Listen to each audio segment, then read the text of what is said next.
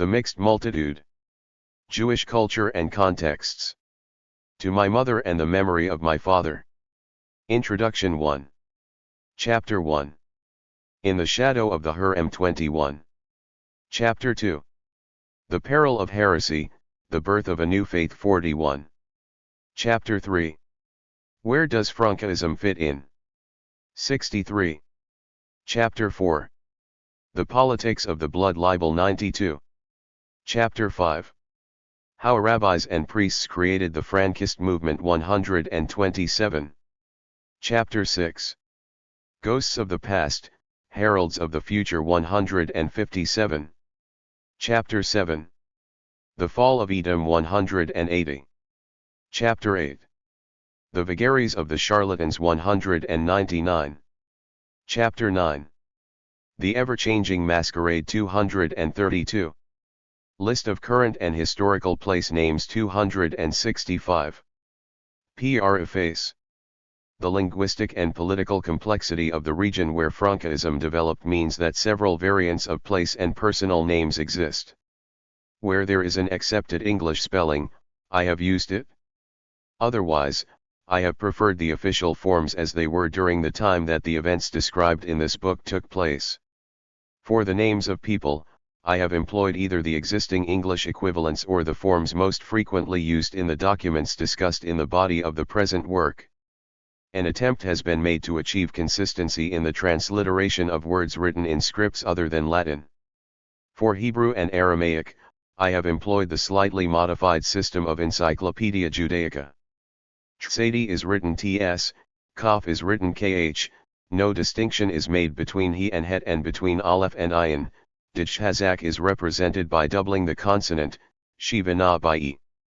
In very few instances, in which 18th century sources written in Latin characters contain transliterated Hebrew words or expressions, I have retained the original spelling reflecting either local pronunciation of Hebrew or idiosyncrasies of the scribes. For Yiddish, the transliteration adopted follows the YIVO system. For Cyrillic, the British Standard Scheme is followed. Quotations from the Hebrew Bible follow the Jewish Publication Society's Tanakh, a new translation of the Holy Scriptures according to the traditional Hebrew text, from the Talmud, the Sonsino edition, Hebrew-English edition of the Babylonian Talmud. Citations from the Zohar present special difficulties. The superb translation of Daniel Matt has not yet been published in its entirety. Other English translations are selective and not always reliable. Moreover, Frankist and sometimes rabbinic documents often treat Zoharic passages very freely. In most cases, I have translated quotations from the Zohar directly from Aramaic. In a few cases, I have translated fragments of the Zohar quoted in other sources directly from these sources. This work makes extensive use of archive and manuscript material housed in libraries and archives in Poland, Germany, the Czech Republic, the UK, the Vatican, and Israel. I shall discuss the majority of the relevant sources directly in the main body of the book. Two preliminary remarks, however, are in order. The most important internal Frankist documents are two Polish manuscripts, the Chronicle of the Sect, Rozmate Adnotacji, Pierzypadki, Chinosai, I Anecdoty Panskie, hereafter RA in the notes, and the Frankist Chronicle in the main body of the text, and the collection of Frank's dicta, Zbir Slo Panskik, hereafter ZSP, or the dicta. 1. In 1984, Hillel Levine published a transcription of the Polish manuscript of the Frankist Chronicle accompanied by a Hebrew translation and commentary. 2. This was followed by a publication of the Polish original of the same text by Jan Doctor in 1996. 3. A year later, the same scholar published an edition of Frank's dicta titled Kca Goslo Panskik, Izoterizn Weeklady Jakuba Franka. 4. Unfortunately, Levin's and Doctor's editions are flawed in some respects. Levin's reading of the manuscript of the Chronicle is erroneous in numerous instances, which consequently led to misunderstandings and inaccuracies in the Hebrew translation and commentary. Most of the misreadings of the text of RA have been corrected by the publication of the Polish original by Jan Doctor. Yet Doctor's reading of the manuscripts in the larger work, ZSP, is often also debatable. Moreover, his editorial policy was to make the texts available to a broad readership. The archaic spelling and punctuation have been modernized. 3 different recensions of the manuscript have been compiled into one, which resulted not only in effacing differences between diverse versions but also in a confusion regarding the numbering of the fragments. In consequence, Doctor's edition of ZSP greatly facilitates access to Frankist documents but does not allow for a more in-depth analysis. Accordingly, when quoting RA, I rely on Doctor's edition, occasionally correcting minor errors of transcription. When discussing ZSP, I decided to quote directly from the manuscripts. After much hesitation, I decided not to use the yet unpublished English translations of Harris Lenowitz.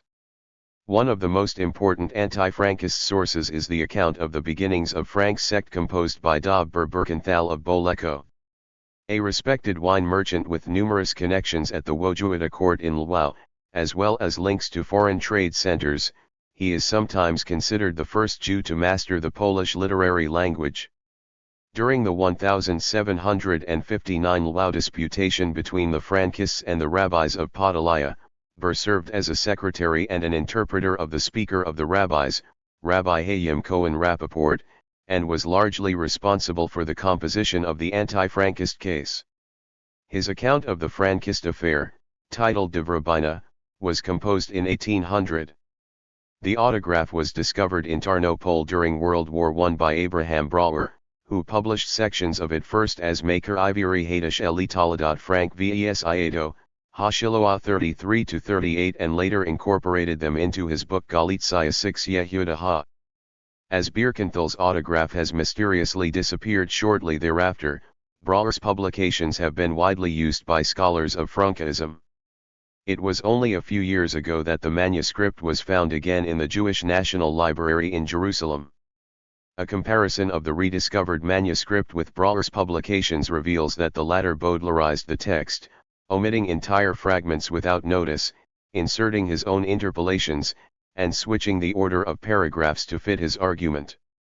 Consequently, in my discussion of De Vrobina, I decided to rely solely on Ber Birkenthal's original manuscript. Conversions to Christianity were among the most dramatic events in the history of medieval and early modern Jewish communities. Jews regarded baptism as a betrayal of communal values, a rejection of Jewish destiny, a submission to the illusory verdict of history. Unwilling apostates were seen as the worst traitors and renegades.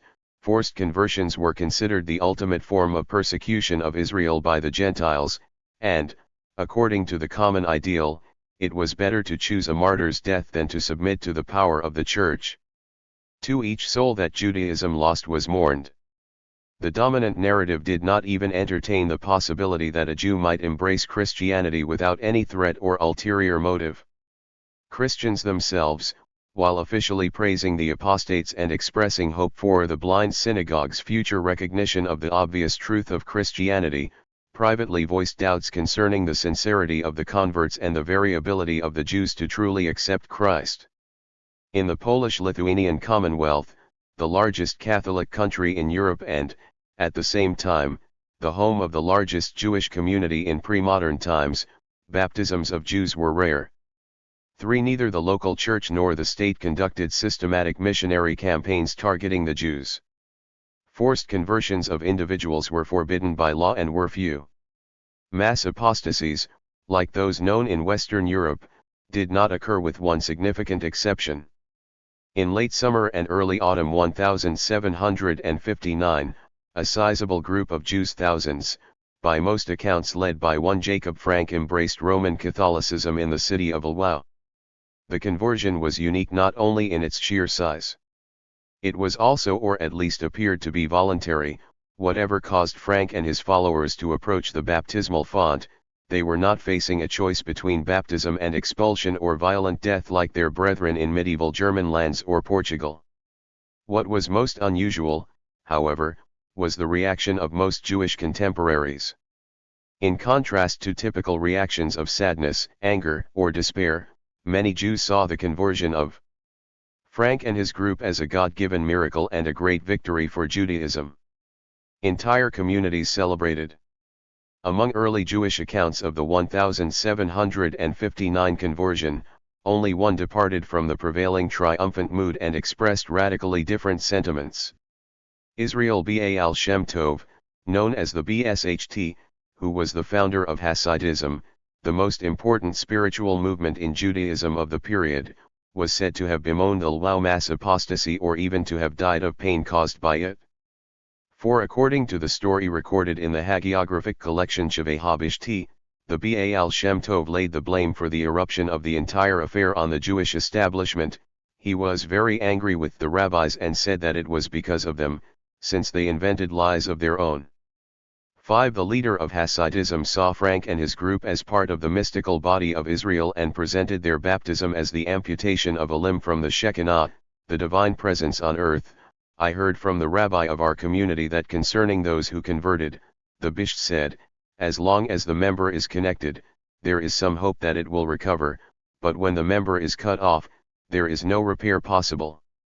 Each person of Israel is a member of the Shekinah. 6. The Baal Shem Tov died in 1760, a year after the Lwów apostasy. Some 150 years later, in Berlin, Shmuel Yosef Agnon, an aspiring writer who was later to become the State of Israel's most celebrated author and a winner of the Nobel Prize in Literature, wrote a short essay on Frank.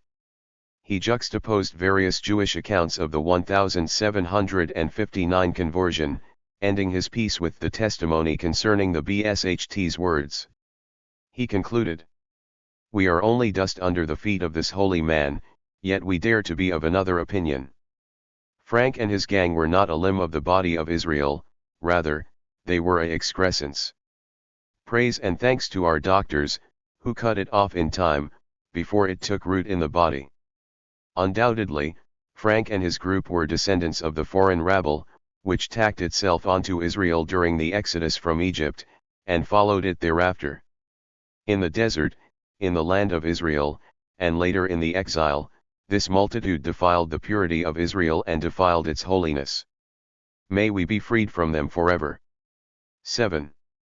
In recounting the Bsht's reaction to Frank's conversion, Agnon alluded to the symbolism of the mixed rabble or mixed multitude, the Erev Rav. The 3. Concept appears in the Hebrew Bible in the narrative account of the Exodus, and the people of Israel journeyed from Ramses to Sukkah, about 600,000 on foot, who were men, beside children. And a mixed multitude went up also with them, and flocks and herds and very many cattle. Jewish tradition interpreted the phrase Erev Rav as denoting a group of foreigners who joined the Israelites following Moses from Egypt. While some Midrashim understood it as a reference to the righteous among the Egyptians, who celebrated Passover together with Israel, 8. A prototype for future converts to Judaism, the majority of rabbinic exegetes saw in the mixed multitude the source of corruption, sin, and discord. Accustomed to idolatry, the Erev Rav enticed Israelites to make the golden calf 9 and angered God by demanding the abolition of the prohibition of incest. 10. Thus, the emblem of the Erev Rav came to evoke the image of unwelcome strangers present in the very midst of the holy people. The mixed multitude were not true children of Abraham. 11. But Egyptian rabble who mingled with Israelites, contaminated their purity, incited them to sin, and caused them to stray from the right path in the wilderness. It was because of them that the generation of the Exodus lost the right path on the desert and Moses did not enter the land of Israel. In the Middle Ages, the symbolism established by the ancient Midrash was taken up and developed by Kabbalah, particularly the book of the Zohar. The Zohar universalized the Midrashic image by removing it from its original place in the sequence of biblical narrative. The presence and activity of the mixed multitude were not restricted to the generation of the Exodus but extended over the entire history of humanity. The Erev Rav were the impurity that the serpent injected into Eve. 12. They were the descendants of Cain. 13. The Nephilim, sons of God who procreated with the daughters of men. 14. The wicked ones who survived the deluge. 15. They were progeny of the demonic rulers, Samael and Lilith. 16. They contributed to the building of the Tower of Babel. 17. And caused the destruction of the Jerusalem temple. 18. They practiced incest, idolatry, and witchcraft. 19 They were the cause of the imprisonment of the divine presence in the demonic realm of the husks and, likewise, the exile of Israel among the nations. 20 In the Zohar's narrative, the activity of the mixed multitude was by no means restricted to the past. Rather, the Erev Rav represented the ever-present force of destruction, whose aim was to bring the world back to the state of biblical waste and void, the primordial chaos. 21 And, it should be noted, this force was located within the Jewish people. As the mixed multitude mingled with Israelites in the desert, their descendants became outwardly undistinguishable from other Jews and existed in every generation, in accordance with its wider mythology of metempsychosis. The Zohar depicted present-day Jewish sinners as Jews, the roots of whose souls originated among the Erev Rav. The topos of the mixed multitude thus became the figure of the ultimate enemy within, as opposed to Gentile haters of Israel. As Yitzhak Ber has demonstrated, in its original Zoharic setting, this motif had already been employed as a vehicle of a powerful social critique directed against the contemporary Jewish establishment, which was said to oppress scholars and abuse the poor. The rabbis and Parnassim, who studied Torah not for its own sake, erected synagogues not for the glory of God but rather to make a name for themselves, and turned into false shepherds of Israel, were surely not true children of Israel but the descendants of the Egyptian hangers-on who had joined Moses in the wilderness. 22 Thus, the rich, powerful, materialistic rabbinic and secular powers were contrasted with holy spiritualists lacking riches or high social position and extolling poverty for the sake of God. In the eyes of Kabbalists, only the latter formed the true congregation of Israel. 23 The Jews who converted in Lwów in 1759 were Sabbatians, followers of a religious movement triggered by messianic claims of the Ottoman Jew Sabbatai Tzevai.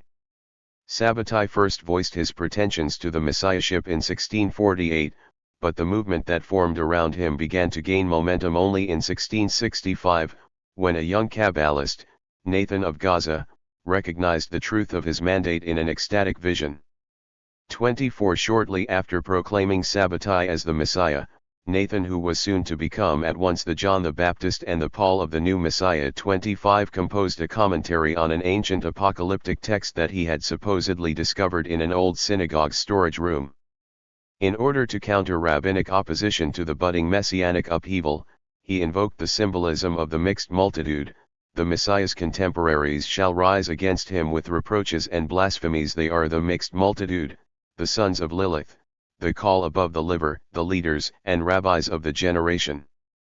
26 In his subsequent writings, Nathan developed a doctrine of salvation attainable by messianic belief alone and extended his use of the motif of the Erev Rav, claiming that all Jews who fully observed the law but denied Sabbatai's mandate had souls of the mixed multitude. 27 As Gershom Scholem observed, by linking the symbolism of the mixed multitude with eschatology and messianic mysteries, Nathan 5. Combined two distinct motifs that function separately in the Zohar.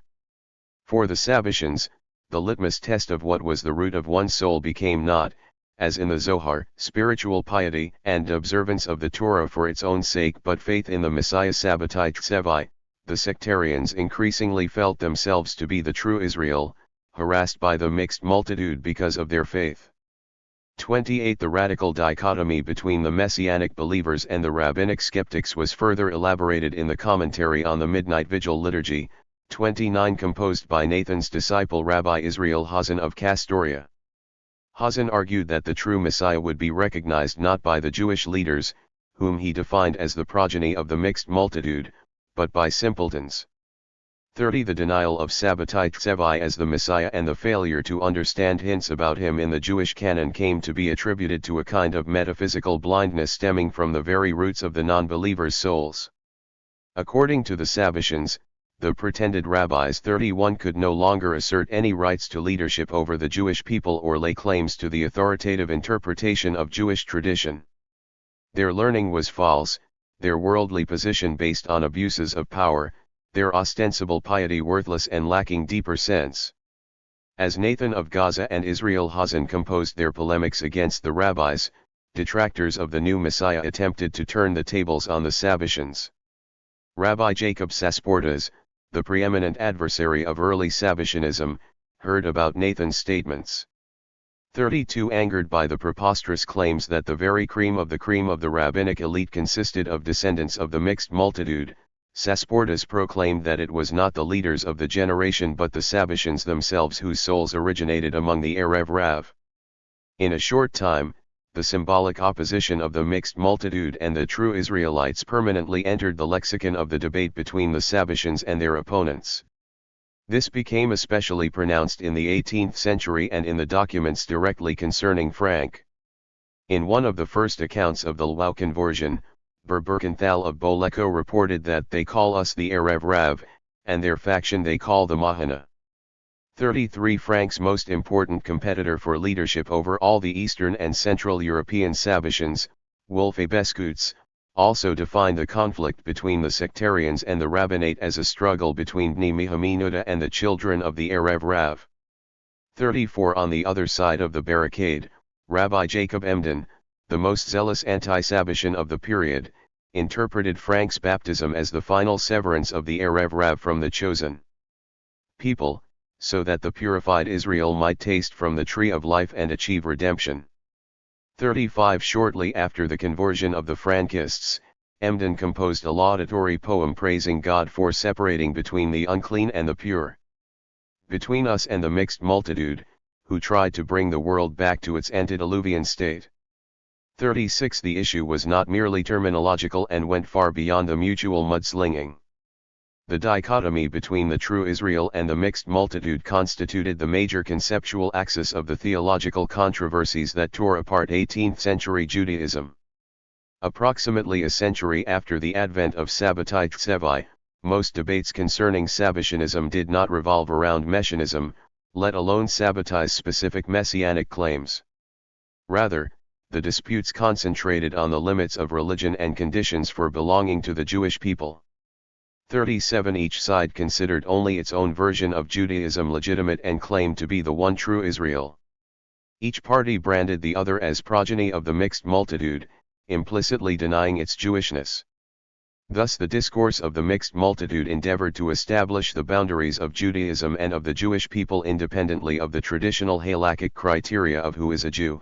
Within the framework of this discourse, certain groups of people might have been externally Jewish for generations but were said to remain alien in the depths of their souls.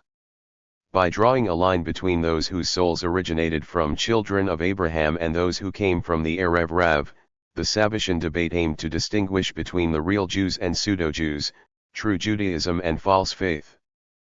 Frankism, the movement that crystallized around Jacob Frank in the 1750s, was the last and, in many ways, most dramatic word in this debate. Sabbatianism in the 18th century. The beginning of Sabbatianism was Sabbatai Tsevi's messianic self-revelation and the prophecies of Nathan of Gaza. The news of the Messiah's advent spread like wildfire through Jewish communities in the Ottoman Empire and Europe and, for a brief period, the majority of the Jewish people seemed to have been inclined to accept his claims. Sabbatianism became the most important messianic movement in Judaism since the destruction of the Second Temple. 38. Yet Sabbatai was an odd Messiah. The concept of true Israel's simplicity, as expressed in the commentaries of Rabbi Israel Hazan, had two fundamental 7. aspects: belief in the superiority of non-mediated religious experience over any learned knowledge and the established religious canon, and the conviction that this experience by its very nature articulates itself in a totally paradoxical, incomprehensible way, one that may even be scandalous for non-believers.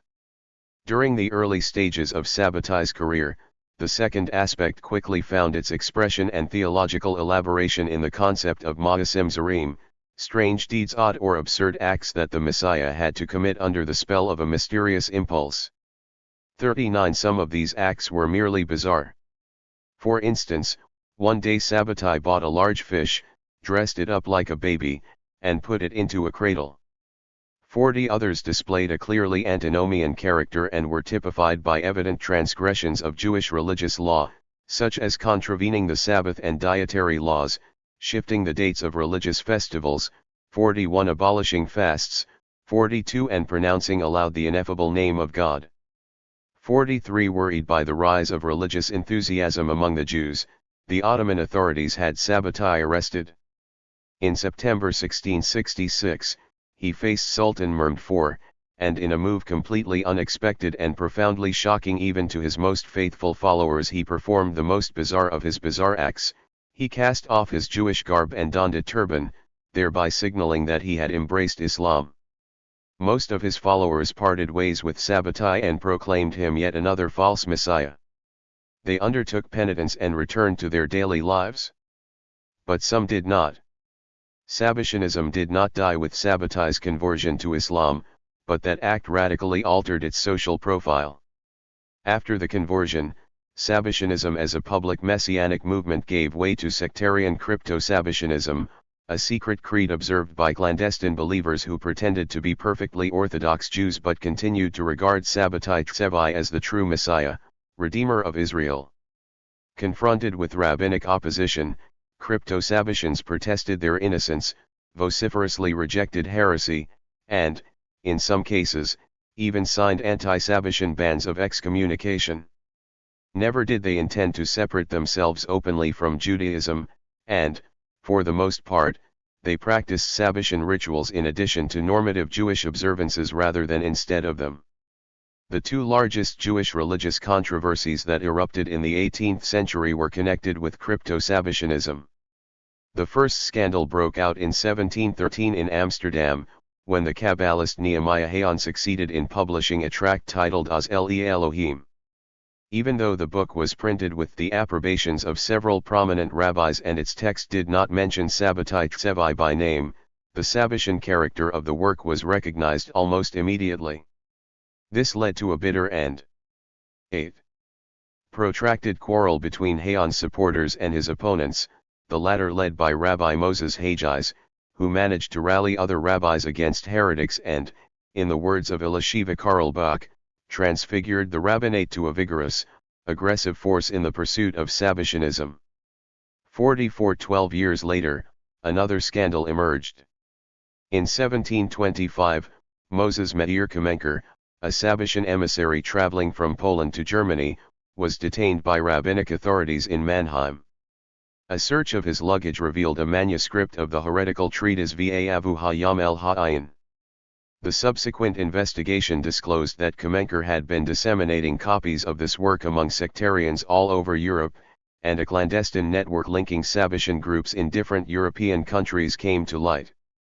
45 The treatise itself, although distributed anonymously, was widely attributed to Rabbi Jonathan A. Beskutz of Prague, one of the most illustrious rabbinic scholars of the time. Along the lines of the crypto-Sabbatian paradigm, A. Beskutz promptly distanced himself from the heretics and signed a ban publicly condemning Sabbatai Tzevai and his followers. 46 For a time, the matter was closed. But the accusations refused to go away. In 1751, A. Beskutz, by then having attained the position of chief rabbi of the triple community of Altena-Hamburg-Wandsbek, was again charged with Sabbatianism, this time by another well-respected Jewish scholar, Rabbi Jacob Emden. The Emden-A. Beskutz controversy turned into the most contentious rabbinic dispute of the early modern period. Every major European community as well as virtually all the prominent rabbis became embroiled in the debate on one side or another. The European Jewish establishment split into two hostile factions. Excommunications and counter-excommunications were issued. Pamphlets and brochures supporting and denouncing the parties were printed and widely disseminated. 47 In some places, there were outbreaks of physical violence. Both sides sought justice in Gentile courts and sponsored press coverage promoting their respective positions. Non-Jewish authorities became involved in the quarrel, and Christian scholars took a keen interest in the debate. Finally, in 1753, the Council of Four Lands of Poland, the most important organ of Jewish autonomous governance, stepped in. While some of the council's rabbis were undoubtedly convinced that there was truth to Emden's charges, Barak Me'eretz Yavin, 48 The assembly as a whole resolved to do 9. Everything possible to quell the public dispute and restore the shattered image of the homogeneity of Jewish leadership. In October of that year, it issued a ban on printing and distributing publications supporting either side. Crypto-Sabbationism might have been a theological threat for normative Judaism, a public quarrel that engulfed entire communities, compromised the reputation of the rabbinate, and exposed Jews to the interventions of Christian authorities, and the prying of strangers was far worse. It cannot be emphasized too strongly that in the eyes of most rabbis, the man who had gone too far was not the crypto-Sabbatian Abeskutz but the anti-Sabbatian Emden. By incessantly trumpeting the charges of heresy, he turned an otherwise marginal matter into a central issue in Jewish life. In addition, he placed before the Gentiles' eyes a dispute that most Jews would rather have preserved as an internal affair. Crypto-Sabbationism was the form that the Sabbatian movement took in 18th century Western Europe. In the Polish-Lithuanian Commonwealth, developments followed a different route. In Poland, the Sabbatian movement spread particularly in the southeastern part of the country, in Podolia. Podolia is a name of a geographical area and of an administrative division of the Crown of Poland.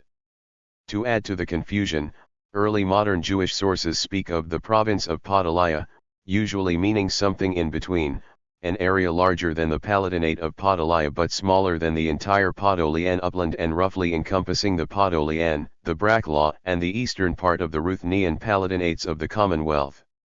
This usage entered Jewish historiography, and I shall continue to use the term in this Jewish sense, although some locations most commonly associated with Podolia in works on Eastern European Jewry never belonged to the Podolian Palatinate. From the perspective of the Jewish autonomous system of government, the territory of the Crown of Poland was divided into 4 large regions called lands, jointly administered by the umbrella organization of Jewish communities in the kingdom, the Council of 4 Lands. The land authorities collected poll tax paid to the crown from all communities belonging to it, and the rabbi of the land served as head of a court hearing appeals from verdicts of local Beit Din. 49 The province of Podolia belonged to the land of Ruthenia with the seat of the land rabbi in Lwów. The remaining 3 lands were Greater Poland, Little Poland, and Volhynia. 10. In the late 17th century, the situation of Podolian Jewry went through a significant change. Following the disastrous war with the Porte and the Crimean Khanate, the Commonwealth signed a humiliating peace treaty in Buzax in 1672, ceding the Palatinates of Podolia and Braclaw to the Ottoman Empire. Poland-Lithuania had regained part of its territories by the following year, and all of them after the Treaty of Karlowitz, yet the impact upon the province's Jewish communities of 27 years of practical independence from the central administrative bodies of Polish Jewry was profound. 50 Podolian Jews developed close ties with their brethren in Turkey, and for over 20 years, Turkish, Wallachian, and Moldavian Jews settled in the region. Even after the province was returned to Poland in 1699, the Council of 4 Lands did not regain full control. Local Jews often voiced their dissent from the decisions of the council or the rabbi of the Ruthenian land in Lwów, and many disgruntled individuals moved to Podolia to seek a measure of freedom from the scrutiny imposed by the rabbinate in other parts of the Commonwealth. After their return to Poland, the Podolian communities refused to pay their poll tax to the land of Ruthenia, and the tax evasion in Podolia severely increased the fiscal burden placed on other regions. 51 On June 1, 1713, King Augustus II ordered the creation of a separate, 5th land, with the seat of the presiding rabbi in Satanau. 52 Initially, the Council of 4 Lands ignored the ruling. After several years, the new division of Polish Jewry into 5 lands in fiscal matters became a fait accompli. In 1719, Jerzy Pierzabendowski, Secretary of the Royal Treasury, confirmed that the Jews of Podolia were to pay the poll tax through their own land, independently from the Lwów rabbinate. 53 However, the central Jewish authorities still considered the split of Podolia from the land of Ruthenia a source of danger to their power over the region, and, on several occasions, they sought to reintegrate the province into the previous structures.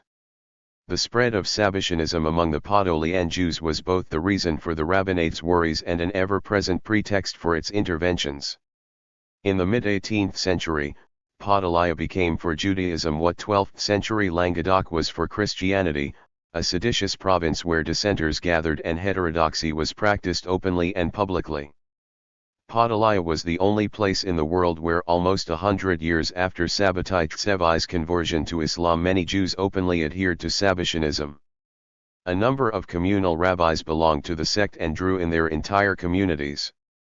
Many Podolian Sabbatians were scholars, among some 20 sectarians. 11. Identified by name in Berbirkenthals de Rabbina, the names of 8 of them are preceded by the title Mornu, a rabbinic equivalent of the title of doctor conferred by Christian universities. 54. In the early 1700s, the main channel of transmission of esoteric doctrines from the Ottoman territories to Poland was Hayim Malak, the open Sabbatian and acknowledged rabbinic scholar. 55. Who had studied with several famous Kabbalists in Italy and Turkey and become acquainted with all the major Sabbatian schools of the period. 56. In 1700, Malak had taken part in the abortive attempt to resettle the land of Israel led by Rabbi Yehuda Hasid. 57. Expelled from Jerusalem, he made his way to Podolaya, where he established vibrant Sabbatian groups in Buzaks, Nadwarna, Rohatyn, and other places. He is said to have transformed the prestigious center of rabbinic learning, the Bet Midrash of Zalkua, into a hotbed of radical Sabbatianism. 58. In the end, he was excommunicated and expelled by the rabbinate. Yet others followed in his footsteps. Fischel of Zlochsau, also a noted Torah scholar, reputed to know the entire Talmud by heart and greatly honored for his extreme piety, suddenly revealed that he belonged to the sect of Sabbatai Tsevai and confessed that he had been committing numerous offenses for many years.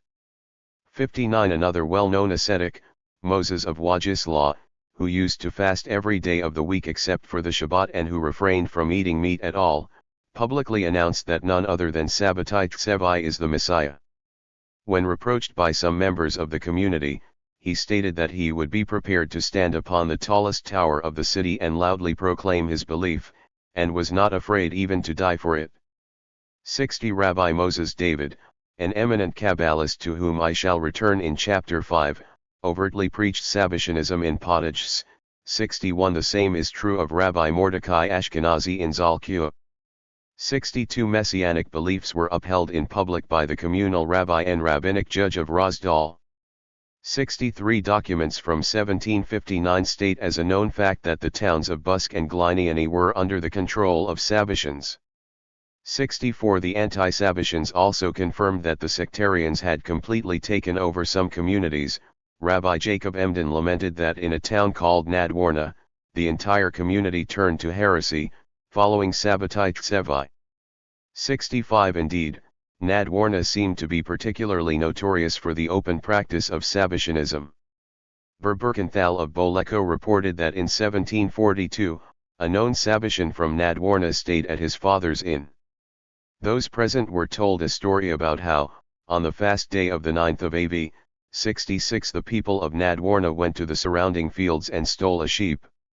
They slaughtered it without observing the requirements regarding ritual slaughter, cooked it in milk, and celebrated merrily, hoping for Sabbatai's second coming and expecting imminent liberation from exile. 67. In the years directly preceding Frank's appearance in Podolaya, the most prominent Sabbatian from Nadwarna was Labe son of Nada, called Labe Krissa.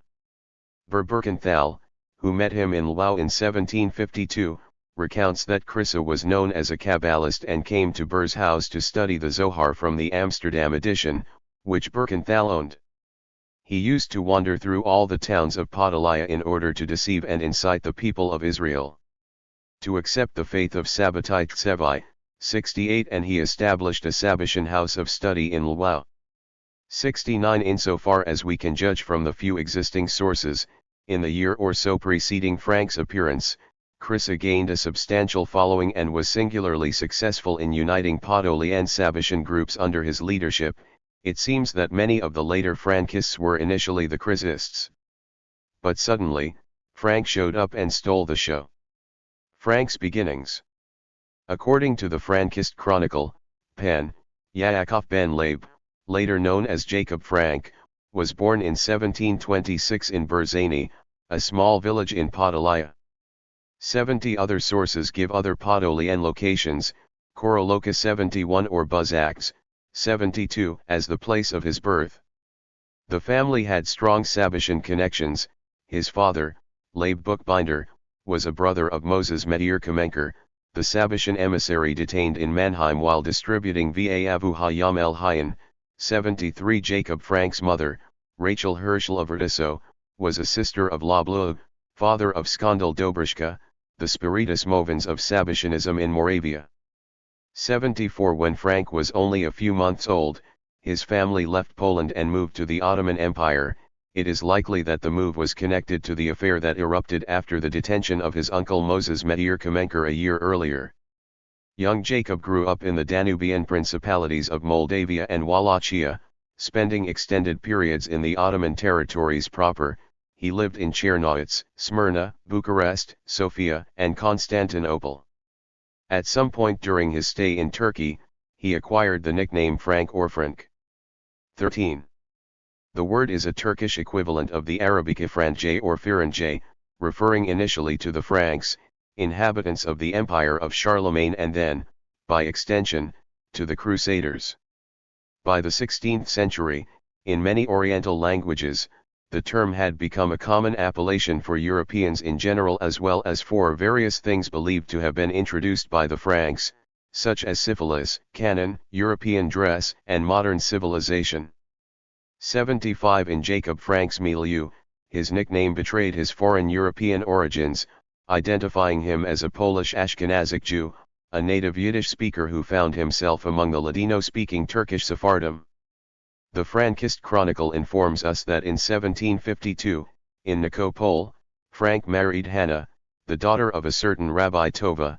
The rite was conducted according to the Jewish Turkish religion, and his groomsmen were Rabbi Mordecai and Rabbi Naaman.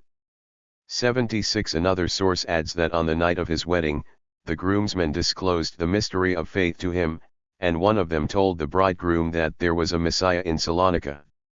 77 The practice of initiating new members of the sect on their wedding nights is known from Sabbacian rituals, and the mystery of faith was the final revelation of Sabbatai Tsevai, which he divulged only to those of his disciples who converted to Islam. Its content was transferred orally among the sectarian elite. 78 It is a matter of conjecture, but there is reason to believe that Frank's father-in-law, called by the chronicle Rabbi Tova, was one of the most important Turkish Sabbacian leaders, Yehuda Levi Tova. 79 The Jewish Turkish religion was nothing other than the faith of the Muslim Sabbacian group known as the Donmet. After the death of Sabbatai Tsevai, his last wife, Jochebed, proclaimed that the soul of the Messiah had not left the earthly world but had reincarnated in her brother, Jacob Corito. Shortly thereafter, Corito received a series of revelations urging him to continue upon the path of Sabbatai and apostatize. Following these revelations, a group of some 300 Jewish families converted to Islam in 1683 in the city of Salonika, thus founding the Sabbacian Muslim sect of the Donmet. 80 The Turkish word Donmet signifies a recent convert, a neophyte, and has strong negative connotations. In modern Turkish, it might also be used as a slur against a male-to-female transsexual. It was intended as a term of abuse heaped upon the Salonika apostates by their enemies. The group's own term was Modominim or Saizanikos. Sazan is Turkish for carp, a fish that lives. 14. Both in fresh and in sea water. Thus the converts conducted their double lives under Judaism and under Islam, and just as the carp seems to change color, so they changed external appearances in accordance with changing needs and circumstances. 81 The Donmet formed a close-knit group shunning exogamous marriage with either Jews or Muslims, and they developed their own version of Sabbacian theology, focusing on the radical duality between the Torah of the created world and the new spiritual Torah known as the Torah of emanation. With the coming of the Messiah, the former identified with the commandments of Judaism was replaced with the latter, and Sabbatai Tsevai's strange deeds provided a pattern for normative behavior. Accordingly, the Donmet's brand of Sabbacianism acquired a very pronounced antinomian tendency, whereby ritual violations of the principles and rites of Jewish religion became a significant part of religious practice. Since the advent of redemption signified liberation from the yoke of the commandments, their further observance would be not only senseless, but blasphemous. Conversely, almost the only way to demonstrate that the redemption had arrived was to break the laws and statutes of the unredeemed world. In the words of Rabbi Moses Hagiz, it is their custom to argue that with the arrival of Sabbatai Zevi, the sin of Adam has already been corrected and the good selected out of the evil and the dross. Since that time, according to them, a new Torah has become law under which all manner of things formerly prohibited are now permitted, not least the categories of sexual intercourse hitherto prohibited. For since everything is pure, there is no sin or harm in these things. 82 Jacob Quirito died during a pilgrimage to Mecca in 1690. As the principle of leadership among the Donmeh was based on the idea of reincarnation of Sabbatai Tsevi's soul into a new leader, several pretenders appeared, each claiming to be the new abode of the soul of the Messiah. The Salonika group splintered into three principal branches: the Cavalieros, the Jacubus, and the Coniosos. The most important one for the present discussion is the last, led by Berechiah Russo. 83 Berechiah's group was the most radical among the Donmeh subsects. Not only did he believe that the traditional laws of Judaism had been abrogated, but he claimed that, with the arrival of the Messianic era, the 36 most serious transgressions punishable by the ultimate punishment of Karet 84 had turned into positive commandments. In 1716, Berechiah's followers declared him the incarnation not merely of the soul of the human Messiah Sabbatai, but 15. Also of the God of Israel. His group promulgated this claim among other Sabbatian groups, and until his death in 1720, Berechiah was worshipped by some Sabbatians of Salonika as a divine being, Señor Santo, Holy Lord. At first, Frank was skeptical about the revelation of the mystery of faith that he had received during his wedding. He told his mystagogues that he would not believe their words until he saw that they possessed the wisdom of making gold. 85 He also questioned Berechiah's divinity, asking, if he really belonged to the Godhead, why did he die? When told in response that the divine Berechiah had to experience everything in the world, including the bitterness of death, Frank continued, if he came to experience everything, why, then, did he not taste how it would be to be Pasha, Vizier, or Sultan? Why did he not experience power? I don't believe it.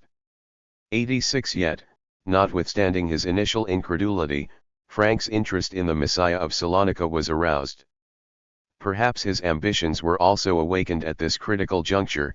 Frank decided to go to Salonika and take up where Berechiah had left off, that is, to experience the only thing missing from the Messiah's catalogue of accomplished experiences, power. According to the Frankist Chronicle, a year or so after his wedding, in November 1753, Frank arrived in Salonika accompanied by Rabbi Mordecai, his groomsman. Rabbi Mordecai ben Elias Margalit was a known Sabbatian from Prague, accused of adultery and other antinomian conduct. He also left Bohemia and moved to the Ottoman Empire after Moses Medir Kamenker was caught smuggling Sabbatian literature into Germany in 1725. 87 According to Rabbi Jacob Emden, Frank arrived in Salonika as Rabbi Mordecai's servant. The leaders of the Donmeh told Rabbi Mordecai that secrets of the Torah could be revealed only through a young and unlearned man and asked him to let his servant act as a medium. Indeed, on the very first night that he stood before the Donmeh, Frank entered a trance, fell to the ground, and revealed many secrets and mysteries. 88 The Frankist Chronicle, skimpier in details and rather predictably contrary to Emden in its appraisal of the protagonists of the story, described the same event as follows: it was the first night on which the Lord had the Ruach HaKodesh sending of the Holy Spirit. He said, Mostro Señor Abascharo, our Lord descends. 89 On the very first night that he spent among the Donmeh, the soul of Señor Santo, Berechiah, entered Frank's body. Following this dramatic event, Frank's star rose quickly in Salonika. He 16.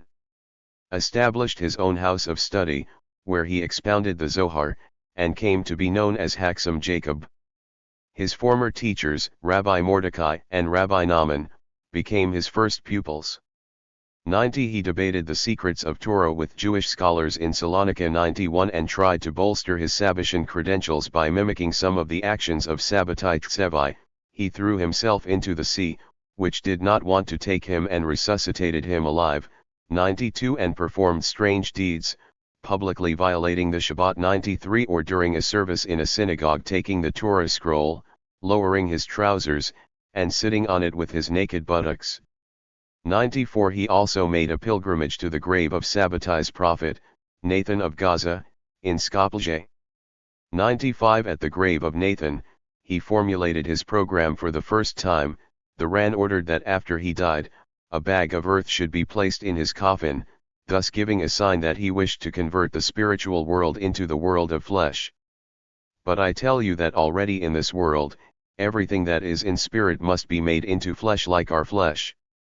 Then everyone will see, as any visible thing is seen. 96. Frank's meteoric rise did not go down well with some of the Donmet.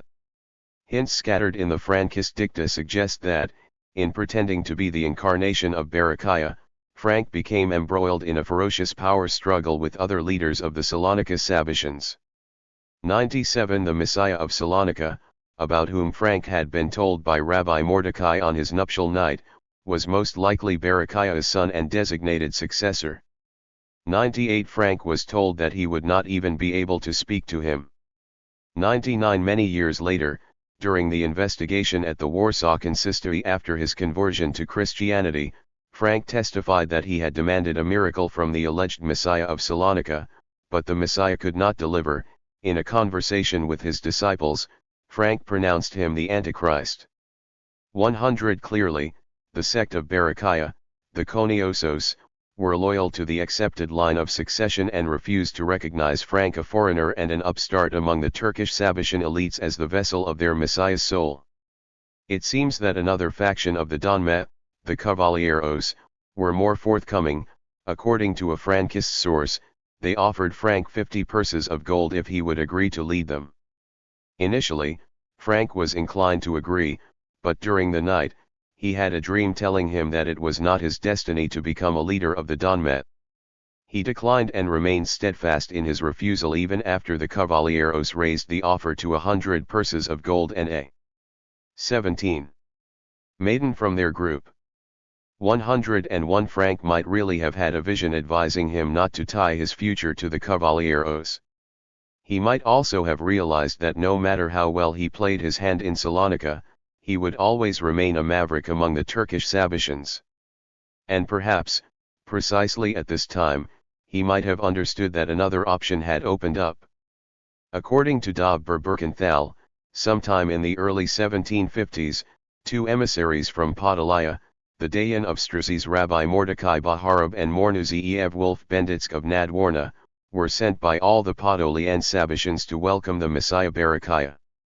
They arrived in Salonika and found Berechiah severely ill, lying on his deathbed. They witnessed how Berechiah passed away while revealing secrets of the Torah, but, before his holy soul departed, he anointed Haksam Mornu Rabbi Jacob Frank of Koroloka by placing 2 hands on his head, and stood up and left for Poland.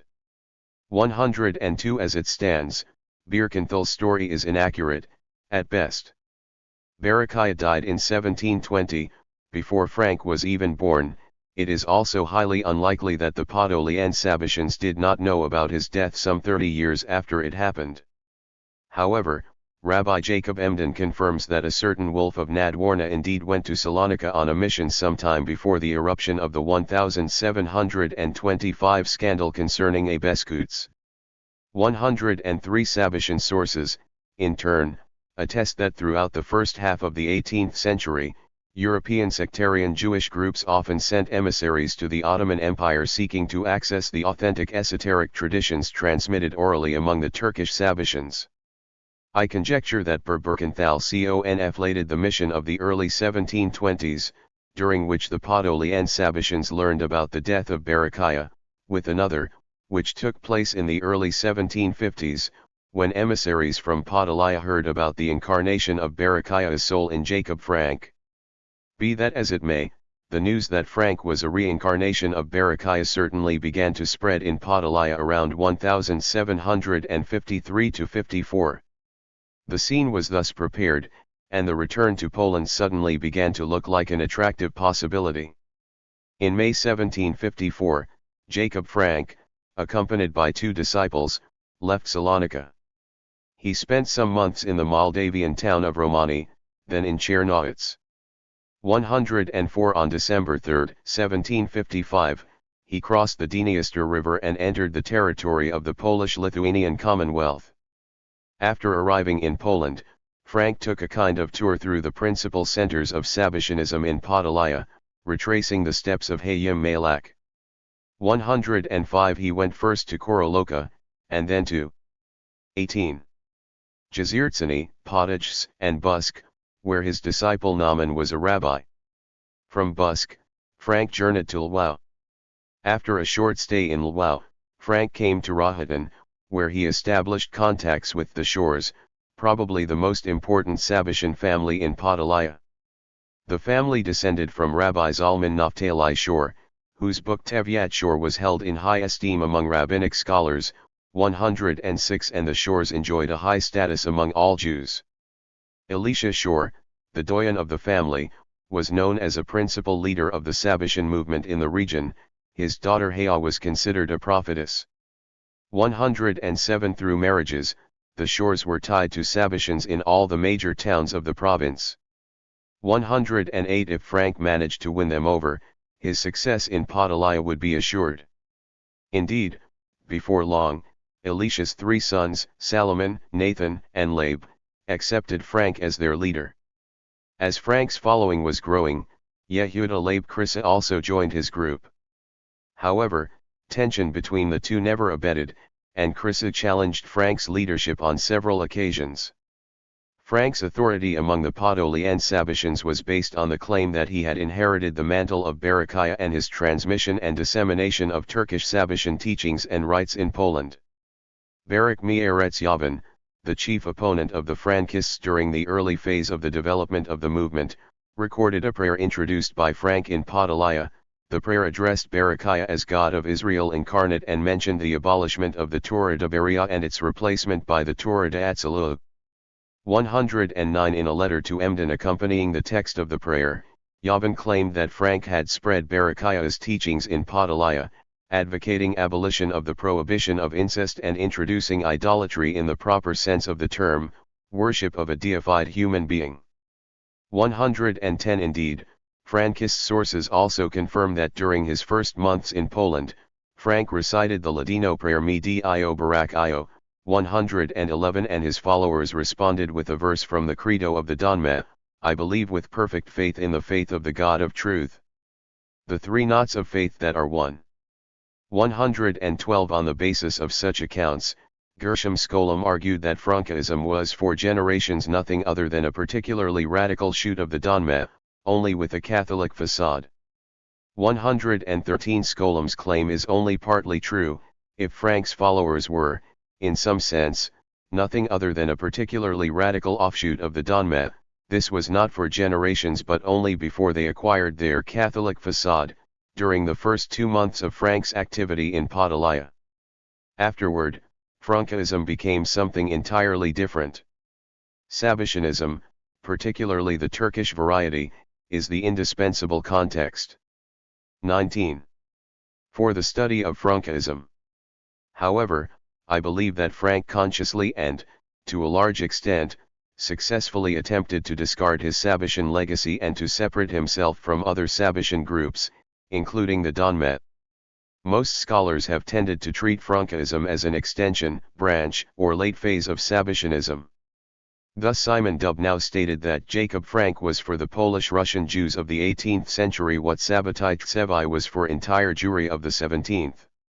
114 Scholem argued that there is no basic difference between the terms Sabbatianism and Frankism.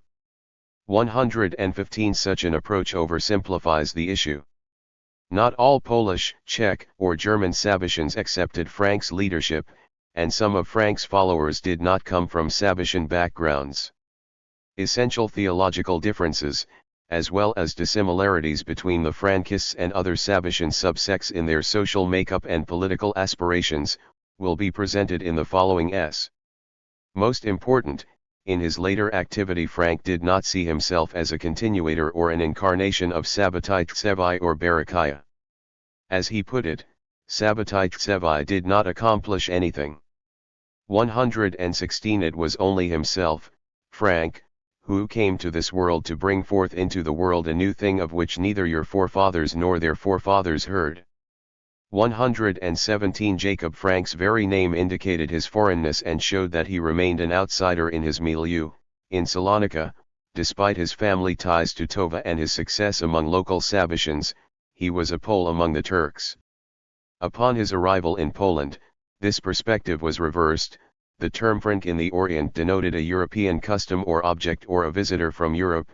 In Yiddish, by a peculiar linguistic inversion, it came to signify a Sephardic, that is, an Oriental, Jew. When two preachers from Podolaya, Yiddish speakers, told a story about how a certain Frank had come to Poland, and caused there a great uproar, 118 they meant to say that, in the Commonwealth, Jacob Frank was a stranger coming from the East. To my mind, nothing better illustrates Frank's personality and his fate than this inversion. Wherever he went, he remained an outsider, escaping qualifications and provoking contradictory reactions. Two depictions of Frank were written by eyewitnesses in 1759, the year of his conversion. One, composed by the Jesuit Constanti Audic, described Frank as a man beautiful, of imposing posture and resounding voice.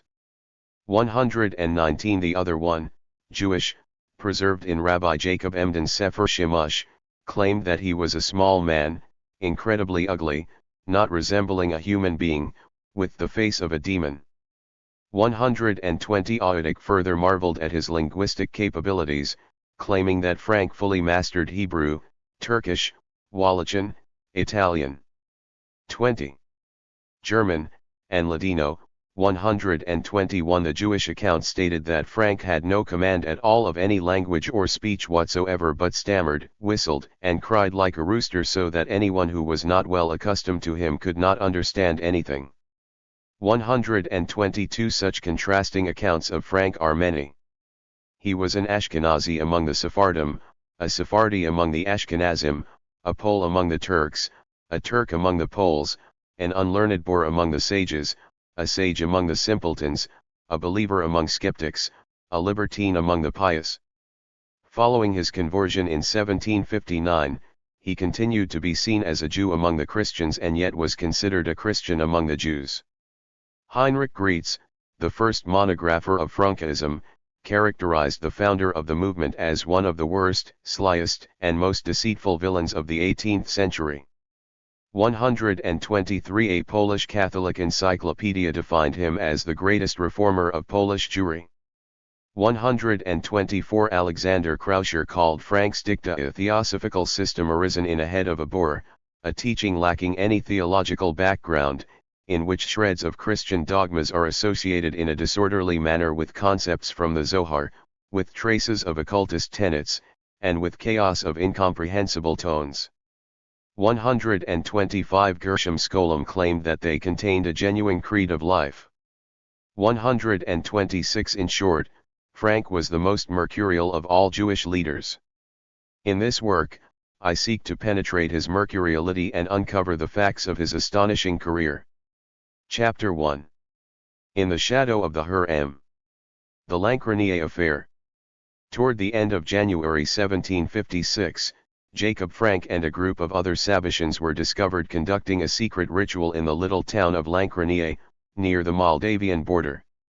The discovery set a process in motion, which led to the emergence of Frankism as a phenomenon distinct from other branches of the wider Sabatian movement.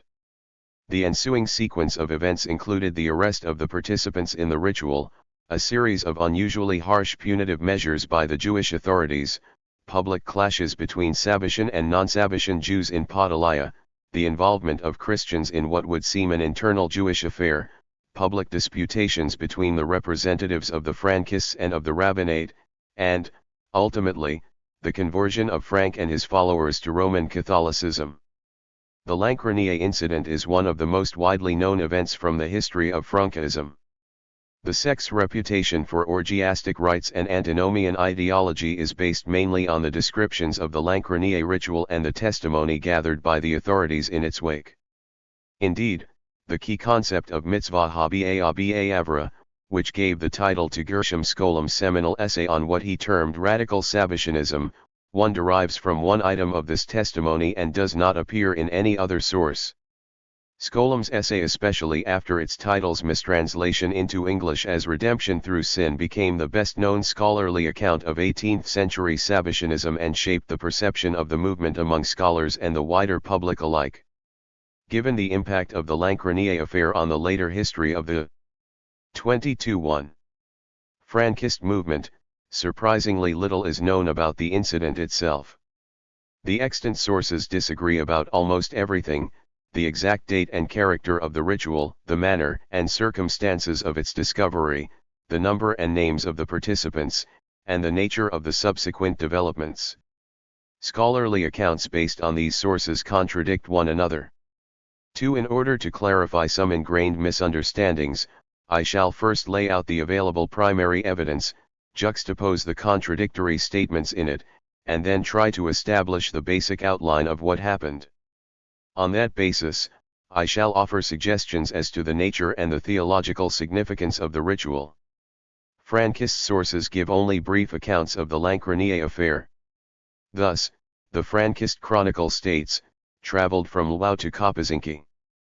On January 21, after having stayed there for only one night, the Lord traveled on the 25th to Lancrenier with Jakubowski and Jakubowski.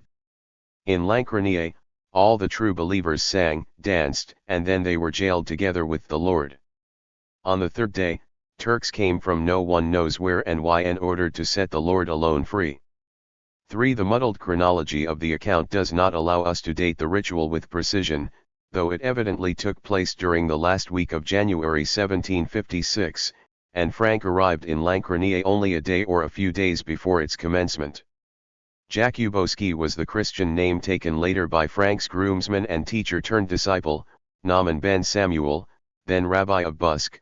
Jakubowski, otherwise hardly mentioned in Frankist documents, was the stepson of Frank's other teacher and patron Mordecai ben Elias of Prague. The identities and number of other Sabbatians are not known. Also unclear is the character of the ceremony, except that it involved singing and dancing. The only mention of the Lancrenier affair in the words of the Lord is even more cursory: when I came to Lancrenier and you were singing songs, having covered the windows during the night, I went out and opened the window so that everything would inevitably be heard. For again, the only thing we know about the character of the ceremony is that the participants sang songs. However, the text does present an interesting and important piece of information: the disclosure of the secret ritual was an intentional provocation on Frank's part, and the Sabbatians were revealed because he opened the windows to let the town's inhabitants hear them singing during the night. Jewish sources contain more detailed accounts of the Lancrenier ritual. The earliest of these comes from Rabbi Jacob Emden's Sefer Shimush. And they took the wife of the local rabbi, a woman beautiful but lacking discretion. 5. They undressed her naked and placed the crown of the Torah on her head, sat her under the canopy like a bride, and danced a dance around her. They celebrated with bread and wine of the condemned. 6. And they pleased their hearts with music like King David. And in dance they fell upon her, kissing her, and called her mezuzah, as if they were kissing a mezuzah. 7. Emden supplemented this report by telling how a few local Jews wanted to purchase a drink in a house adjacent to the place where the rite took place. They heard the sounds of singing, burst into the house, and severely beat up those present. Only after calling for help from Gentile neighbors were the Frankists left alone. The following day, a message was sent to the nearby communities. Rabbinic courts gathered testimony from witnesses and pronounced a herem against the participants in the ritual. Emden named Frank as leader of the group and stated that he had come to Lancrenier for he knew that the sect of Sabbatite Tsevi would gather there. 8. Aside from Frank, the only participants in the ritual identified by Emden were the rabbi of Lancrenier and his wife. No information was given about the other participants, the date of the event, or the exact character of the non-Jewish neighbor's intervention. Another Jewish account appeared in Abraham of Saragrod's Ma'aseh Nora Podaliah, first published in 1769.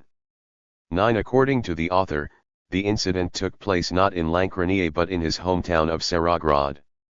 A group of visitors led by Frank came to this town a few days before the festival of Shavuot and stayed in the house of a certain Rabbi Hayim Maggid.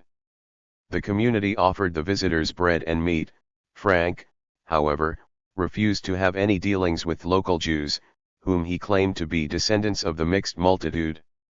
10. On the Shabbat before the commencement of the festival, the congregation awaited Frank's group in the synagogue in order to begin the evening service. As the strangers were late, the rabbi sent a beadle to bring them over. The beadle went to Rabbi Hayim's house, where he saw a young woman. 24:1. Naked to the waist with her head uncovered and hair loose, Frank and his company were dancing around her, hugging and kissing her. They had crosses hung on their necks.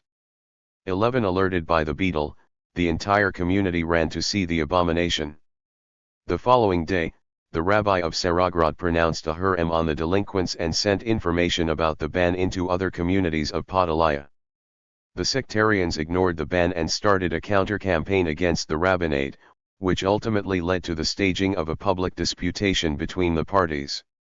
12. The most extensive Jewish account of the Lankranieh affair can be found in Dov Ber Birkenthal's Divrei Bina.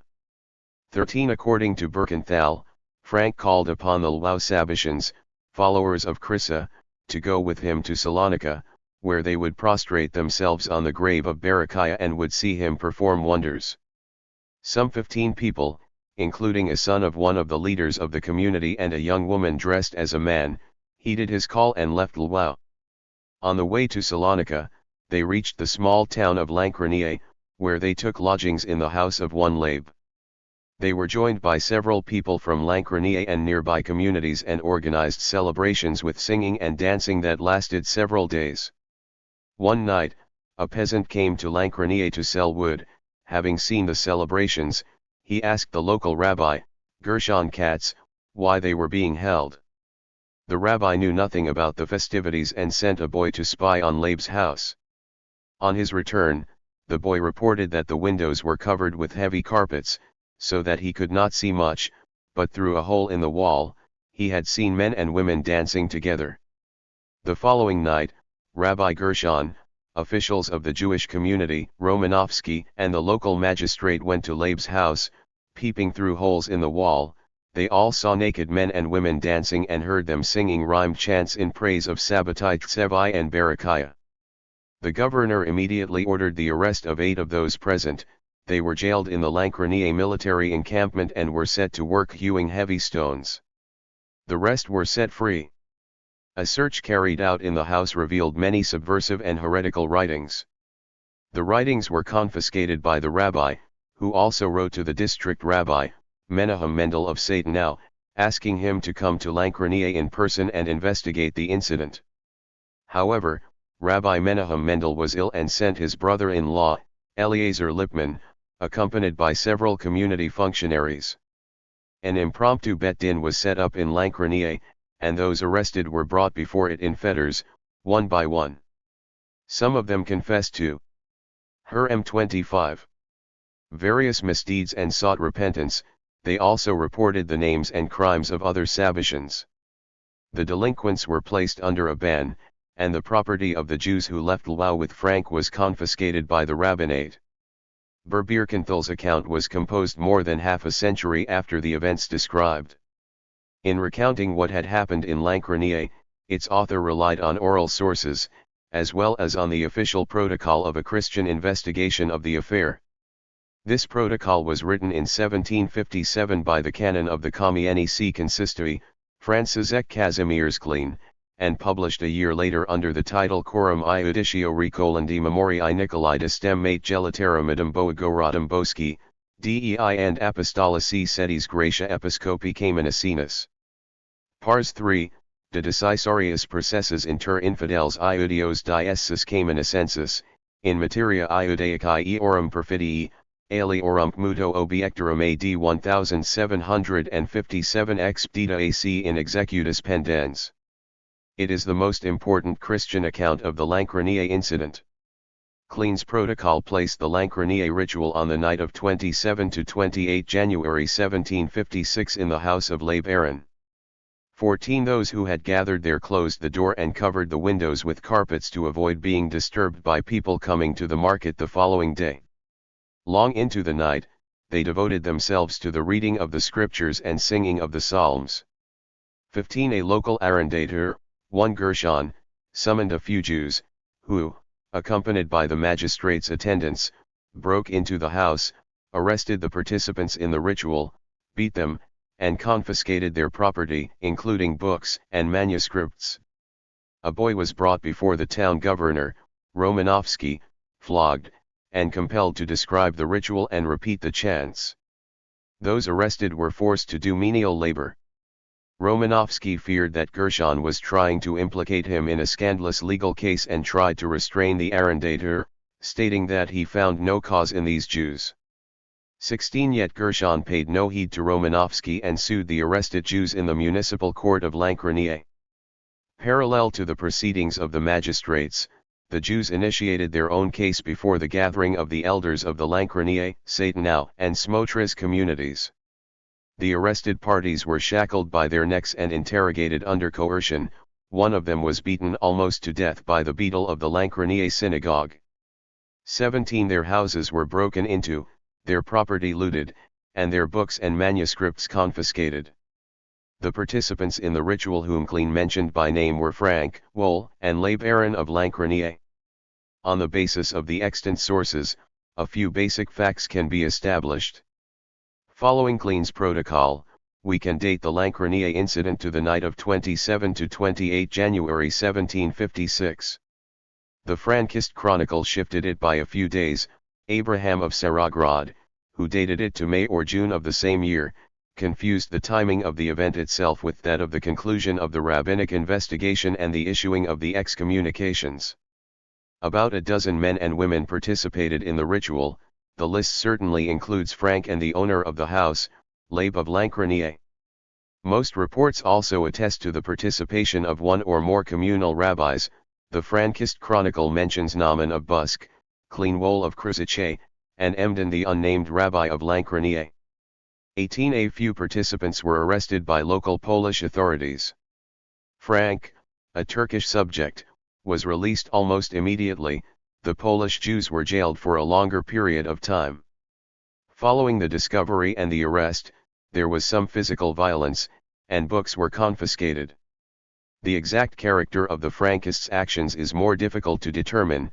The only element on which all sources agree is that the Lancraniae celebrations involved singing and dancing. Information about the particulars of the ritual can be found only in Jewish anti-Frankist accounts. Whereas it is impossible to verify the accuracy of every detail, I am inclined to accept the basic veracity of Emden's description. While extremely tendentious in his judgments and interpretations, on many occasions Emden has been proved to be careful and trustworthy with regard to facts. 19 And there is no reason to assume that he invented an entire ritual in this particular instance. His account therefore will provide a point of departure for an interpretation of the theological meaning of the ceremony. Emden's description of the Lancraniae incident suggests that Frank and his followers performed a rite based on Jewish rituals of the adulation of or the mystical marriage with the Torah.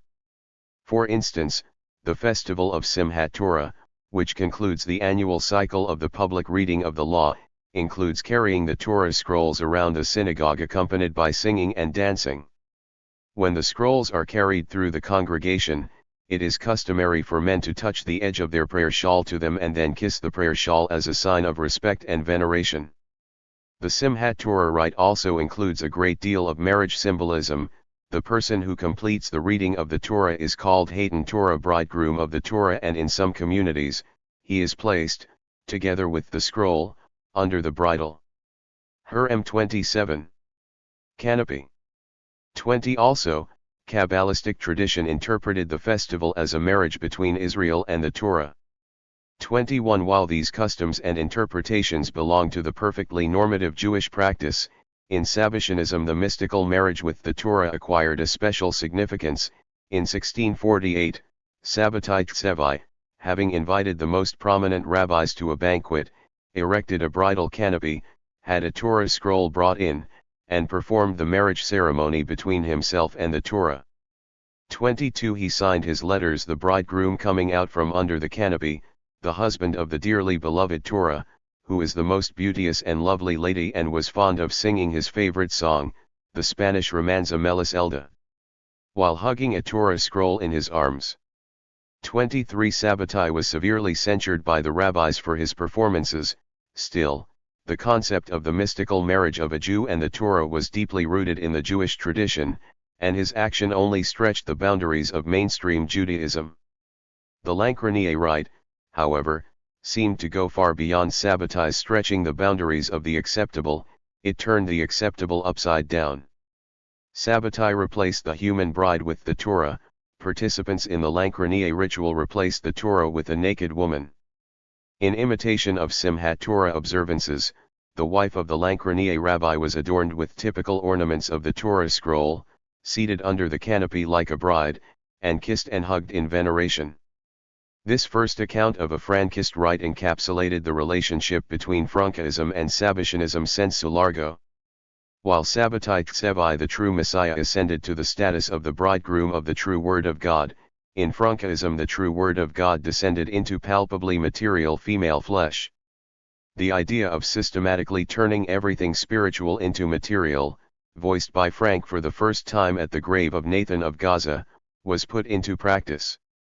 Aside from its heavily transgressive nature, this trope also encompassed the seeds of Frankism's romance with Christianity and anticipated its later acceptance of the concept of incarnation and the eventual appropriation of elements of Catholic Mariology. This sheds special light on Emden's otherwise obscure remark that the ritual involved celebrations with the bread and wine of the condemned. The phrase wine of the condemned appears in the Hebrew Bible only once, in the prophet Amos's description of Israel's transgressions and its backsliding into idol worship. Taken in itself, Emden's statement could have been understood as a merely formulaic emphasis on the transgressive. 28.1. And idolatrous character of the Frankist rite. Yet juxtaposed with other accounts, it might hint that the Lancronier ritual entailed some form of imitation of the Christian Eucharist. This impression is strengthened by Abraham of Saragrod's mention that participants in the ritual wore crosses on their necks. Whereas, as we have seen, Abraham's account is unreliable when it comes to the date and the place of the event, I am prepared to take his word on this particular detail. Cleans Coram Iudicio mentions that, after the discovery of the ritual, one of the anti-Sabbatian Jews burned the cross. 24 An act otherwise inexplicable, and Frankist sources confirm that Frank and his followers used crucifixes in other ceremonies. 25. The investigations. All the sources agree that non-Jews were involved in the Lancronier case from the very outset. On the request of their Jewish opponents, participants in the ritual were apprehended by magistrates and brought before the town's governor. By the standards of 18th-century Poland, there was nothing unusual about this request. Both the official Jewish leadership and individual Jews often called upon Polish authorities in internal Jewish matters, and sometimes they even had recourse to non-Jewish courts as an arbiter in conflicts among Jews. 26 What happened next, however, was highly unusual. The case became a matter of interest for not only the town governor and the magistrates but for the Catholic ecclesiastical authorities. Only 4 days after the Lancronier incident, on February 1, 1756, the Bishops' Consistory Court of the Kamienicy Podolski Diocese demanded that the books confiscated in Lancronier be submitted to it for inspection. 3 days later, the court ordered the arrested participants in the ceremony to be brought to Kamienicy for interrogation. The directives of the court touched upon a moot legal issue. Following Sigmundus III's privilege of 1592, the Jews of the Polish-Lithuanian Commonwealth were granted full legal autonomy and were not subject to the jurisdiction of the Church unless they lived on Church-owned estates. While individual members of the clergy sometimes violated this privilege and encroached on the rights of the Jews, church tribunals normally did not hear cases in which none of the parties was a Christian. Ostensibly, the intervention of the Kamienice Episcopal Court in the Lankrenie affair constituted an open and unprecedented breach of jurisdiction.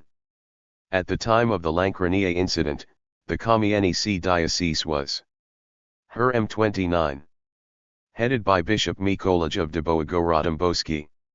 Jewish historiography has routinely regarded Dąbrowski as a rabid anti-Semite and maintained that the bishop heard about the events in Lankrenie, overstepped his prerogatives, violated the laws granting Jews legal autonomy, and forced them to appear before his court.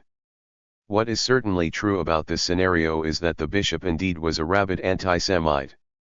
However, the scholars who have propounded this line of argument never bothered to explain how exactly Dąbrowski, head of a diocese the size of half of France, could have heard about an incident involving a few Jews in a remote townlet only 3 days after it took place. The official protocol of the Consistory Court's investigation was published in France's Eclines Coram Iudicio and was already known to the first scholars of Frankism. While Clean's tortuous Latin is not free of ambiguities, the protocol is clear and unequivocal in this particular case. The Episcopal Court took up the case because it was explicitly and directly asked to do so by the Jewish authorities. Immediately after the arrest of the participants in the ritual by the Lankrenie magistrates, the elders of the Satanou and Lankrenie synagogues brought suit against them at the Kamienice Consistory for deviating from the Mosaic law and the ancient traditions. 27. This formulation of the accusation was fraught with consequences. The canon law principle that the Catholic Church has supreme authority in the internal religious affairs of not only Christians but all peoples and all confessions has a long history.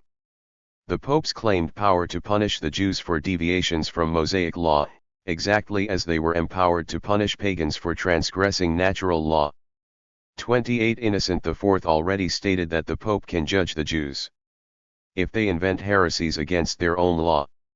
29. As Jeremy Cohen has noted, Innocent's line of thought quickly became the common opinion of 13th and 14th century canonists. It apparently guided the friars of the Papal Inquisition. By the second half of the 14th century, the Dominican Inquisitor Nicholas Emerick considered it a direct mandate to the Inquisition to defend genuine Judaism against internal heresy. 30. The functionaries of Bishop Dąbrowski's court followed Emerick's position. They invoked the bull of Gregory XIII Antiqua Iudiorum Improbitas, 31, giving the Inquisition jurisdiction over the Jews of Rome in cases of blasphemy, protection of heretics, and possession of forbidden works, and stated that since the Papal Inquisition did not operate in Poland, local consistories had the right and obligation to conduct proceedings in its 31 place. Upon the request of the Jewish authorities, the Consistory Court of the Kamienice Diocese claimed general jurisdiction in cases concerning heresy 32 and undertook to investigate specific allegations of heresy against the Sabbatians. To the best of my knowledge, the Kamienice investigation was the first case in early modern Poland in which a Christian ecclesiastical court looked into allegations of a Jewish heresy. It is not clear whether the Bet Din of Satanou knew what they were doing when they denounced the arrested Sabbatians to Dąbrowski and approached the bishop's court. The explicit formulation of the nature of the crime as deviation from the true teachings of Mosaic law would suggest that the accusers knew that the Church had prima facie jurisdiction in such cases, and it seems to be no coincidence that they approached precisely this court. Very quickly, however, the rabbis realized that the voluntary renunciation of the Jewish judicial autonomy was not a good idea. A week after the commencement of the investigation in Kamienice, they tried to backtrack.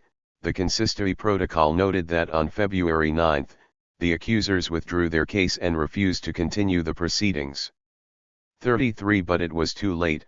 The Catholic clergy had already gained the opportunity to meddle in what until then had been an internal Jewish affair. The consistory decided to continue the proceedings for its own information, demanded that the arrested parties be transferred from Lankrenie to Kamienice, and ordered that the inspection of books and manuscripts confiscated by the Bet Din be carried out by qualified priests. 34. The Kamienice consistory also demanded more information. Detentions and interrogations of suspected Sabbatian heretics by local Polish authorities occurred in other locations in Podolia. On March 1, 4 suspects were apprehended in Jezierzyny, and 3 weeks later, a large group was arrested in Wilkowice. The detainees were brought to Kamienice for questioning and faced Bishop Dąbrowski. 35 further incidents attesting to the antinomian behavior of the Sabbatians took place. One Shabbat, the Sabbatian Samuel of Busk out of spite rode a horse and smoked tobacco in front of the house of the chief rabbi of Lwów and the land rabbi of Ruthenia, Hayim Cohen Rappaport. He also publicly reviled the rabbi. 36 Rappaport's response was similar to that of the elders of Satanau and Lankrenie. He brought Samuel to the court of the Archbishop of Lwów, Mikołaj Wysoki. The protocols of the Lwów consistory for 1756 are no longer extant, so we do not know the legal basis of the case. All that is left is an index to the THIRD-31 protocols that attests that the bishop's court indeed heard the case against Samuel in causa intuitu cert arum categoriarum. 37 The Lwów trial was apparently similar to the one from Kamienice and invoked the Church's jurisdiction in cases of heresy against the Mosaic law and natural law. Some information can be culled from a Latin letter sent in 1757 to the papal nuncio in Warsaw by the Stadlin of the Council of Four Lands, Barak Mieretz Yavin. When describing the case to the nuncio, Yavin stated that Samuel professed and disseminated new religious tenets contrary to the Ten Commandments, the Old Law as well as the natural law. 38 The Stadlin also mentioned that the delinquent was deemed a heretic by Bishop Wysoki's court and was delivered to the secular authorities for punishment. 39 According to Emden's anonymous informant, Samuel was condemned to death and hanged. Neither the Jews nor the Christians wanted to bury him, so the body lay under the gallows for days. 40 Emden's informant seemed to have exaggerated. Execution for heresy was extremely rare in Poland, and when it did occur, 41 it was widely publicized and discussed. The complete absence of any mention of Samuel's case in Polish sources suggests that it did not end in any spectacular way.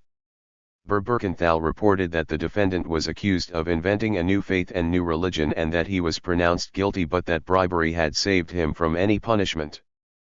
42 Regardless of what the true outcome of Samuel of Busk's case was, it is clear that a new paradigm of the struggle between the Sabbatians and their opponents was being established in Podolia. Provocative public violations of normative Judaism and challenges to rabbinic authority became a daily matter. The standard response of the rabbinate became denunciation to Christian ecclesiastical authorities and the accusation of heresy. The involvement of episcopal courts and of such prominent and powerful clergymen as Dąbrowski and Wysoki constituted a mortal danger for the Sabbatians, but it also gave them a chance to argue their case before the state and the church authorities.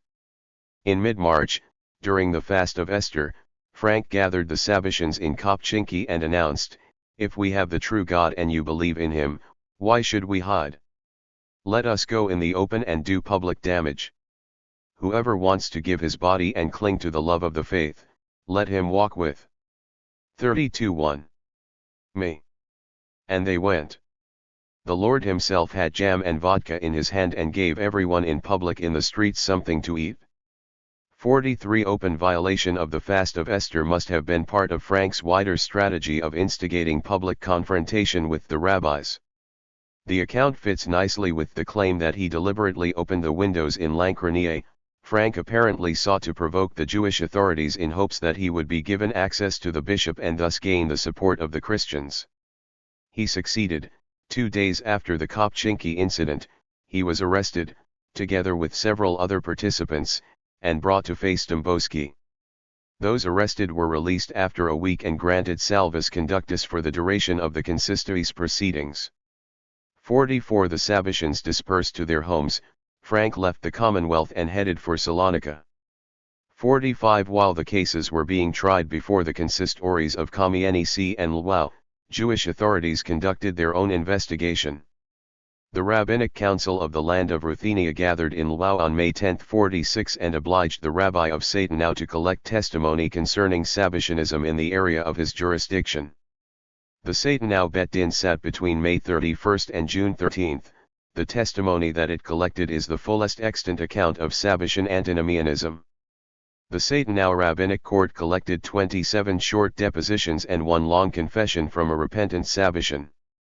The vast majority of the short depositions were given not by the Sabbatians themselves but by people who saw their misdeeds 47 or even by those who had only heard about them. Most deponents took great pains to emphasize that they themselves did not participate in the crimes ascribed to others. Some claimed that they had been given the opportunity to participate but had declined to do so or escaped at the last minute. 48 The offenses attributed to the Sabbatians pertained to three main spheres of activity. First, they involved violations of Shabbat and dietary laws. Thus Joseph of Rohatyn, who did admit to having taken part in prohibited rites, described in detail how during Passover he had eaten a slice of bread with the other thing and butter and had drunk non-kosher wine. He also stated that it was customary among the Sabbatians to include a piece of pork and a piece of cheese in a Shabbat meal. 49 Second, they touched upon theological issues. For instance, Samuel of Busk professed his belief that there is one God in the Trinity, and the fourth person is the Holy Mother. 50 Others mentioned the belief in the annulment of the Torah of Moses and its replacement by the new Torah of Sabbatai Tsevi 51 and admitted possessing and copying heretical books and manuscripts. 52 Third, they constituted sexual transgressions. Samuel of Busk stated that it is permissible to have children and to have sexual intercourse with someone else's wife or one's own sister, or even though only in secret with one's own mother. As I am old now, I no longer do it, but 20 years ago, I had carnal relations with the wife of my son. And I believe that all this is permitted because God commanded us to do thus. 53 Other testimonies described the breaking of the prohibition of incest. 54 Having sexual relations with menstruating women. 55 Masturbation. 56 As well as the practice of sexual hospitality, whereby a host offered his wife or daughter to a stranger coming as a guest to his house. This custom was known to the Hebrew Bible, as attested by the episodes with Lot's daughters and the Levite and his concubine. It had been widespread in the ancient Middle East and Central Asia and was known to survive in tribal societies until modern times. 57 The Donmeh branch led by Frank's putative father-in-law, Yehuda Levi Tova, also was rumored to practice sexual hospitality. 58 And it seems that the custom filtered down to the Podoli and Sabbatians as well. Thus, the women interrogated by the Satan-Now Bet Din reported that they slept with strangers upon the wish of the husband. 59 Who told it was a positive commandment.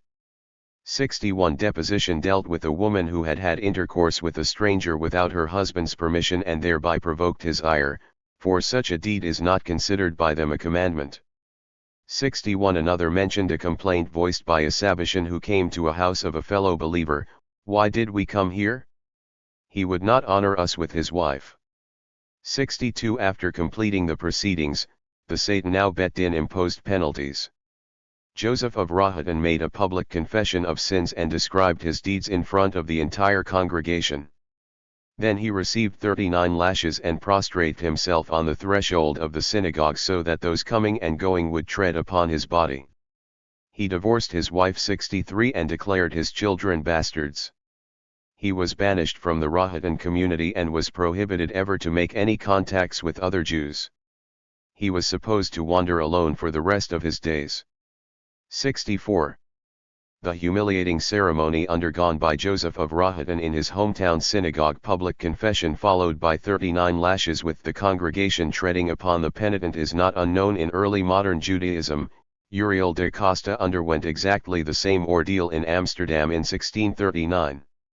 65 In de Costa's case, the ceremony was expiation preceding the annulment of a ban of excommunication previously imposed upon him.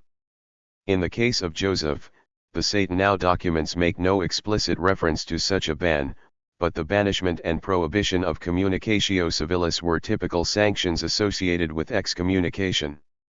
Jewish sources describing the Lancrania incident mention that the participants in the rite were placed under a ban. We also know that on May 26, 1756, a week or so before the launching of the proceedings of the Satan-Now Bet Din, the Rabbinic Assembly of Brody pronounced a herem on the Sabbatians. The wicked men belonging to the sect of Sabbatai were to be excluded and repudiated by the community of Israel, their wives and daughters were to be regarded as harlots, their offspring as bastards. Other Jews were forbidden to have any dealings with them or to assist them in any way. The ban restricted the study of printed Kabbalistic works, which had an official rabbinic approval, to those over the age of 30, and manuscript works to the age of 40. 66. It is highly interesting that on the very same day, the very same assembly also issued a Prohibescuts proclamation. 67. The Sabbatian and anti-Sabbatian camps, often depicted as monolithic, had much more fluid boundaries. The same rabbis simultaneously exonerated the alleged Sabbatian Abescuts and vigorously condemned the Frankists, thereby drawing a clear line between the two cases. 68. Herem developed from the biblical anathema and became one of the chief means of social control and coercion available to the leadership of medieval and early modern Jewry. Technically, the Herem could have been imposed by an individual Jew, but it was normally used by rabbinic tribunals as a judicial measure for certain prescribed offenses. The Talmud lists 24 such offenses, but common practice substantially extended the applicability of the Herem. The scope of its authority also increased over time.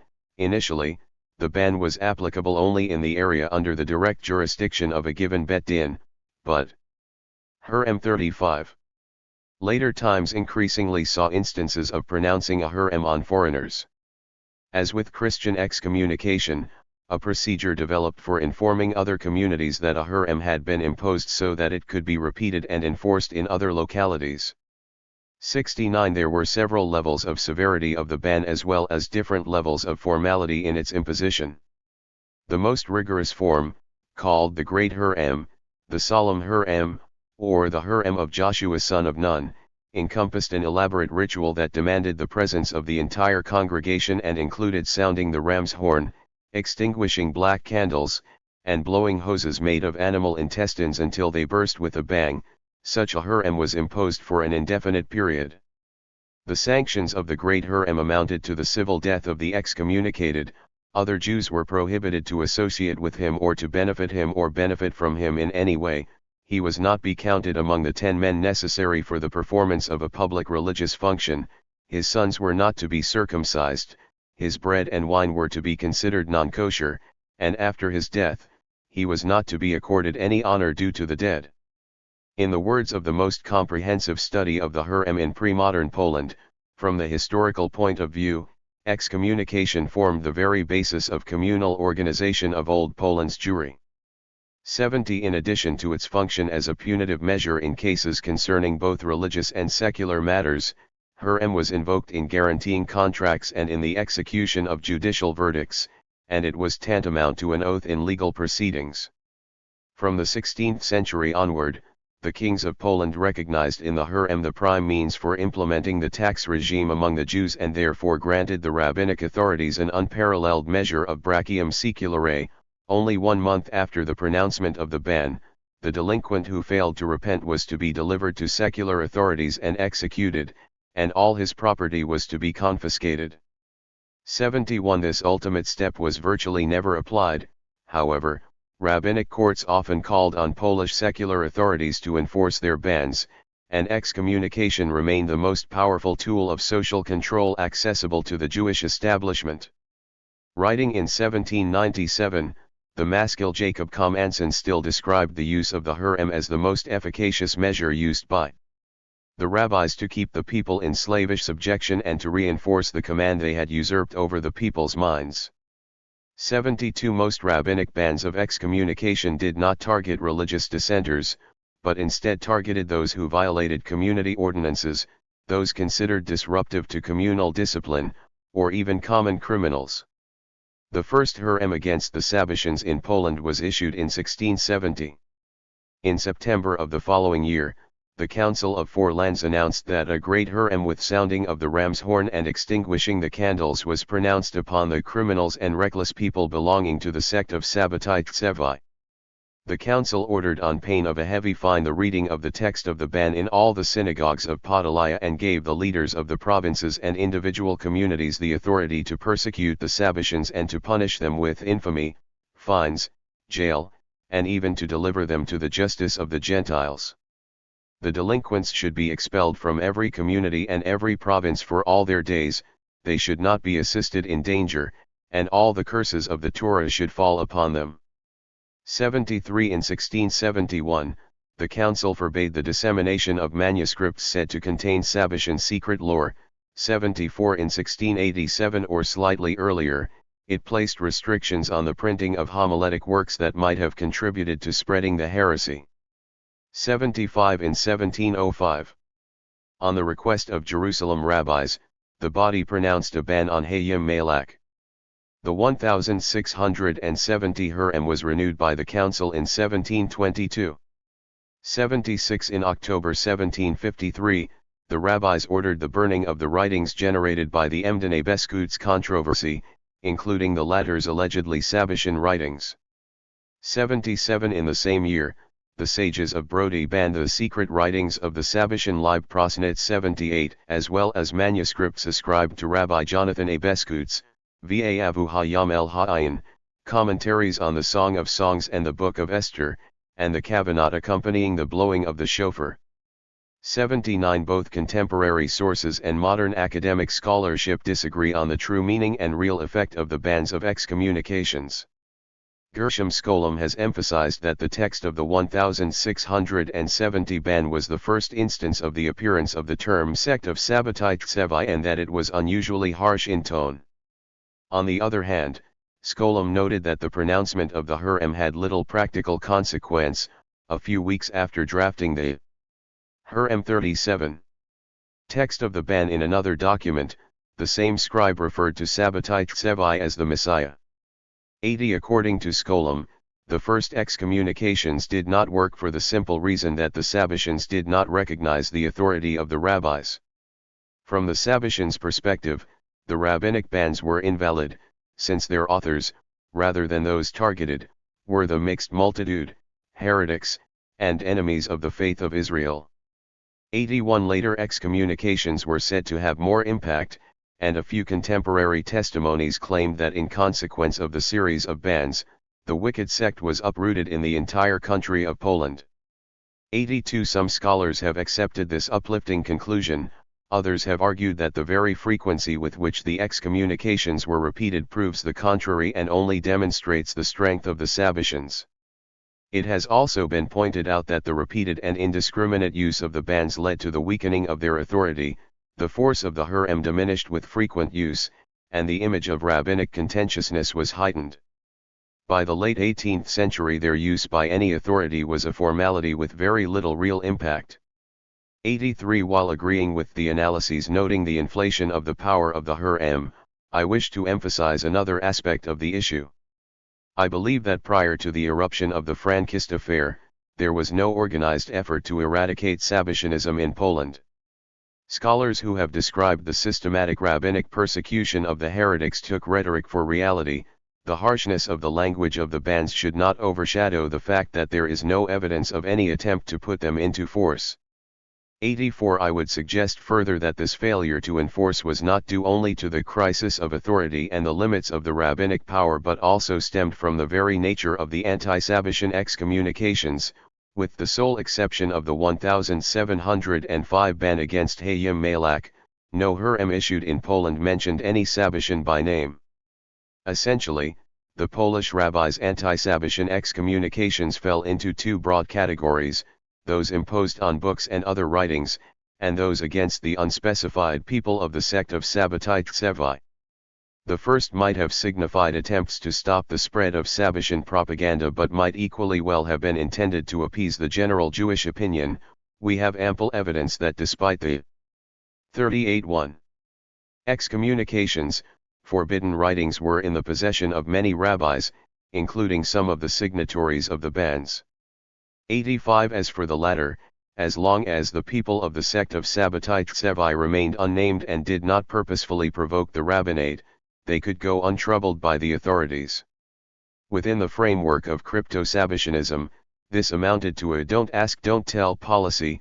In the case of the more overt Sabbatianism of Podalia, it signified a shaky balance of power where some localities were effectively outside the control of the rabbinic bodies. The Satan testimonies and the confession of Samuel of Busk might sound shocking, yet it is clear that they depict a state of affairs that had existed in Podolaya for a long time. The famed Frankist orgies were, in fact, the custom of sexual hospitality, which was not a singular ritual but a daily practice. According to the testimonies, it was upheld by the Sabbatians for years before Frank's appearance in Poland and was in no way connected to his activity. It is highly unlikely that none of this had come to the attention of the rabbis prior to the Lankrania incident. Even less likely is that it would not have came to their attention had they really wanted to pursue the matter. As for the specific practices involved, stories about a Sabbatian who wanted to copulate with a married woman while she was menstruant and another one, who publicly masturbated in the study hall, had already emerged in 1725. The concerned congregants went to their rabbi, who replied that he knew of many worse acts and did nothing. 86. None of the earlier cases gave rise to a public investigation like the one in Satan. In none of them were the Sabbatians forced to describe their misdeeds in public. Before the Lankrania incident, the Polish rabbinate's standing policy towards Sabbatianism was to let sleeping dogs lie. There seems to have been a tacit agreement between the Sabbatian and anti-Sabbatian factions within Polish Jewry, and even the anti-Sabbatian rabbis clearly thought that open scandal was not a price worth paying for the eradication of heresy. This agreement was broken only if one side failed to keep to the bargain.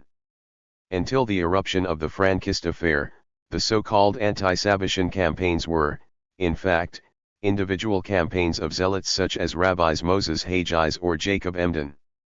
During Hagi's campaign against Haon, the Council of Four Lands refused to get involved and did not answer his pleas for Haon's condemnation.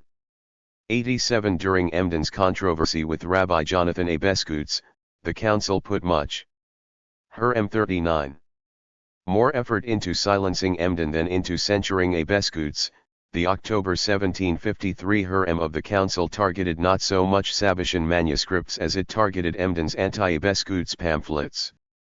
The council's explicit intention was to hush up the quarrel and to avoid spreading public discord among the Jews. Silence, not loud condemnation, was seen as the most appropriate response to heresy. The very first known event involving Frank, the Lankrania incident, shattered the status quo between the Sabbatians and the rabbinate and caused the abandonment of the don't ask, don't tell policy, preferred up to that point by most Polish rabbis. The question remains as to why, in this particular instance, the Polish rabbinate discarded its standard policy of appeasement, embarked upon a public investigation in Satan, and reported the Sabbatians to the Catholic Church. I suggest that at least some of the rabbis recognized that the Lankrania rite had transgressed the boundaries not only of normative Judaism but also of earlier Sabbatian antinomianism. This, I believe, was not due to the sexual element of the rite. As noted, the sexual misdeeds of the Sabbatians had been known before and never caused such an upheaval. What really troubled the rabbinate was the use of Christian symbols in the ritual. Regardless of the Frankists' intention, the use of a cross in a Jewish rite put all the Jews in danger and exposed them to Christian charges of desecration and blasphemy. The participation of several communal rabbis in the rite further complicated the situation. While rabbis had previously been accused of Sabbatianism, the illusion of the unity of the Jewish religious establishment in opposition to heresy remained. Both halakha and widespread practice were reluctant to excommunicate rabbinic scholars. The accused rabbis loudly denied any involvement in heresy and quickly made appropriate anti-Sabbatian gestures. Yet, in contrast to the earlier cases of banning the unspecified people of the sect of Sabbatai Tsevi, the post-Lankrania rabbinic reaction targeted 5 specific communities: Lankrania, Busk, Jezierzyny, Opozna, and Krzycze. 88. One cannot fail to notice that the rabbis of 3 of these communities figured in testimonies as alleged participants of the Lankrania ritual. While the text of the May 1756 Hurem of Brody did not depart from standard texts of earlier anti-Sabbatian bans, the form of its imposition significantly differed from the established pattern. According to the testimony of Isaac of Biala, before imposing the Hurem, the chief rabbi of Lwów, Hayim Cohen Rappaport, stood before bishop and obtained permission to excommunicate them and put them in prison. 89 Rappaport did not need permission from the bishop to pronounce a ban of excommunication on Jews, and such a practice had never been employed by Polish rabbis. He was apparently trying to hedge his bets by ensuring that he had church backing for his Hur'em. Yet Christian involvement was a double-edged sword. Initially, it might have given the author of the Hur'em unprecedented power. But before long, the Sabbatians bribed the bishop to pressure the rabbi to cancel the ban, and Rappaport was forced to have a beadle pronounce in the synagogue that people of the sect of Sabbatai Tsevai are no longer excommunicated. 90 Like the elders of the Satanau synagogue who approached Bishop Dembowski, the rabbi of Lwów overplayed his hand. Chapter 2.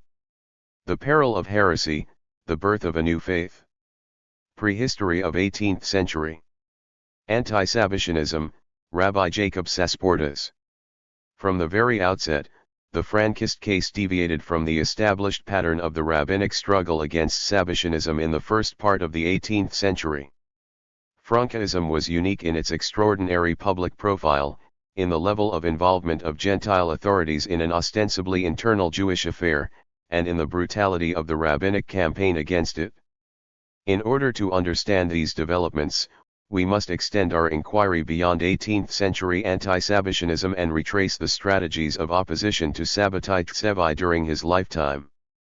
Rabbi Jacob Sasportas was the principal opponent of the Messianic movement that arose around the figure of Sabbatai in the 1660s. Sasportas was born in North Africa and served as rabbi in a number of Sephardic communities in Western Europe. During the outbreak of Sabbatian enthusiasm, he was living as a private individual in Hamburg. Tzitsat Novel Tsevai, his collection of letters and accounts pertaining to the period directly preceding and following Sabbatai's conversion to Islam, remains the indispensable source for any analysis of the early stages of Sabbatianism. Rabbi Jacob Sasportas's activities were first reconstructed in Gershom Schollem's monumental monograph on Sabbatai Tsevai. Schollem had little sympathy for his subject. On just one page of his book, he managed to attribute to Sasportas harshness, irascibility, arrogance, fanaticism, hunger for the power and status of rabbinic offices, bitterness and frustration, arrogance and unsteadiness in human relations, egotism and excessive self-confidence. 42-2. On the adjacent page, he called the rabbi a Jewish Grand Inquisitor. 1. If Schollem's discussion of Rabbi Jacob's character is, to put it mildly, somewhat biased, 2. His reconstruction of Sasportas's polemical activities is masterful. What Schollem did not analyze, however, was the content of Sasportas's ideas about Sabbatianism. Tzitsat Novel Tsevai was presented by Schollem not as a text expounding a consistent theological position but as an expression of its author's twisted character. Since Sasportas's book described otherwise unknown events from the early phase of the Sabbatian movement, it had paramount significance for historical research, but it has not been subjected to a more in-depth conceptual analysis. In my opinion, Sasportas's ideas should be treated with the utmost seriousness. In addition to his being the first prominent anti-Sabbatian strategist, the rabbi was the first to try to understand what the Sabbatian movement was all about. Scholars have emphasized that Sasportas attacked Sabbatai well before his apostasy, and the target of his ire was not the messianic enthusiasm per se. The rabbi explicitly stated that he would be prepared to accept Tsevai as the Messiah if the latter fulfilled the traditional criteria of the Messiahship. 3. Isaiah Tishby and Rivka Schatz-Supppenheimer have argued that Sabbatianism was for Sasportas first and foremost a halakhic issue. The polemic was motivated mainly by Sabbatai's systematic violations of the principles of religious law. 4. Matt Goldish posited that Sasportas took issue with the rise of the unauthorized prophecy as a source of religious legitimacy independent of or even hostile to the rabbinic establishment. 5. Thus, according to Goldish, Sabbatianism was for Sasportas simply another in the continuing onslaught against the Talmudic tradition and rabbinic authority, and the rabbi largely lost interest in the movement after Sabbatai's conversion, as the aspiring Messiah was no longer Jewish. His purported claims had no significance for Jews and Judaism. 6. Sasportas was certainly taken aback by Sabbatai's antinomianism and worried about the subversion of the position of the rabbis brought on by popular prophets. Yet it seems to me that his true fears lay elsewhere. In the opening pages of Tzitsat novel Tsevi, Sasportas favorably quoted the young Sabbatai Tsevi's teacher, Rabbi Joseph Iskapa, who stated, some 20 years before his pupil's conversion to Islam, that whoever forestalls him first deserves well, for he will lead many into sin and make a new religion. 7. In a letter to one of the believers, Rabbi Isaac Nahur, Sasportas remarked that whoever accepts Sabbatai's messianic claim takes a new Torah upon himself and abandons his old faith.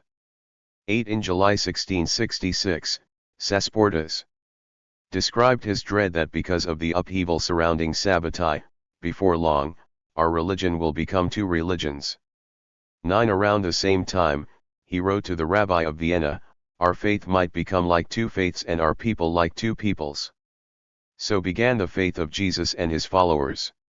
10. In September 1666, upon hearing the news that Sabbatai Tsevi had instituted new festivals and abolished traditional fasts, Sasportas again expressed his fear that the faith of the Lord would collapse and would be entirely uprooted and replaced by a new faith, unlike our Torah, for they accepted a strange man, who will give a new Torah, like Jesus the Nazarene. 11. Following the apostasy, he claimed that Nathan's latest pronouncements finally made it clear to the sages that from the outset, his intention was to deceive Israel and to create a new Torah for them. 12. Sasportas's understanding of Sabbatianism has been recapitulated as follows, it seems to me that this is the beginning of irreligion among the Jews and that it constitutes the foundation of a new faith and a different religion, as happened in the days of that man. And it is incumbent upon all the sages in every city to come together and gird themselves and hound those who follow this irreligion. 13. It is significant that Sasportas called Sabbatianism irreligion and not heresy. While rabbinic literature often used both terms imprecisely or even interchangeably, their strict technical senses were different. The term epikursut, etymologically deriving from Epicureanism, denoted not so much a deviation from specific theological principles of Judaism as it did the absolute rejection of revealed religion combined with disrespect for religious authority.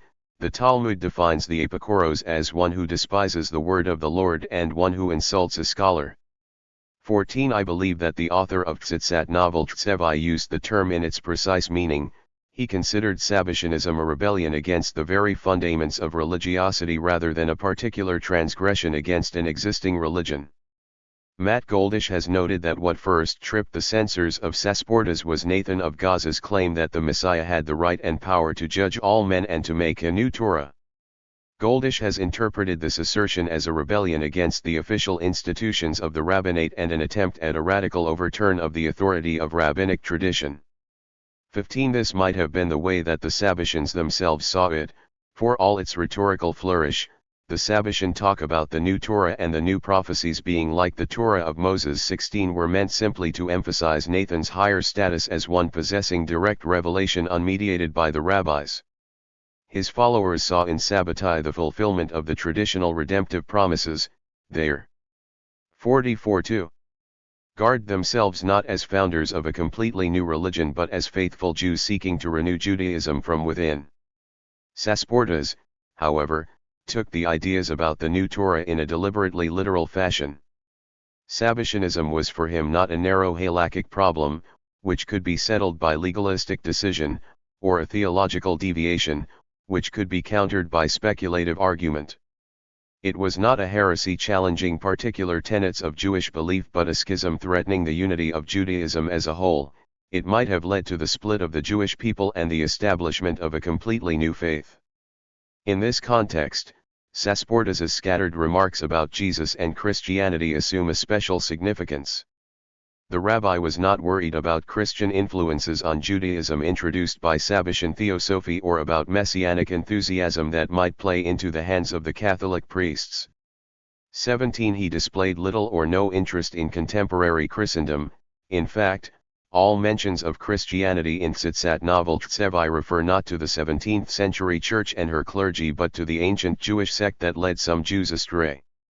18. Before Sabbatai's conversion to Islam, Rabbi Jacob Sasportas foresaw the danger that Sabbatianism would become a new religion, separate from Judaism, like early Christianity.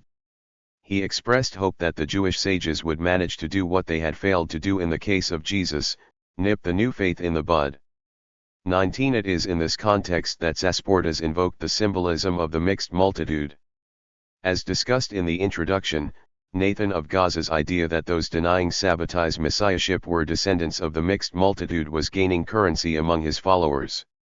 Sasportas knew Nathan's statements about disbelievers coming from the Erev Rav and laughed at them. 20. Inspired by the writings of Nathan, Hosea Nantava, a Sabbatian serving as a rabbi of Alexandria, claimed that rejecting Sabbatai Tsevai was like rejecting the law of Moses as well as the doctrine of the resurrection of the dead.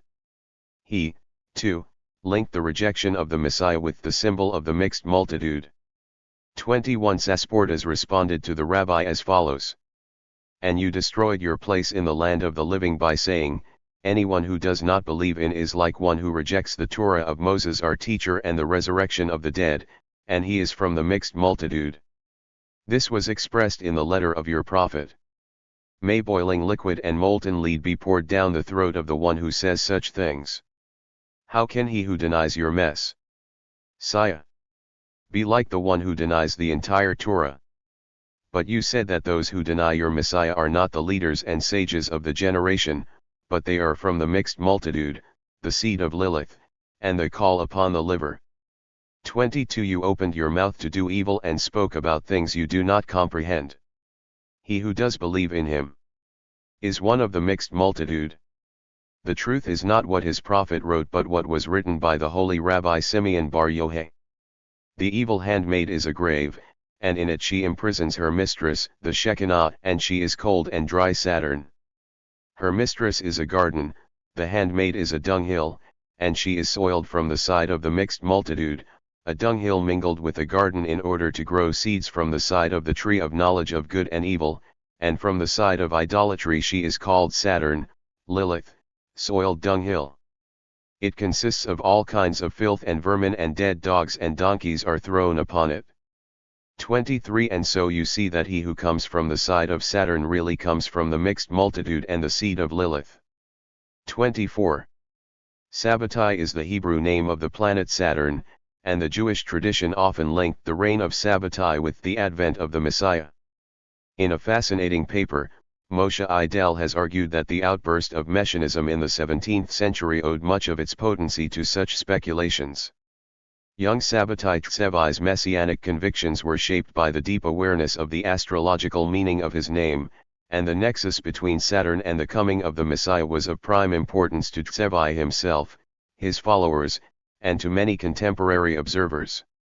25. Sasportas was clearly well acquainted with astrological interpretations of the advent of Sabbatianism. In a letter to Rabbi Raphael Supino, he noted that it is not enough, as you said, for the Gentile sages and astronomers to claim that the ascension of the planet Saturn hints and is a sign of redemption. 26. And he linked the renewal of messianic claims among the Jews with the ascent of the bloody star, Sabbatai Saturn.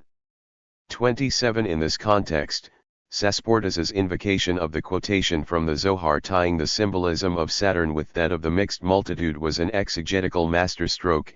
It drew upon previous separate Sabbatian interpretations of 46:2. Both motifs and, by connecting them, inverted their meanings. The ascension of Saturn was indeed linked with the advent of Sabbatai Tsevai, but it signified the beginning of the reign of the Erev Rav, not the coming of the Messiah. The mixed multitude were not, as Nathan of Gaza would have it, the rabbis who opposed Sabbatai but the Sabbatians themselves. What is even more interesting is what Sasportas left out of the passage he quoted. In printed editions of the Zohar, the dead dogs and donkeys that are thrown onto the dunghill are equated with sons of Esau and Ishmael, the Christians and the Muslims, respectively. Some manuscript versions explicitly identified the dead dog with Jesus and the dead donkey with Muhammad. 28. The astrological notion that the advent of Sabbatianism paralleled the birth of Christianity was strengthened by the concept of the so-called Conjunctio Maxima, the conjunction between Saturn and Jupiter. Astrology, both Jewish and Christian, often interpreted the Great Conjunction as the moment of emergence of a new religion. 29. The Star of Bethlehem was taken to be a great conjunction, 30 and some astrologers linked the messianic pronouncements of Sabbatai Tsevai with the Great Conjunction that took place in November 1648. While Sasportas made no explicit mention of the 1648 conjunction, he linked the ascension of the planet Saturn with the rise of a threat of a profound rift within the Jewish people that would turn the hearts of sons from their fathers and set husband against wife.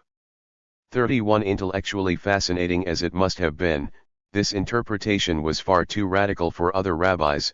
The subsequent rabbinic anti-Sabbatian works used the literary form of Tzitzat novel Tsevai as a blueprint for polemics and borrowed many specific motifs from Sasportas's writings, but they largely refrained from accepting his conclusions. Sasportas's conceptualization of Sabbatianism as a new religion had no direct continuation. The most important anti-Sabbatian work of the early 18th century, Moses Hagi's Shavar Pashi'im, contained only one reference each to the Erev Rav and the establishment of a new faith, and both terms were used loosely to suit the argument. 32 It also lacked any mention of Sasportas. 33 During his lifetime, Sasportas was a lone fighter against Sabbatianism. His open opposition to Sabbatai during the height of the movement earned him little sympathy among the Jews of Hamburg and might even have endangered his life. 34 Tzitzat novel Tsevai had been prepared for publication but remained in manuscript. 35 In 1737, Sasportas's son produced an abridged edition of his father's magnum opus. However, leaders of the community, who were eager to suppress the memory of the involvement of their families in Sabbatian enthusiasm 60 years earlier, ordered that the entire print run be confiscated and destroyed. 36 The book would have disappeared completely, if not for the fact that a copy of this suppressed edition was found in Amsterdam by Rabbi Jacob Emden. In 1757, at the height of the polemics against the Frankists, Emden published this abridged version of Tzitzat novel Tsevai. 37 The publisher felt a deep affinity between himself and Sasportas. He emphasized that his namesake Rabbi Jacob shared the same anti-Sabbatian zeal and had been required to pay a similarly high price for his relentless campaign against the heretics. Like Sasportas and in contrast to other rabbis of the period, he also believed that heresy should not be swept under the carpet but engaged in an open polemics, without regard for communal feelings, family ties, reputation, or the high social status of his opponents.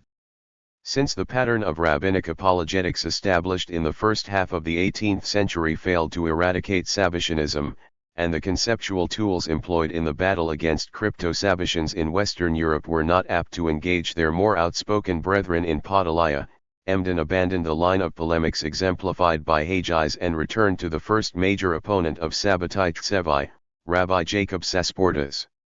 He became the most important figure in the rabbinic campaign against the Frankists. Before analyzing his understanding of Sabbatianism, I shall discuss the practical side of his involvement in the Frankist affair. The contacts between the Council of Four Lands and Rabbi Jacob Emden. Shortly after the Lankronier affair, Rabbi Jacob Emden was contacted by one of the most prominent members of the Jewish establishment in 18th century Poland, Abraham Hakohen of Zamość, a district rabbi in Bratsk and a rabbinic judge in Tarl. The extant sources first mention him in 1751. Despite his relative youth, he already belonged to the inner circle of trustees of the Council of Four Lands and signed the council's approbation for the Amsterdam edition of the Talmud. 38 A year later, he became embroiled in the Emden Beskuts controversy and denounced the writer of the amulets, 39 stating, nevertheless, that it could not be conclusively determined who this writer was. 40 In October 1753, when the council condemned the printing, 48-2, and distribution of pamphlets related to the controversy and ordered the existing writings to be burned, he signed the writ of condemnation together with other Polish rabbis. 41 Nevertheless, Abraham of Zamość was apparently not actually convinced of Beskut's innocence. 2 months later, he wrote a letter calling for the public condemnation of Sabbatians and qualified some writings attributed to Beskuts as clearly heretical.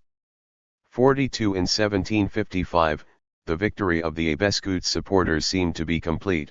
Rabbi Jonathan collected letters of prominent scholars in his favor and published them in Altena under the title Luhat Idud. Within a few months, Emden responded with his refutation, Shavirat Luhat Ha-Even. The Council of Four Lands 1753 ban on publications pertaining to the Abescuds controversy was still in force, however, in contrast to earlier polemical works by Emden, which all came from his private printing press in Altona. Shavirat Luhat was first printed in Zalkua. The edition featured an approbation from Abraham Hakohen of Zamość, 43, the open violation of the council's ban, and his endorsement of the publication of the book in Poland constituted an unequivocal signal of support for Emden. Abraham became a leader of the anti-Abescuds faction among the rabbinic establishment in Poland. The July-September 1756 sessions of the Council of Four Lands had two main items on the agenda. The first one was the wave of blood libels, in particular, the Jampol ritual murder trial, which had commenced in April of the same year. 44. The second was the rise of Sabbatianism, culminating in its repeated overt challenges to the authority of the rabbinate and in the involvement of the Catholic consistory of Kamienice in the Lankrenie affair. The blood accusations will be discussed in detail in Chapter 4, for now, suffice it to say that the council obviously spoke in one voice on this issue. In order to counter the accusations, the delegates decided to send an emissary to Rome, Eliakim ben Asher Zelig, and to seek an official papal condemnation of the libel. The matter of Sabbatianism was more complicated. As noted, during the first part of the 18th century, the council avoided direct involvement in the campaigns initiated by anti-Sabbatian activists. Throughout the early 1750s, the Parnas of the council, Abraham ben Hayim of Lublin, was a staunch Abescuds supporter and the major force behind the attempts to quash the accusations against Rabbi Jonathan, which led to the burning of Emden's pamphlets in 1753.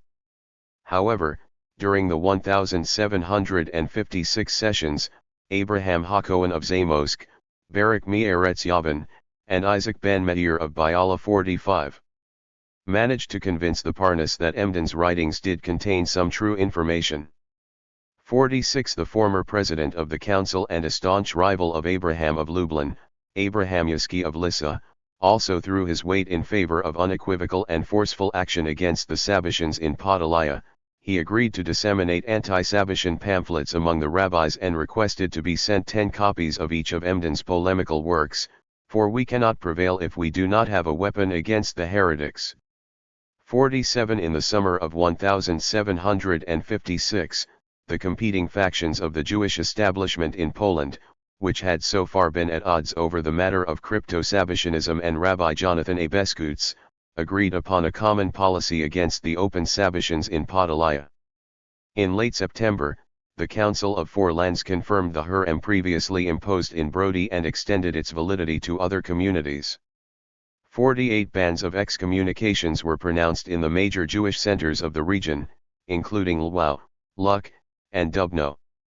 49. While the wording of the bans repeated the more or less standardized texts of earlier excommunications, this time there seems to have been a concerted effort to put them into practice and to publicize the general condemnation of the Sabbatians.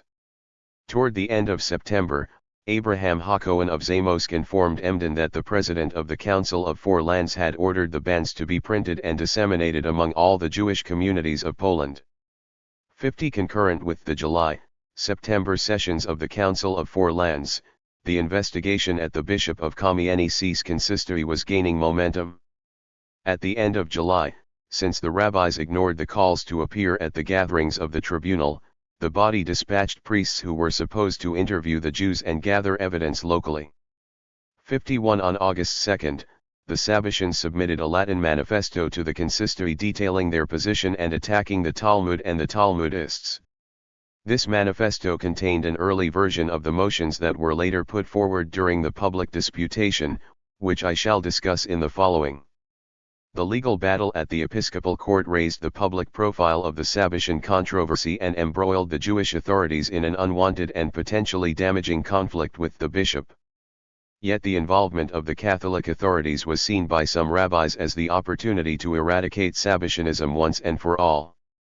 On September 28, the Stadtland Barak Me'eretz Yavan wrote to Emden. The lords, bishops, and leaders of the righteous among the Gentiles already. 52. Heard of the matter, the issue became of great significance and already reached the highest lord of their faith, the Pope in the city of Rome. And also we will go ready armed before them. 52. And will stand before the Lord's bishops here and will bring them to be burned. 53. The idea that Christians should be asked to burn Sabbatians at the stake for inventing a new faith had previously appeared in a letter that Emden wrote to the Council of Four Lands in 1751. 54. Javan was quoting Emden's own ideas to their author.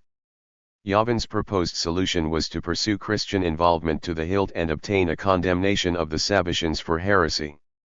The remark that the Pope had been already informed seems to be an allusion to the hopes concerning Eliakim's trip to Rome. On December 26, 1756, Abraham Hakohen of Zamość wrote to Emden. And they wrote a manifesto against the Talmud. There is certainly no way they can be brought back into the fold. Especially now, when they offered to the bishop to uproot Mount Sinai, the temple and God of Jacob. And we already gave money to the bishop and we pronounced upon them a Huram. So the rest of Israel will not do as they do and will keep apart from them. And now we seek your advice, for we have no refuge except to obtain from the Pope the writ of excommunication against this evil faith. So we here and you there should write to the leaders in Italy to make efforts toward this end. 55. Since the priests of Kamienice were already involved in the investigation concerning Sabbatianism, Abraham Hakohen of Zamość suggested that the rabbis should go straight to the highest authorities of the Catholic Church over the head of the local bishop. The fact that the Council of Four Lands was sending an emissary to Rome greatly helped to facilitate the matter in any case. Indeed, in another section of the letter to Emden, Abraham explicitly confirmed that he had contacted Eliakim ben Asher Zelig on the issue of the Frankists. 56. Eliakim's primary mission was to acquire a writ against blood libels from the Holy See. His secondary objective was to obtain a papal condemnation of Sabbatianism. Abraham Hakohen was an official of the Council of Four Lands, and Emden interpreted the remark "Now we seek your advice" as a formal request on behalf of the council. In his autobiography, he later described how, in 51. response to the request for assistance from the leaders of the Polish Jewry, he advised that the abominations should be publicly exposed in print, and their evil be proved on the basis of Christian writings, for from the very forest itself comes the axe. 57. He also mentioned that he had written an open letter to the council with the aim of bridling the deceivers' tongues. Such a letter was indeed written. It was composed sometime in the early months of 1757 and published for the first time as an appendix to Emden's edition of the Midrash Seder Olam Rabbavi Yehuda. An expanded version appeared in Sefer Shemush. This expanded version was given the title Risen Mate. The title is an allusion to the Hebrew translation of the New Testament's Epistle of James 1:26. If anyone thinks himself to be religious and yet does not bridle his tongue but deceives his own heart, this man's religion is worthless. It is one of the most extraordinary documents spurred by the Frankist affair. Emden's letter to the Council of Four Lands. Even before Sabbatai's conversion to Islam, some rabbis expressed concern that the messianic enthusiasm that he had aroused would provide grist for the mills of Christian missionaries. Indeed, the Jews' naivete in pinning their hopes on the new impostor immediately became a target of ridicule for anti-Jewish writers. 58. The fact that shortly thereafter the Messiah became a Turk made things much worse. The story of Sabbatai's conversion was told and retold by Christians convinced that the obvious failure of yet another pseudo-Messiah would finally pave the way for the Jewish acceptance of Jesus. Sabbatian doctrines themselves offered Christian parallels as well. Many prominent Sabbatians, including the most important theologian of early Sabbatianism, Abraham Miguel Cardoso, were former Marranos who had been brought up as Christians and returned to Judaism only later in their lives. Cardoso's opponents promptly pointed out that many of his ideas were, in fact, elaborations of Christian concepts that he had acquired in his youth, garbed in Jewish terminology and ornamented with references to Jewish sources. Although Cardoso vehemently attacked Christianity, his Jewish adversaries argued that he never truly freed himself from his Christian upbringing and that his tracts supplied ammunition for the missionaries. The task of purging Judaism of heretical elements thus became closely intertwined. 52-2. With anti-Christian polemics, as rabbinic attacks on Sabbatianism routinely targeted the alleged and real links and parallels between Sabbatianism and Christianity. Sasportas was the only one to pursue this issue to its ultimate theological conclusions. Others worried mainly about the practical influences of Christians and Christian ideas upon Jews and Judaism.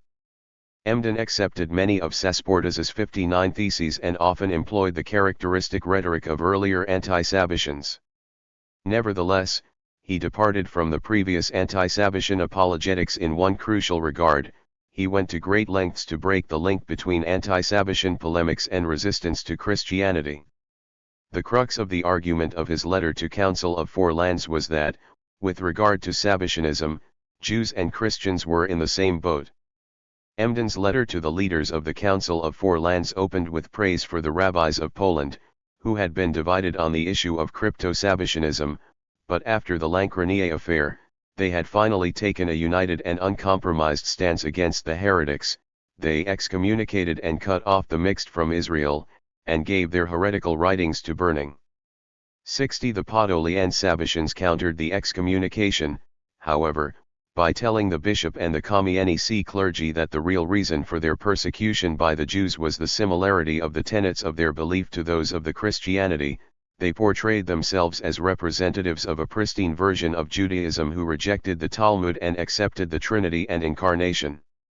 By doing so, they immediately won the hearts of the Catholic clergy. Restoring the astrological symbolism of Saturn/Sabbatai, Emden attributed the temporary advantage won by the Sabbatians and the support they had gained from Bishop Dembowski to the fact that the September 1756 consistory investigation took place at a time particularly propitious for the followers of Sabbatai. The autumnal equinox of that year fell on the hour ruled by the planet Saturn. However, continued Emden, astrology could not guarantee the victory of Sabbatians. Even if Saturn stood like the sun in the middle of the sky, true Jews would reject the false prophets and triumph over heretics. 61. The link between Sabbatianism and Christianity, seen so far in rabbinic attacks on Sabbatianism intended for an internal Jewish audience, immediately became a pressing theme of Jewish-Christian debate. The outer layer of Emden's writing provided Polish rabbis with handy arguments for confronting. 53. Catholic theologians. If the priests challenged the council about the Frankists' claim that their belief was similar to Christianity or about their accusations against the Talmud, the rabbis would be able to argue on the basis of Christian writings that Rabbinic Judaism had long been recognized by the Christians, while Sabbatianism, despite its apparent similarities with Christianity, actually contradicted the fundamentals of the Christian faith. Large parts of Emden's letter were thus written in the second person, directly addressing a Christian strawman and providing the potential Jewish disputant with useful quotations and lines of argument.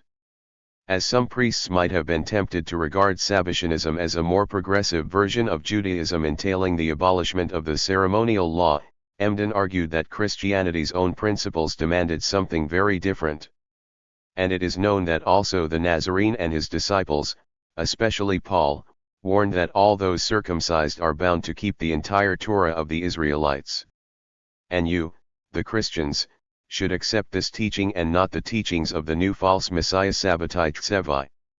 For truly, the Gospels do not permit the Jew to forsake the Torah. As Paul said in the Epistle to Galatians 5:3, I testify again to every man who accepts circumcision that he is obligated to keep the whole law, and in the first Epistle to Corinthians 7:18, was anyone at the time of his call already circumcised? Let him not seek to remove the marks of circumcision. Was anyone at the time of his call uncircumcised? Let him not seek circumcision. And the Acts of Apostles 16:1 also mentioned that he circumcised his disciple Timothy. And they did not know how to interpret it, because this act contradicted his own statement that circumcision is a temporary commandment that will be abolished in the times of the Messiah, and this happened in the times of the Nazarene. But from this, we know that the Nazarene and his apostles did not come to abolish the Torah of Israel. It is written in Matthew 10:17, 18, 62, do not think that I have come to abolish the law or the prophets, I have not come to abolish them but to fulfill them. For truly, I say to you, until heaven and earth pass away, not an iota, not a dot, will pass from the law until all is accomplished. And the episode with Timothy proves that, as he was the son of a Jewish woman and a Greek man, and Paul, who was a learned man and a disciple of Rabban Gamaliel the elder, knew that the son of 54:2. A Jewish woman and a non-Jew is a Jew, and therefore he should be circumcised and observe all the commandments. 63. In Emden's view, the involvement of the Catholic authorities in the Lancronier affair was almost providential. Publicizing the deeds of the Sabbatians forced the hand of the rabbis and provided an incentive for using the Gentiles to quash the movement. While it put the Jewish community in temporary danger stemming from the Christian interference in an internal Jewish matter, it also opened an avenue for the ultimate eradication of Sabbatianism. What was needed was to demonstrate that, whereas Rabbinic Judaism was legitimate according to Christian categories, Sabbatianism constituted a dangerous and heretical religious novelty. It not only contradicted strict Jewish precepts, but the teachings of the Church as well. Sabbatians were heretics, and Jewish heretics should be treated exactly the same way that the Church treated their Christian counterparts. According to Emden, if the Christians became convinced that the self-proclaimed pro-Christian Jews deviated from the accepted forms of normative religiosity, they would condemn them to burning, for they created a new faith that should not be allowed to be professed openly anywhere, even in the free countries where all old faiths are allowed, as it is the case in Muslim countries, or in Holland, or in England. Nowhere is it allowed to invent a 64. As I mentioned in the previous section, Emden floated the idea of having the Christians burn the Sabbatians at the stake as early as 1751. At that time, however, no one took him seriously. This time, leaders of the Polish Jewry were more receptive to his suggestions. Emden argued that the rabbis were not only permitted, but obliged, to demand that the authorities burn the Sabbatians as heretics. It was hoped that, he remarked, they soon will be burned on the order of the Pope of Rome. 65. Emden's argument had a deeper stratum, however.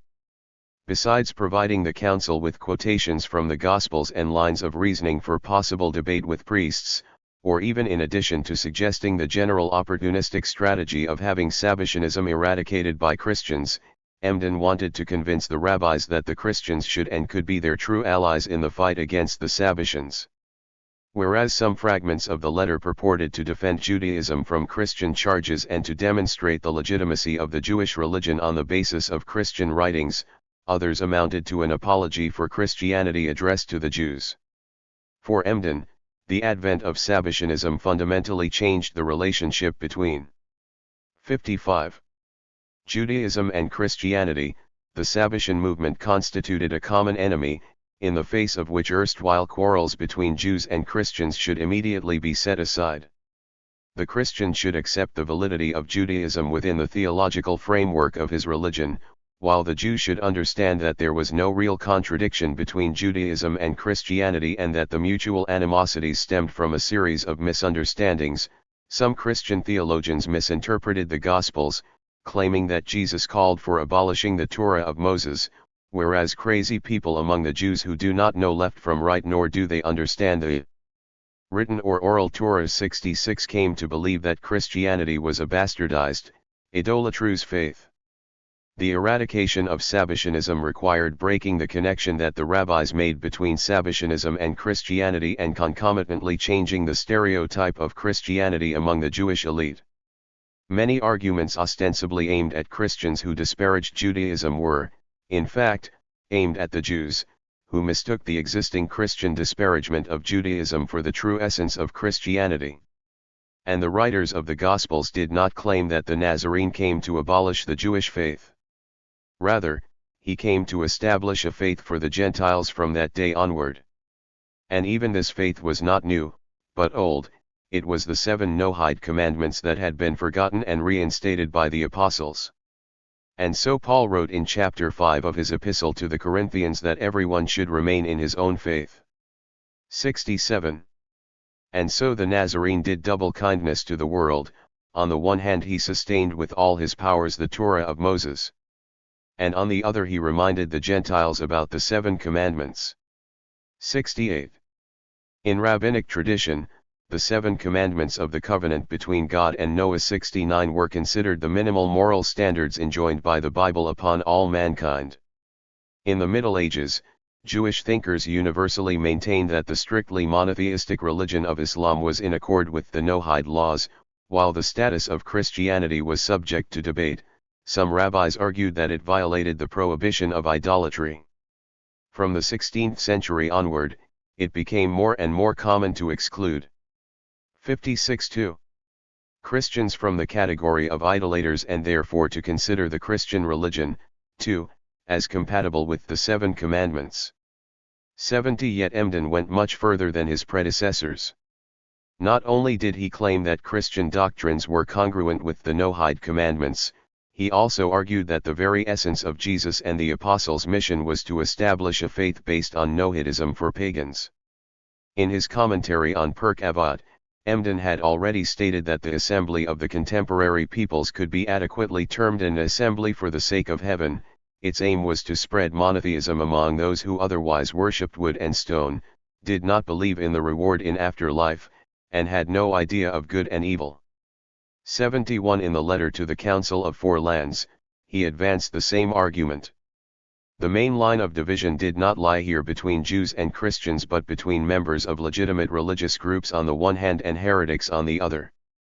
From this perspective, Sabbatianism was a kind of universal heresy, denying general human moral principles and embodying the idea of reversion to paganism, or even along the lines of the mythology of the mixed multitude, the primeval waste and void and immorality that preceded God's covenant with Noah, O generation.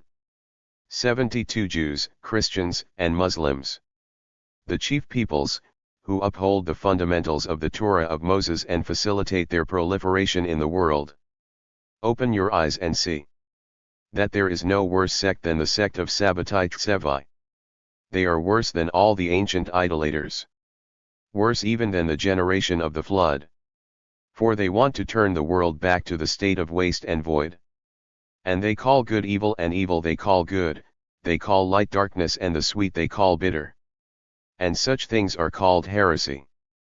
73. To the Jews, Rabbi Jacob Sasportas had argued that for their faith, the nascent Sabbatian movement constituted a danger akin to that of early Christianity rising around Jesus and the apostles.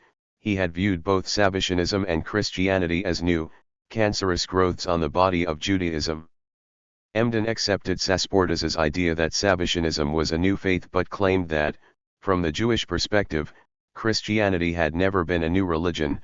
Early Christianity was not an illicit sectarian offshoot of Judaism, rather, Judaism and Christianity stemmed from the same roots and were equally legitimate, since they were intended for different people. Thus, in Emden's view, Christianity and Islam were elaborations of 57. The fundamental Mosaic revelation, parallel to Judaism and sharing Judaism's moral principles and its redemptive goal. Rabbi Jacob Emden's letter to the Council of Four Lands elicited substantial scholarly discussion. Jewish as well as Christian scholars were amazed by the rabbi's great familiarity with Christian texts, for in his account of Christianity, he did not use Jewish sources but went directly to the text of the New Testament. 74. The extensive citations from the Gospels and the epistles of Paul drew special attention. While there existed several Hebrew translations of Christian scriptures, Emden's rendering seemed original, and his consistent usage of Latinized personal names and titles of the books of the New Testament would suggest that he relied on a Latin or German text. Some argued that the quotations might have been translated into Hebrew by Emden himself. 75. Such a possibility cannot be dismissed out of hand. There is no doubt that Emden knew some German, Dutch, and Latin and read numerous books in these languages in order, as he put it, to know the views of different peoples in matters concerning their religions and customs and to understand their ideas about us and our holy faith. 76. It is entirely feasible that he had some first-hand knowledge of the New Testament. Nevertheless, it is clear that his command of foreign languages was superficial, 77, and it is unlikely that he would have been able to undertake a sophisticated exegesis of the Gospels solely on the basis of his own study. I submit that Emden's ostensibly unmediated account of the New Testament's theology was based on an earlier Jewish source, a little-known manuscript titled Hodat Ba'al Din. 78. The work was supposedly written in 1430 by David Nasai of Candia, brother of the Duke of Naxos, Joseph Nasai, and a factor in the service of Cardinal Francisco Bentivoglio. According to David, the cardinal became convinced of the falsity of his Christian belief through independent philosophical investigations and undertook to ponder the truth of Judaism. He therefore asked, in great secrecy, to be supplied with Jewish anti-Christian works. David Nasai lent the cardinal several polemical books and composed a short tract, Hodat Ba'al Din, for him. The title alludes to the Talmudic principle according to which the admission of guilt by a person charged with crime takes precedence over witnesses' testimonies. 79. In this case, the principle metaphorically referred to the writers of the New Testament. The tract aimed to demonstrate that the authors of the Gospels and the Epistles unwittingly affirmed the principles of Judaism and contradicted the dogmas of Christianity. The impact and reception of Hodat Ba'al Din have not been studied. It 58-2 is certain that in the mid-18th century, a copy existed in Amsterdam. It belonged to the treasurer of the Sephardic community, David Franco Mendez. Mendez had numerous contacts with Emden's father, Haksam Tsevi Ashkenazi, and might have had contacts with Emden as well. 80. Another manuscript might even have belonged to Emden himself. 81. In his letter to the Council of Four Lands, Emden drew heavily upon Hodat Ba'al Din. The titles of the books of the New Testament and personal names have the same or very similar Hebrew forms in Hodat Ba'al Din and in Emden's letter. 82. The Hebrew translations of excerpts from the Gospels and the Epistles quoted in the latter exactly reproduce or closely paraphrase those in the former. 83. And Emden's entire argument that baptism did not seek to replace circumcision is structured along the lines of Hodat Ba'al Din. 84. Moreover, the central thesis that Jesus and the apostles never intended to abolish the Torah of Moses but wanted to perpetuate the fulfillment of the commandments of Judaism derives from the same source. 85. The strategy of demonstrating the internal contradictions and incoherency of Christianity on the basis of the New Testament had antecedents in Jewish apologetics. 86. Nevertheless, using the Gospel as a proof text for the truth of Judaism was highly original, and possibly entirely unprecedented. In his forthcoming study, Hayim Hames argues that Hodat Ba'al Din might be an 18th-century pseudepigraphic composition. Neither of the names David Nasai or Cardinal Bentivoglio appear in any other source, and neither personality ever existed. The earliest extant manuscripts date from the 18th century, and there is no mention of the work in other medieval Jewish polemical tracts. 87. If Hames's conjectures are correct, Hodat Ba'al Din was composed not in the context of medieval Jewish-Christian polemics, but against the backdrop of the internal Jewish debate on Christianity spurred by Sabbatianism. The rise of Sabbatianism highlighted the need to make a clear distinction between the two religions, and this was the main aim of Hodat Ba'al Din. The work's central argument is that, since all major Jewish articles of faith are already present in the New Testament, conversion is an act of folly, and this, too, might be anti-Sabbatian in nature. Despite its anti-Christian thrust, Hodat Ba'al Din legitimized Christian scriptures in a way absent in earlier Jewish sources. 88. The same is true of Emden's letter to the Council of Four Lands. Jewish and Christian academics have marveled at the rabbis' open-minded or even ecumenical views of Christianity and other monotheistic religions. Emden has been portrayed as 59. An orthodox champion of religious tolerance, enlightened traditionalist interested in comparative religion, or rabbinic zealot preaching openness to outsiders and their beliefs. However, this scholarly praise mostly missed the polemical context in which the letter was written. 89. Emden's aim was not to eulogize Jesus and the Christians but to combat Jewish sectarianism. To be sure, the rabbi himself emphasized that his sympathetic views of Christianity were not empty flattery but a consistent theological position, which he developed and expressed also in other non-polemical works. 90 Nonetheless, it must be pointed out that his pro-Christian ideas took their shape in the context of a ferocious battle against internal Jewish heresy. To my mind, the real theme of Emden's letter was not a tribute to the common Jewish and Christian values but the issue of religious legitimacy versus religious deviance. Legitimate religions such as Judaism and Christianity were juxtaposed with and set against sectarian and heretical religious formations. In Emden, the concept of heresy acquired a transconfessional character and became the epitome of opposition to any legitimate religiosity, be it Jewish or not. Indeed, the author of the letter to the council did praise the Christian religion. Yet he praised Christianity not qua Christianity, but Christianity as opposed to Sabbatianism. For Emden, Christianity was a legitimate, true, and even noble religion, which on the basis of its own theological tenets should recognize Judaism's legitimacy, truth, and nobility. What this meant in practice was the acknowledgement of Judaism's total separateness. Judaism and Christianity were parallel paths to redemption, they did not intersect and should not attempt to do so. Jews and Christians should respect each other, but they had nothing substantial to offer each other. According to Emden, Jesus' intention was to reinstate the Noahide commandments, thereby creating a sustainable moral creed for Gentiles. The founder of Christianity had no message for his contemporary Jews, and Emden's contemporary Jews had nothing to look for in their contemporary Christian religion.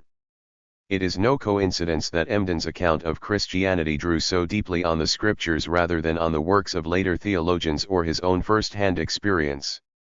Tolerant and open-minded as it was, this vision of Christianity was that of its early canonical texts, not of what he saw through his window. Emden had little to say about the Christianity of his own day but referred solely to the rather abstract and idealized vision of Christianity at 62. The time of its inception.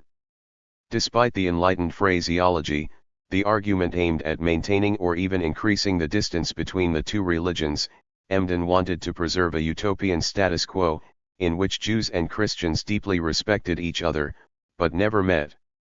The letter to the Council of Four Lands depicted the ideal scheme of things, in which the two legitimate religious establishments, the rabbis and the priests, recognized each other's legitimacy without making attempts to interfere with each other's business or to proselytize in any way. Jew and Christian were to join in condemnation of Jewish and Christian heretics. What is really striking in Emden's letter is not his explicitly tolerant view of Christianity but his implicit understanding of Judaism. The true novelty of Emden's position did not lie in the view that Christianity was based on the Noahide commandments. The true novelty was the idea that the theological and practical boundaries of Judaism could and should be unequivocally demarcated once and for all. What Emden proposed was a hard ontology of Judaism. The Jewish religion was eternal and immutable, like a Platonic idea. It had clearly defined boundaries, centralized structure, and well-defined dogmas. I believe that Emden imagined his ideal Judaism in clear though probably unconscious analogy to the Catholic theologian's ideal vision of Christianity. In the rabbis, he saw a professional clerical caste, hierarchically organized, uniformly trained and disciplined, and controlling the minds and bodies of the wider Jewish community. In the Hur'em, he saw not a localized and limited tool of social control employed within a specific community but a kind of universal ban of excommunication, condemning the excommunicated to eternal punishment and having validity everywhere and for everyone. In religious dissenters, he saw heretics who should be burned at the stake. He saw the Jewish religion as a set of systematic and systematized doctrines incumbent upon every Jew and believed that one could abandon Judaism not only by a formal conversion to another religion but through lack of correct understanding of theological tenets. A Jew who deviated from the right path was no longer a Jew in the proper sense of the term. He belonged to another religion entirely. As Judaism had always been a religion without clearly defined dogmas and lacking centralized religious authority, earlier rabbinic attacks on heresy were proscriptive rather than analytical. No attempt had been made to establish a contrastive taxonomy of different heretical positions or to demarcate 61. Unequivocally, what distinguished one sect from another. Names of ancient groups, such as Sadducees or Boethusians, were routinely used to designate modern-day heretics. Terms such as Karaism were utilized as a generic synonym for sectarianism. Pre-Emden rabbinic polemics against the followers of Sabbatai Tsevi habitually conflated Sabbatianism with other Jewish sects of the past and systematically obfuscated differences among various heretical groups. 91. Emden deeply internalized the Christian understanding of heresy as theological error and became a kind of Jewish Irenaeus or Hippolytus, a chief heresiologist. Such an understanding of heresy has no meaning if it is not relativized to some orthodoxy. A clear definition of deviance demands an equally clear definition of the normative. Following the studies of Jacob Katz, Jewish historians have been reluctant to use the word orthodox in discussions of phenomena preceding the advent of Orthodox Judaism in 19th century Germany. However, it should be noted that the term orthodoxy was already used in the 1750s by the Lutheran scholar Friedrich David Megerlin specifically to describe Emden's position in his controversy with Abeskutz. 92. Emden was orthodox in the sense that he saw his version of Judaism as the only natural and true point of reference for all other versions of Judaism, which he considered inherently inferior, heretical, and deviant. This, in turn, made sense only within the framework of an organized church. It is little surprise that Emden's vision of Judaism so resembled that of the church and that his rabbis were so like the priests. Emden brought into play the half-forgotten anti-Sabbatian apologetics of Sasportas and neglected anti-Christian works such as Hodat Ba'al-Din. He then turned both on their heads. He accepted Sasportas's idea of Sabbatianism being a new religion but used it as an argument for establishing a common front with Christianity. He employed Hodat Ba'al-Din's notion that Jewish principles were expounded in the Gospels but argued that this only proved the legitimacy of the Church in Jewish eyes. Like Sasportas, Emden believed that Sabbatianism was not Judaism and argued that the Sabbatians were descendants of the Erev Rav. They were ostensibly Jewish but, in fact, did not belong to the people of Israel. 93. After Sasportas in the mid-17th century, no other opponent of Sabbatianism took up this line of argumentation. As Sidleman has noted, during the first stages of polemics against Abeskutz in the early 1750s, Emden was a loose cannon, if not worse. 94. Yet, thanks to the mediation of Abraham of Zamosk and others, Emden's highly radical. 62. Perspective on Sabbatianism was accepted by the Council of Four Lands in their dealings with case of the Frankists. At the end of 1756 Emden became what he had dreamed of becoming but had never managed to achieve in his campaign against Abeskutz, the mind behind the anti-heretical policy of the most powerful body in world Jewry. Chapter 3. Where does Frankism fit in? The Contra-Talmudists. Emden's strategy of involving the Christians in the campaign against the Sabbatians was designed to appeal to the sentiments of the priests. The mid-18th century Polish Church, determined to wage an intense battle against the religious dissent among the country's Christian population, could be expected to be sympathetic to an anti-heretical case. In approaching Bishop Dembowski, the rabbis counted on his concern for established religious authority. For the Sabbatians, a natural response to this strategy was to resort to the prevalent Christian stereotype of rabbinism as an empty shell of legalistic casuistry and present their version of Judaism as more spiritual and based on direct divine inspiration of a mystical type. The battle lines were thus drawn. In their contacts with the Catholic clergy, the Sabbatians would play on the Church's view of Jewish religion as letter without spirit, law without grace, while the rabbis would appeal to the priests' distrust of enthusiasm and of private revelations extra ecclesiam. Various understandings of the fundamental nature of what was gradually becoming a mass religious movement forming around Frank were formulated, put forward, and tested against one another during the ongoing debate. Podoli and Sabbatians, the Jewish authorities, and the bishop and his aides all tried to fit the developing events into their respective visions of history, redemption, and society. What we know today as Frankism emerged as a product of the clash of ideas, contradictory strategies, interests, and commitments of these groups.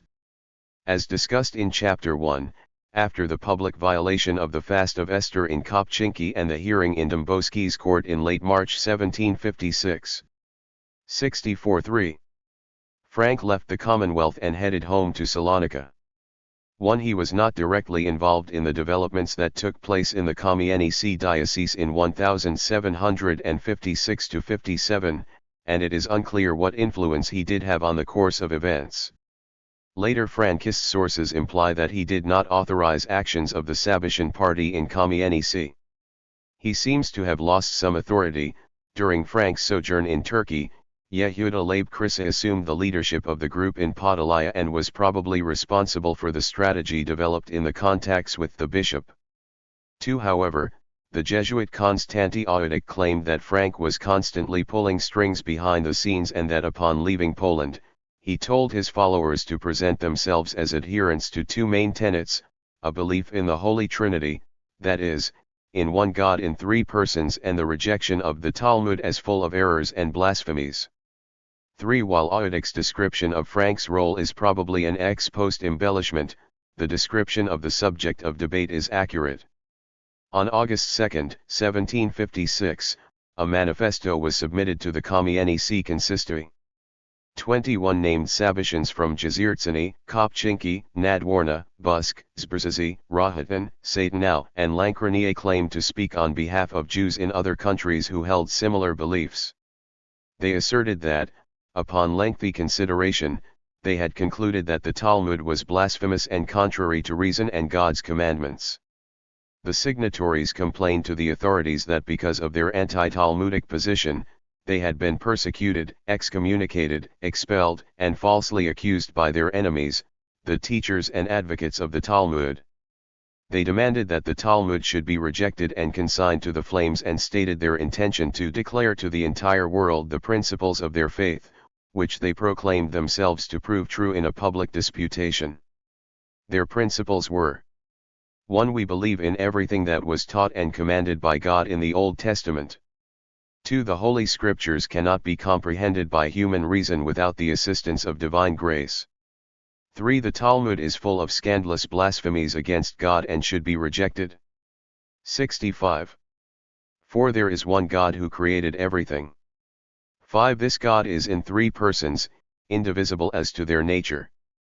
6. God can take a human body upon himself and be subject to all passions except for sin. 7. In accordance with the prophecies, the city of Jerusalem will not be rebuilt until the end of time. 8. The Messiah promised in the Old Testament will not come again. 9. God himself will remove the sin of the first parents. This God is the true Messiah, incarnate. 4. The manifesto was presented in Latin and signed with the full Hebrew names of its proponents. The Latin translation from Hebrew was executed by one of the most interesting characters in the early phase of Frankism, the Polish nobleman Antoni Kosakowski, called Molada. 5. Antoni grew up in the house of Dominik Kosakowski, father of the future Bishop of Livonia and a member of the Targowica Confederation, Józef Kosakowski. Having secretly married a peasant, daughter of a local mill man, 6. He fled his family's wrath to Russia, where he became an elder of the Greek Orthodox sect of Filipovci. Later, he claimed that under the name Molada, he ruled one of the Greek islands 7 and reportedly spent time in one of the monasteries on Mount Athos.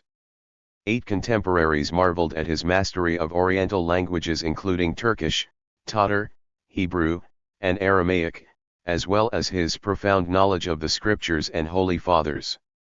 9. The Filipovci had numerous contacts with the Jews. In Poland, their faith was considered so close to Judaism that some members of the Polish nobility wanted them to pay the Jewish poll tax.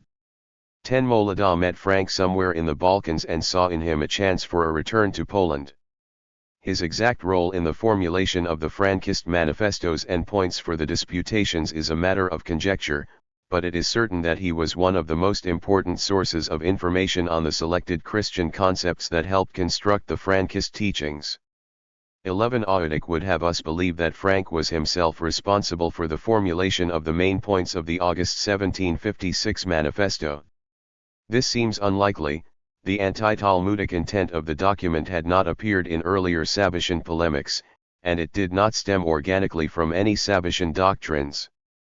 The account of Ber of Boleko, according to which this anti-Talmudic element was the personal contribution of Bishop Dembowski, is more con. 66-3. Vincing. According to Ber, the Sabbatians told the bishop how they had been pursued by the rabbinate.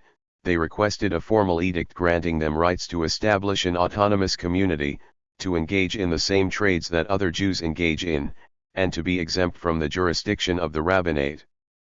The bishop responded, "We cannot set you apart and distinct from the whole community of Israel until you demonstrate that the statements of the Talmud are false and contain lies. Then you will be released from the of the Talmud according to a verdict we will issue. And if you demonstrate the Talmud's hostility toward the Christian faith, it will be possible to condemn it for burning, and you will easily obtain a royal writ of privileges." 12. Since the Jewish religion had in Poland the status of a recognized faith, religio licta, Dembowski could not launch a frontal attack on Judaism as such. They could, however, invert the strategy employed by the Bet Din of Satan now and condemn a particular form of Judaism for its alleged deviation from its own principles. Defining the target of polemics as Talmudism was a clever move, although formally the Sabbatians undermined only one text of a broader canon. For most Jews such a challenge would be tantamount to an attack on the very substance of their religion. Accordingly, Sabbatian tenets were presented as based solely on the text of the Pentateuch. Birkenthal stated that at that critical juncture, the Christians started to call contra Talmudists.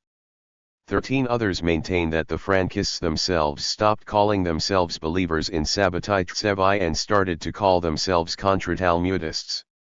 14 Whoever was behind the new denomination of the group, the intention was to adapt the Frankist case to the broader framework of the Catholic polemics against the Talmud.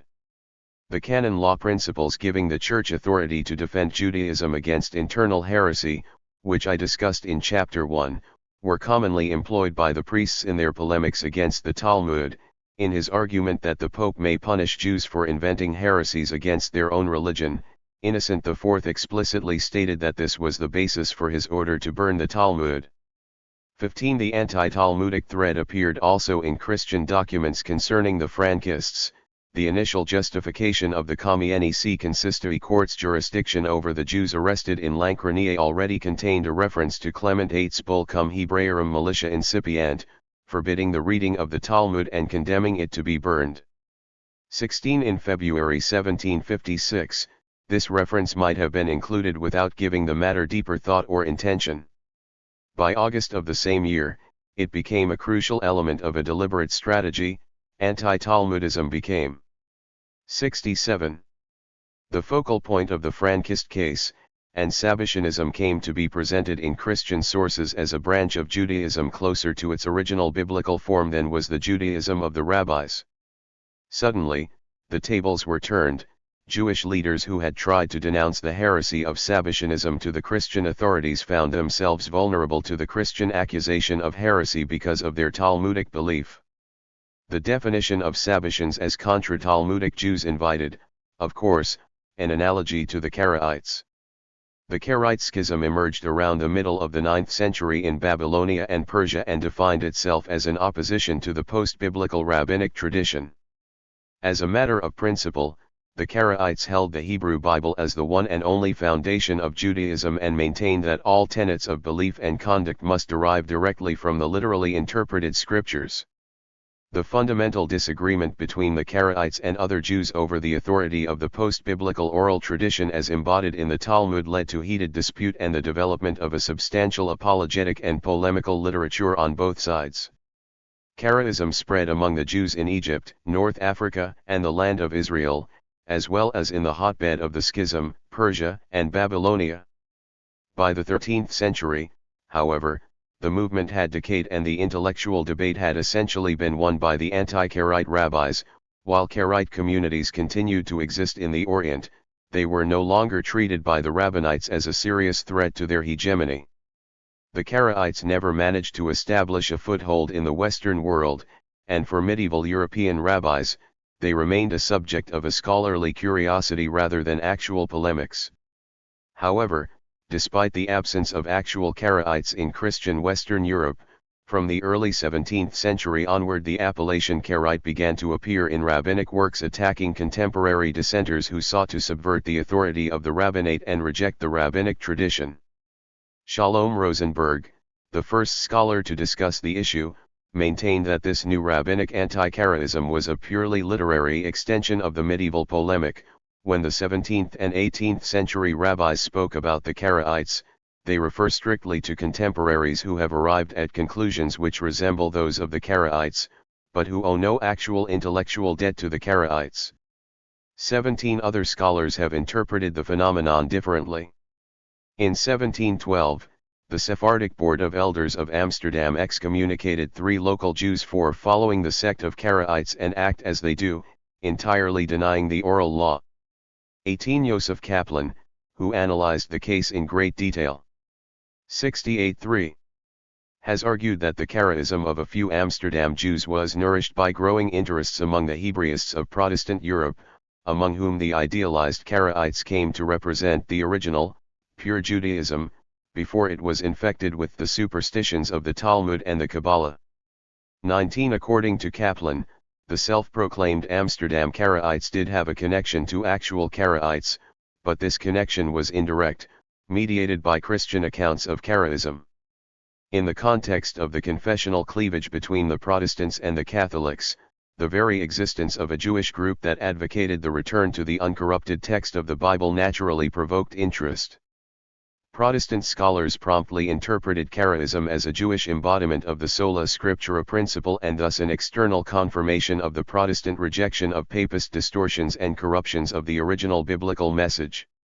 Yet even Catholic scholars tended to view the Karaites with sympathy, emphasizing their rationalism and the rejection of rabbinic fantasies and aberrations. 20 On the basis of such accounts, some dissenting members of the Amsterdam Sephardic community took upon themselves the garb of Karaites, viewing them as a positive reference group. 21 And adopting the Christian ideal picture of Karaism. 22 According to Kaplan, while the image of Karaism expounded by the Amsterdam Sephardim was based on literary accounts, their heresy was a concrete attempt to free themselves from the yoke of traditional Judaism and form a new kind of Judaism in keeping with their spiritual desires. 23 The movement of the Amsterdam Karaites was an abortive one. The idealized Karaism never became an organized religious movement. In the Polish context, however, the Karaites were more than just a positive reference group for contemporary Jewish dissenters. The Polish-Lithuanian Commonwealth boasted the only sizable Karaite group in the Christian world. At the end of the 14th century, Grand Duke Witold of Lithuania granted right of residence in Troki to a group of Karaite families arriving from Crimea. By the 15th century, Karaite settlements existed in Troki, Luk, and Halas. The Karaites were treated as Jews by the state authorities and paid their poll tax through existing Jewish institutions, such as the Rabbinic Council of the Duchy of Lithuania. 24 In places where they lived alongside the Rabbinites, the two communities often shared cemeteries and bathhouses. 25 And, in some cases, they also initiated litigation in common rabbinic courts. 26 Intermarriages between Rabbinites and Karaites were very infrequent, but a few cases are known to have occurred. 27 There were even cases of individuals mov. 69. ing from one community to the other. 28 Both groups were often embroiled in bitter economic competition, protected their boundaries against the other, and sometimes expressed mutual derision in proverbs and folk tales. Nevertheless, they saw each other as two branches of a single Jewry. For Polish rabbis, the Commonwealth's Karaites never became the subject of religious polemic. In addressing them in official writings, the Rabbinites of Poland-Lithuania used the expression Anshi Bratenu HaYekarim, dear people of our covenant. 29 In internal documents, they usually spoke simply of the Karaite congregation, Edat HaKarim. 30 Without adding any positive epithets but also without dysphemisms habitually added by their Western counterparts. The Karaite leaders, in turn, addressed the rabbis as Ahenu. 31 The Christian authorities also acknowledged the legal equality of Rabbinites and Karaites. sometimes emphasizing that the Crown's grant of general privileges to the Jews included both communities.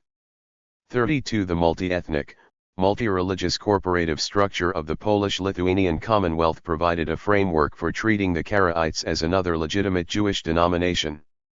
In contrast to other Christian countries, which officially acknowledged only one Jewish religion, the legal system of the Commonwealth explicitly allowed for the existence and free practice of Karaism as an alternative form of Judaism. The concept of rite, used in Poland to define the official status of Greek Catholics and Catholic Armenians, was employed in delineating the status of the Karaites as well. For instance, King Władysław IV guaranteed the freedom of confession to Judaeorum Trosiensum Rithus Karamasi. 33. There is no evidence of any direct contact between the Frankists and the Karaites. However, defining the Sabbatians as anti-Talmudic Jews who on the basis of royal privileges demanded equal rights with other Jews was clearly a strategy aimed at deploying the Karaite precedent as a legal framework to govern the case of the Frankists. The Karaites enjoyed the same rights as the Rabbinites and shared some communal institutions, but in matters of faith and ritual were practically autonomous. Since the legal system of the Commonwealth had already recognized two legitimate independent Jewish rights, there was no prima facie reason that it could not recognize Sabbatianism as a third, or, alternatively, simply subsume the Sabbatians and the Karaites under a wider rubric of contra-Talmudic Jews. Christian sources explicitly mentioned such a possibility. Some later accounts even used the term Karaite when talking about Frank and his followers. Thus, the first dispatch of 73. The papal nuncio in Warsaw concerning the Frankists defined the group as the Jews of other religions, called Karaites. 34. While Father Stanislaw Mikulski, the administrator sed vacanti of the Lwów Archdiocese after the death of Bishop Wysoki, described the Frankists as the Karaites, whom he characterized as the contra-Talmudists confessing the Trinity, Incarnation, and other dogmas of the faith. 35. The Kamieniec Disputation. 36. The first hearing at the Kamieniec Consistory in Materia Perfidii Iudaica took place on September 4, 1756. 37. This time, it was the Frankists who acted as plaintiffs against the synagogues of the Kamieniec diocese. They argued that the charges of immoral conduct in Lankrania constituted slander, and the subsequent excommunications were motivated by the desire to brand legitimate opponents of Rabbinic Judaism as heretics, according to the Sabbatians. The real reason for the Council of Four Lands campaign against them was their rejection of the Talmud and the proximity of their position to some of the tenets of Christianity. They also demanded a written response to their manifesto. On October 17, Bishop Dąbrowski sent a pastoral letter to the Jewish leaders of his diocese, commanding that the rabbis come to Kamieniec in person and provide answers regarding the earlier bans of excommunication and the motions presented in the manifesto. The rabbis failed to appear. Instead they sent a Stadlin, Simon Herzkoes, who referred to the privileges of religious and judicial autonomy granted to the Jews by Polish kings, challenged the consistory court's authority to rule on a case involving Jews and Judaism, and demanded the postponement of the proceedings until the issue of jurisdiction was resolved. 38. He also argued that the rabbis needed time to prepare answers to a manifesto in Latin. Dąbrowski rejected Herzkoes' arguments challenging his jurisdiction but agreed to give the rabbis time to translate documents and prepare answers. The cross-examination of both sides was postponed for 4 months, until February 25, 1757. Meanwhile, the consistory carried on with its interrogations of the contra-Talmudists, who continued to support their points and provided other interesting information. 39. 71. On February 28, Herzkoes presented the consistory with a written answer to the Frankist manifesto. This document is no longer extant. According to Burr of Boleko, it revealed to both Jews and Christians the abominations of the Sabbatians and exposed their misdeeds against the Torah and its commandments as well as against the natural law. 40. The rabbis tried to convince the Kamieniec clergy that the points of the Frankist manifesto were deliberately couched in terms designed to mislead the priests and make them believe that these resembled Christian doctrine. As it turned out, they argued, Sabbatianism was much closer to Islam than to Christianity. However, the rabbinic response to the charges of the Contra-Talmudists was deemed unsatisfactory by the consistory. The court questioned Herzko's right to represent the Jewish side and again demanded that the elders of the synagogue attend the hearing in person. It threatened to hold them in contempt should they fail to do so. Herzko's responded with pleas for clemency, to which the court responded by granting another postponement, until March 23. When no representative of Rabbinic Judaism showed up for the next hearing either, Dembowski issued an edict charging the rabbis with contumacy and obstruction of justice and imposed financial penalties on the Jewish communities in his diocese. He set the final deadline for the confrontation between the Contra-Talmudists and their adversaries for June 20, 1757. 41 In early months of that year, the Contra-Talmudists composed an expanded version of their theses. As before, the original text was written in Hebrew and then translated into Polish and Latin by Molada. 42 This expanded version of the manifesto contained the following statements. 1. We believe in everything that was taught and commanded by God in the Old Testament. 2. The books of Moses and the other books of the Old Testament can be compared to a richly dressed maiden, whose face is covered and whose beauty cannot be seen. These books are full of the hidden wisdom of God. They speak of things mysterious and of the future, and therefore, they cannot be comprehended by human reason without the assistance of efficacious divine grace. 3. The rabbis of old times sought to expound the Old Testament. These explanations are known as the Talmud and contain many fables, lies, and much nonsense and hostility to God and His teachings. 4. On the basis of the Holy Bible of the Old Testament, we believe. 72-3. That there is one God, without beginning or end, maker of heaven and earth and all things known and unknown. 5. On the basis of the same scripture, we believe that there is one infinite God in three persons, equal, indivisible, and in agreement. 6. We believe that God may take upon himself mortal human flesh, be born, grow up, eat, drink, sense, sleep, and be subjected to all human passions save for sin. 7. In accord with Daniel's prophecy, we believe that the city of Jerusalem will not be rebuilt until the end of time. 8. We believe that the Jews have waited in vain for the Messiah to come, bring them happiness, and grant them power over other nations. 9. We believe that God himself cursed all of humankind for the sin of the first parents. The same God would descend to earth and save the world from the curse. He is the true Messiah, not for Jews alone, but for all peoples. All those who believe in him and do good will be given eternal grace, and those who do not will be cast down to hell. 43. As the consistory rejected the written rabbinic response to the first manifesto of the Contra-Talmudists, Bishop Dembowski demanded that the parties choose 4 representatives each and argue their respective positions in a public disputation. The representatives of the Contra-Talmudists were Leib Krissa, Hayim Moskoes, Leib Rubinoas, and Solomon Shor. Their opponents were represented by the rabbis Mendel of Satanau, Leib of Medzibaz, Ber of Jazloisi, and Joseph of Mohilug. The debate took place in the Kamienice Cathedral from 20 to June 28, 1757. 44 First, the Contra-Talmudists presented each motion orally and endorsed it with their signatures in the official protocol. Then the rabbis had a chance to put forward their response in a similar fashion. The live disputation was conducted in Hebrew with simultaneous Polish translation for the audience. The translation was provided by Molada. 45 The rabbis unconditionally accepted points 1, 2, and 4. They accepted the first part of point 3, rejecting at the same time its second part. As for points 5 to 9, they refused to enter into the disputation, referring only to their written answer to the earlier manifesto submitted via Herzkoes. The debate in Kamienice provoked great interest in both the Jewish and Christian public. The crowd was so large that the bishop had guards posted. 73. To manage access to the cathedral. 46 Kurier Polski, the most important Polish newspaper of the time, provided systematic coverage of the disputation.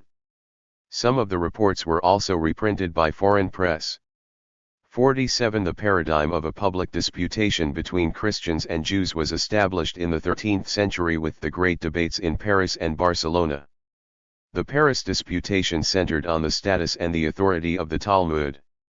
Explicitly drawing upon the arguments of the Karaites, the apostate Nicholas Donin argued that the Talmud challenges the unique position of Scripture as the embodiment of the revelation given to Moses on Mount Sinai. He also maintained that it contains blasphemies against Jesus and Mary, as well as hostile remarks against Christians. The chief Christian protagonist of the Barcelona debate was also a convert from Judaism, Pablo Cristiani. Cristiani did not reject the Talmud outright, to the contrary, he claimed that the truth of Christianity can be proved on the basis of Jewish writings, including the Talmud. On the agenda of the debate were the thesis that the Messiah had already come, the issue of his divinity, and the abolition of the ceremonial law. However, the disputation also touched upon other issues, in particular on the doctrine of original sin. A Christian account of the Barcelona debate also mentions the subject of the Trinity. The period of great public ceremonial disputations ended with the debate in Tortosa in 1413-14. However, 18th-century Poland saw an endeavor to revive the tradition. In the early 1740s, Franciszek Antoni Kobielski, Bishop of Luk and Brodsk, attempted to institute the practice of presenting missionary sermons in the synagogues of Poland to demonstrate to the Jews the truth of the Catholic faith.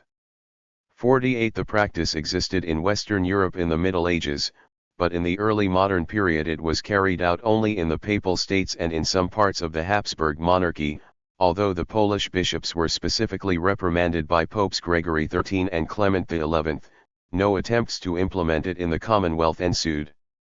Kobielski delivered a series of sermons in the synagogues of his diocese, and in January 1743 he challenged the Jews of Brody to a disputation about 5 points concerning the Trinity, the coming of the Messiah, the virgin birth of Jesus, and the destitute state of Israel after the rejection of Christ.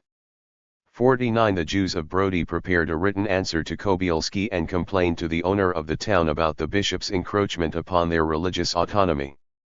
They do not appear to have been particularly upset by his missionary efforts or even to have taken them seriously.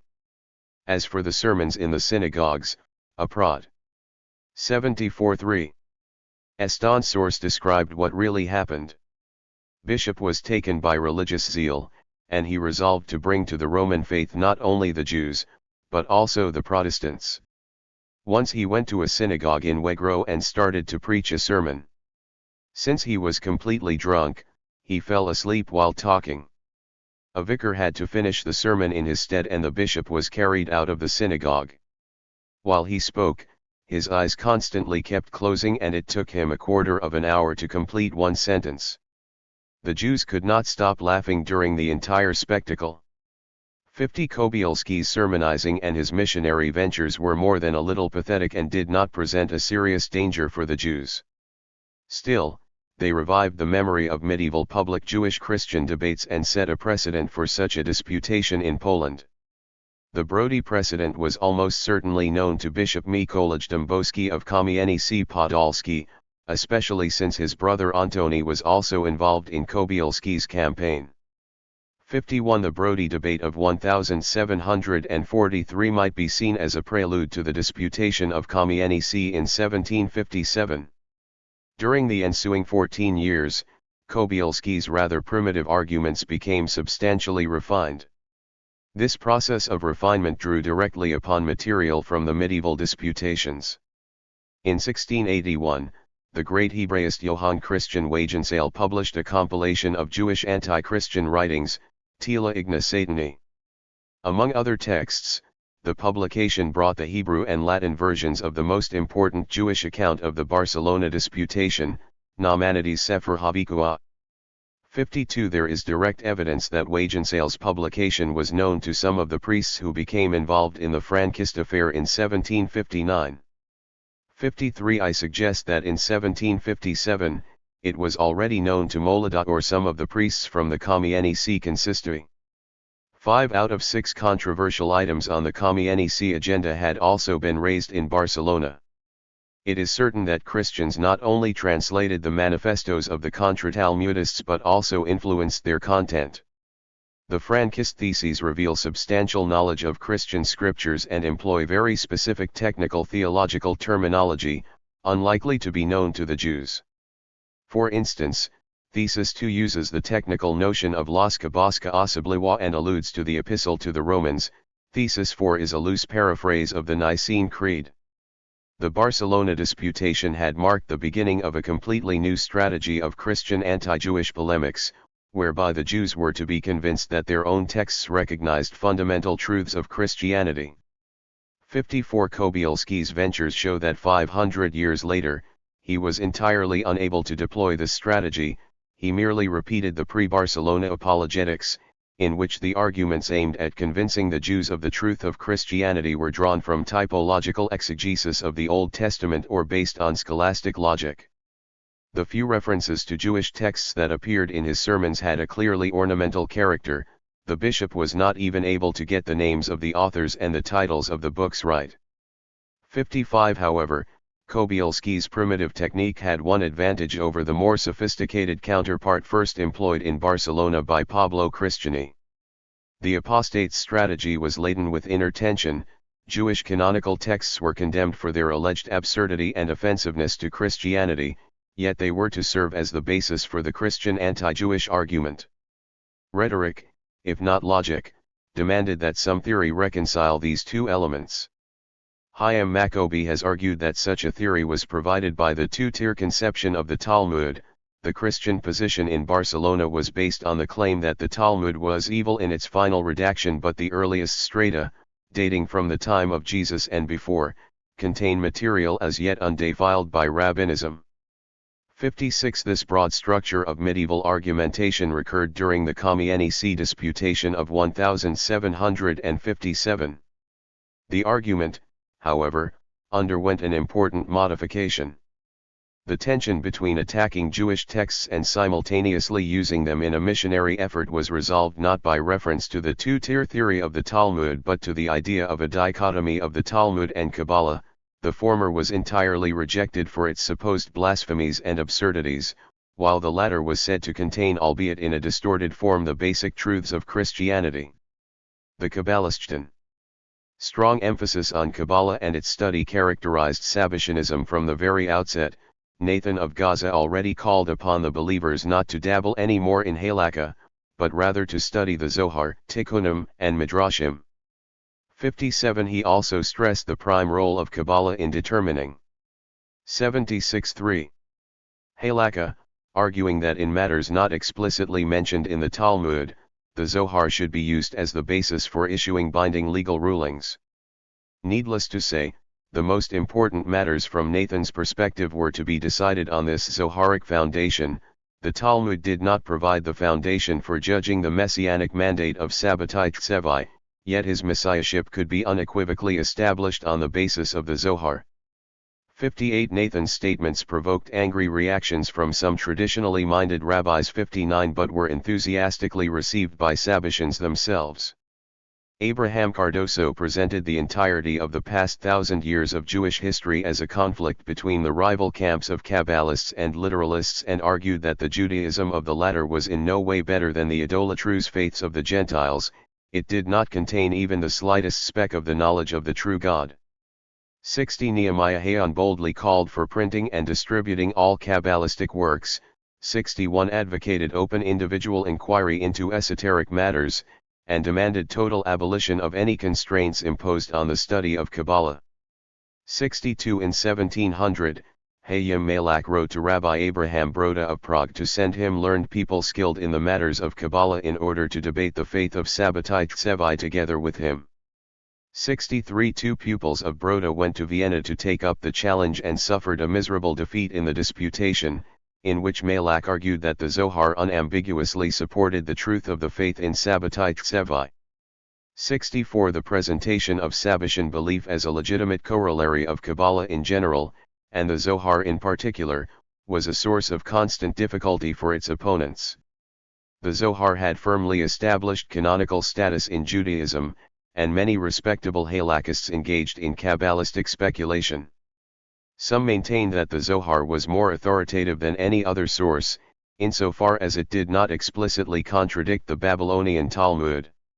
Over time, the golden rule evolved that whenever halakhic rulings contradict the Kabbalistic precepts, preference must be given to the former, otherwise, the Kabbalistic precepts become mandatory. 65 Accordingly, Nathan's position on the role of the Zohar in making legal decisions might have posed special problems in the context of the debate about the current advent of the Messiah, but it was, in itself, firmly grounded in accepted tradition.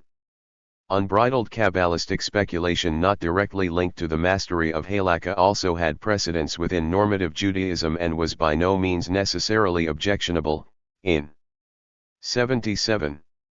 The 16th century, Rabbi Hayim Vital argued for placing limitations on the study of the Mishnah and Talmud so that students could devote themselves more fully to esoteric lore.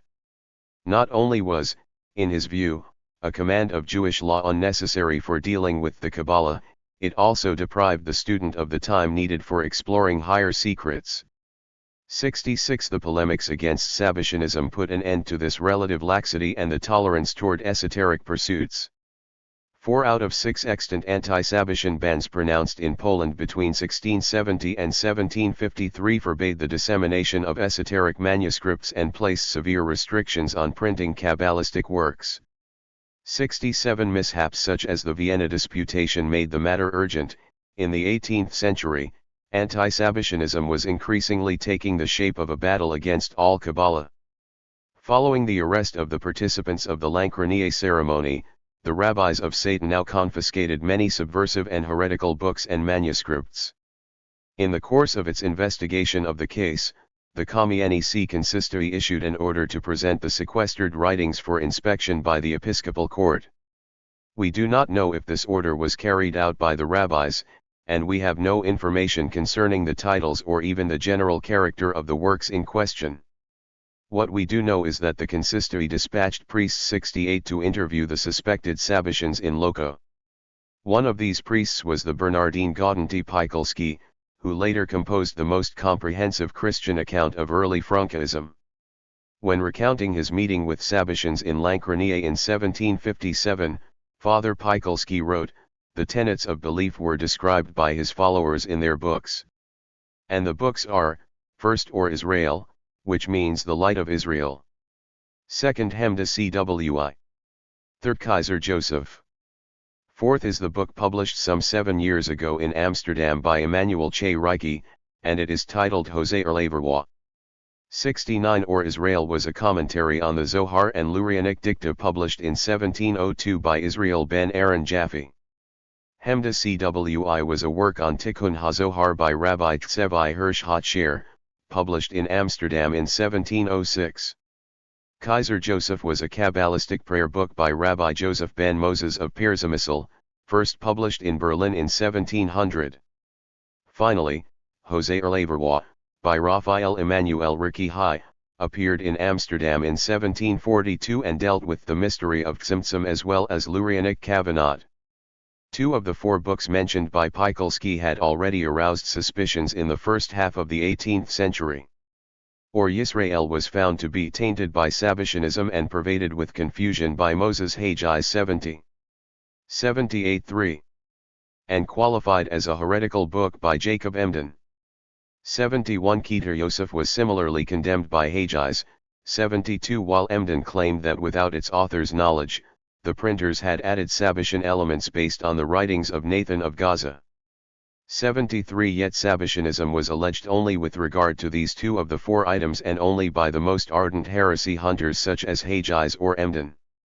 None of the books in question was unreservedly condemned by the majority of the rabbis, all of them were printed with rabbinic approbations and were not generally regarded as contrary to accepted beliefs.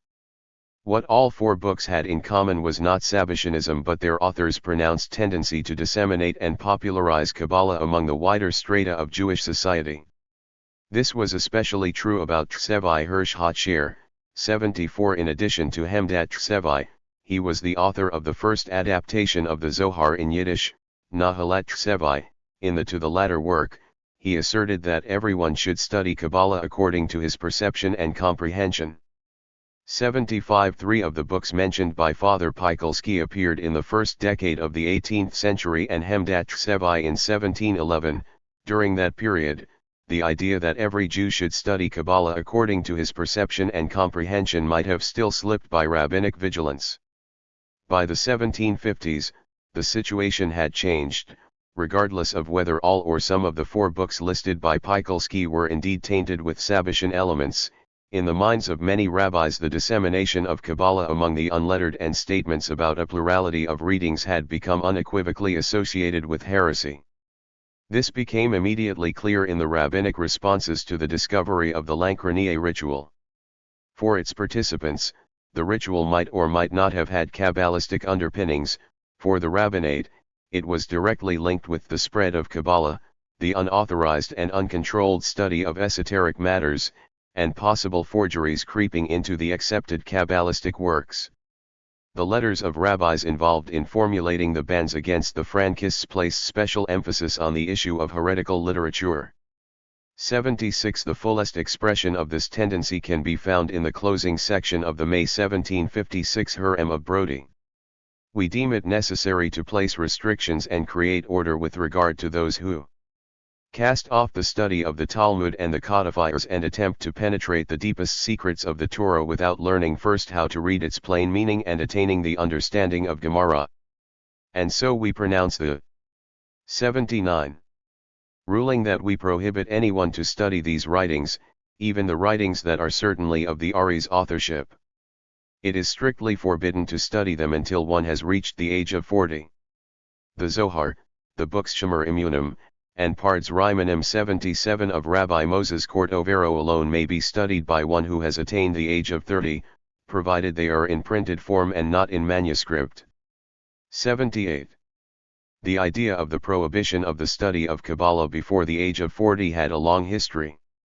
However, never before did it receive the patronage and authority of a formal rabbinic assembly. Neither was it ever linked to the explicit demand that the mastery of Halakha must precede any Kabbalistic inquiry. 79 The Brody pronouncement thus bore extraordinary weight and in an unprecedented way combined both conditions. The stipulations of the May 1756 Hurem were repeated 4 months later in the ban issued by the Council of Four Lands in Constantinople. The endorsement of the council meant that the Hurem was to shape the official policy of Jewish authorities in Poland. For the first time, the restrictions were imposed on the entire Jewish population of the country and not only on the suspected or actual Sabbatians. In order to attack Sabbatianism, the rabbinate attempted to formulate a general rule about the study of Kabbalah by all Jews. 80 The position taken by the rabbis was ultra-conservative. Virtually none of the great Kabbalists of the past had refrained from studying Kabbalah before attaining the age of 40. The strict adherence to the letter of the Brody Hurem would excommunicate most of the Kabbalists active in Poland at that time, including quite a few signatories to the ban, many of whom belonged to one of the most important centers of Kabbalistic study in the Commonwealth, the Cloys of Brody. Hence, the Brody ban was probably not intended to be taken literally. Rather, it should be seen as an attempt to formalize the limits of the permissible in dealing with Kabbalah and ensuring the rabbinate's full supervision over esoteric pursuits. More important than the exact age requirement demanded from would-be Kabbalists was the fact that the rabbis officially restricted Kabbalistic studies to the recognized institutional framework. After the ban, members of the established institutions such as the Cloys of Brody would undoubtedly pursue their Kabbalistic interests, while those learning outside the pale of rabbinic supervision would be automati. 83. Kali excommunicated. The prerequisite of gaining full mastery of the Talmud before engaging in the study of Kabbalah was meant to limit the latter to members of the rabbinic elite and to eliminate Kabbalistic autodidacts and independent students who lacked the establishment's formal seal of approval. The polemics against Sabbatianism demanded the formalization of earlier unofficial restrictions on Kabbalah study and the setting of clear limits to legitimate Kabbalistic activity. While the rabbis stopped short of condemning Kabbalah outright, they called for banning it from the sphere of public activity, confining its study to hermetically closed circles of authorized individuals.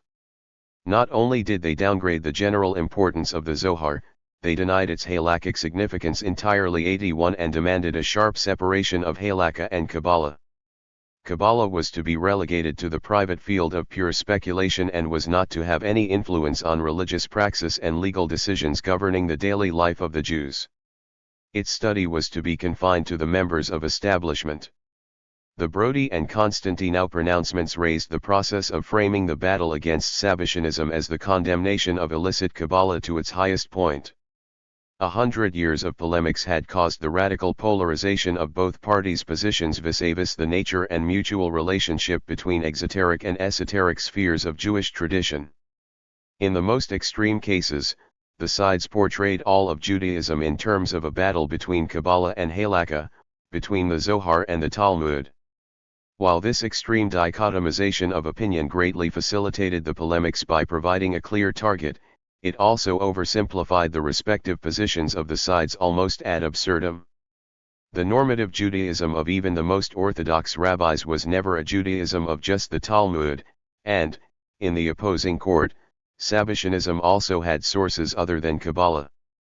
Some of the known Sabbatians were acknowledged masters of Jewish law, while numerous anti-Sabbatians had a deep interest in Kabbalah.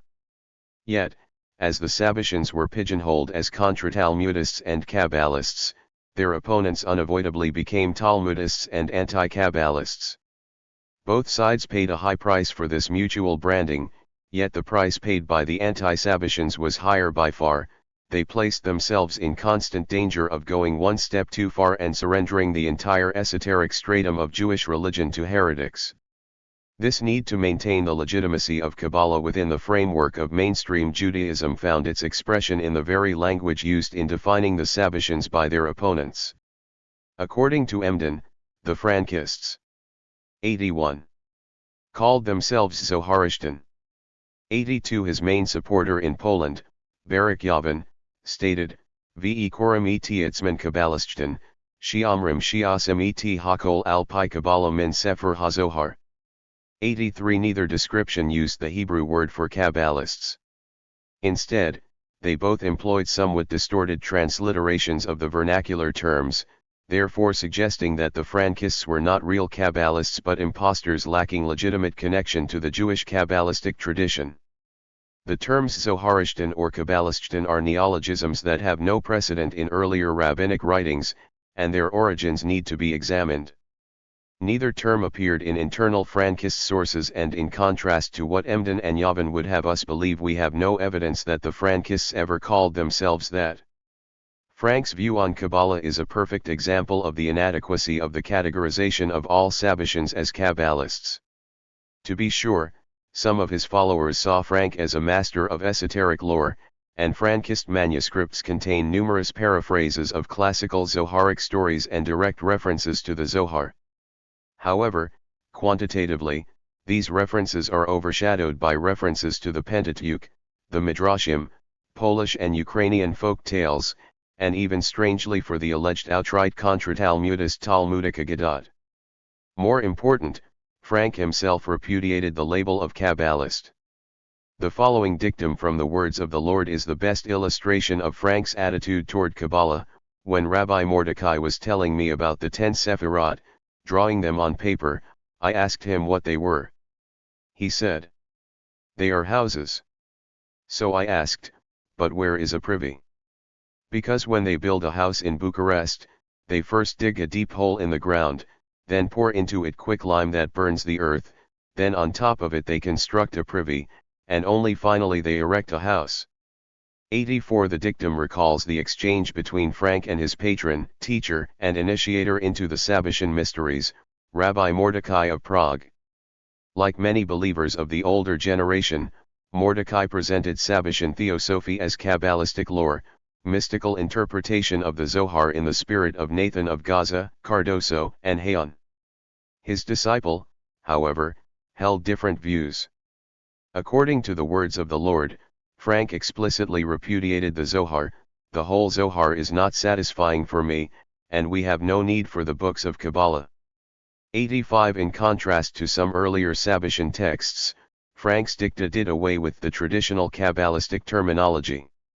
Very few of the Kabbal 82.3 istic concepts that still appear in the Frankist manuscripts have been subjected to a radically demythologizing reading, as in the fragment quoted above. If the Sephirot are houses, they should also contain a privy. Speaking of Kabbalistic works, Frank always called them your books, therefore emphasizing his own break with Jewish literary canon, but I tell you the truth that is not yet found in your books. 86 He demanded that his followers give away their old books for nothing, for all books and laws will be broken like a potsherd. 87 This demand was absolute.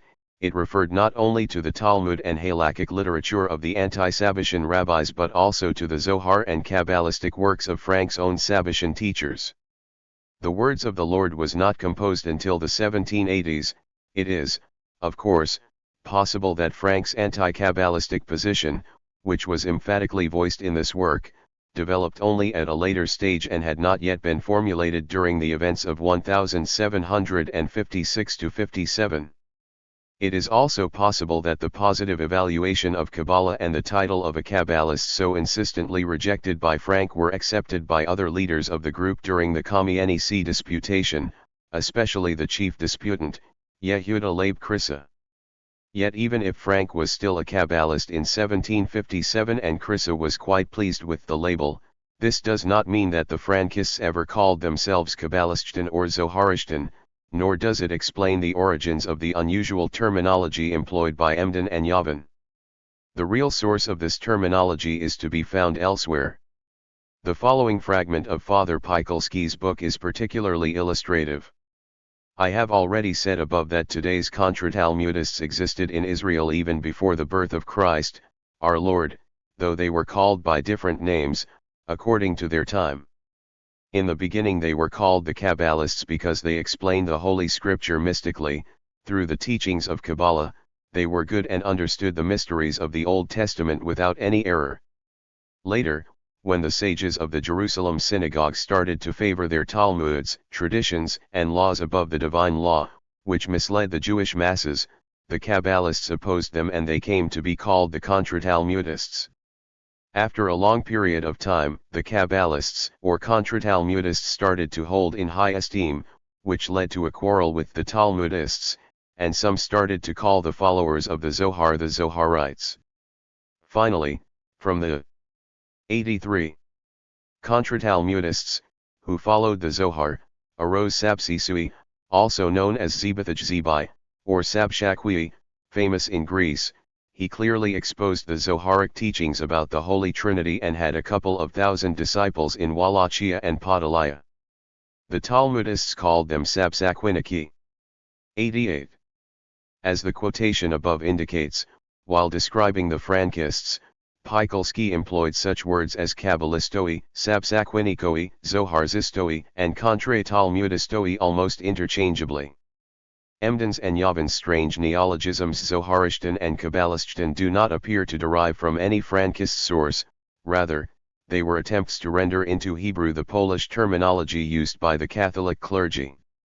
The borrowing reached deeper than just a verbal similarity. The understanding of the history of Judaism in terms of the perennial conflict between proponents of Kabbalah and advocates of the Talmud, as well as the ensuing greatly reductive conceptualizations of Rabbinic Judaism as pure Talmudism and Sabbatianism as Kabbalism, were historically untrue and alien to earlier Jewish tradition. They were, however, in full agreement with the paradigm advocated by the Christian Kabbalah. As Charles Mopsick has pointed out, Kabbalah was the only element of post-biblical Judaism that aroused the constant interest and support of Christian elites. 89 In the early Renaissance, this support was translated into the creation of a mystical discipline in its own right, Christian Kabbalah. This discipline, whose beginning can be traced to Giovanni Pico della Mirandola and Johannes Ryuklin, took two sometimes parallel and sometimes conjoined paths of development: the quest for the confirmation of the fundamental tenets of Christianity in esoteric Jewish sources, and the application of Jewish Kabbalistic exegetical techniques to the reading of the Christian's own literary canon. 90 While initially the province of a small number of erudites, Over the course of time, some knowledge of Kabbalah was a part of the equipment of every scholar in every part of Europe. 91. This incorporation of the Kabbalah into the Christian context was the background against which the priests interpreted the dispute between the Sabbatians and their opponents. Christian accounts of Frankism abound in references to prominent Christian Kabbalists such as Ryuklin and Pico. 92. According to some Christian Kabbalists, the alleged Christian tendency in Jewish texts existed not only in the Hebrew Bible but also in the Kabbal. 84. 3. Istic literature as a whole, in the most developed form, Christian Kabbalah assumed the form of a hostile takeover of this entire segment of Jewish tradition, whereby its practitioners appropriated canonical Jewish texts as their own and attempted to uncover a progressive, pro-Christian wing of Judaism. In the context of the Frankist affair, this wing was, quite simply, equated with Sabbatianism. First, Ryuklin, the Kabbalist, blessed with happiness, directs all his studies, all his efforts, all his judgment, all his diligent application away from the physical world, concentrating on bringing it into the world of the intellect. The Talmudist, on the other hand, remains in the world of the senses. 93. And Pikolsky, Jewish tradition slowly split into two parties, the Talmudists and the Kabbalists. The Talmudists elucidated traditions of their forefathers, that is, oral laws, rituals, and ceremonies of the Mosaic Law, with more and more false embellishments, while the Kabbalists explained the tradition according to spiritual understanding and noble thought. 94. Wittingly or not, the rabbis who defined the Sabbatian controversies in terms of a sharp conflict between Kabbalah and the Talmud played into the hands of the priests, who understood the 18th century debate as the continuation of a quarrel that harked back to the origins of the Jewish religion. Once the Podolian Sabbatians were identified as a modern incarnation of the ancient Kabbalists, the sympathy of many members of the Komienisi clergy for their cause was assured, and their belief was immediately furnished with a respectable heritage. For many Christians, Kabbalah was not only truly antique but truly divinely inspired. 95. This, in turn, added a particular twist to the notion that allusions to crucial tenets of Christianity were buried in ancient Jewish texts.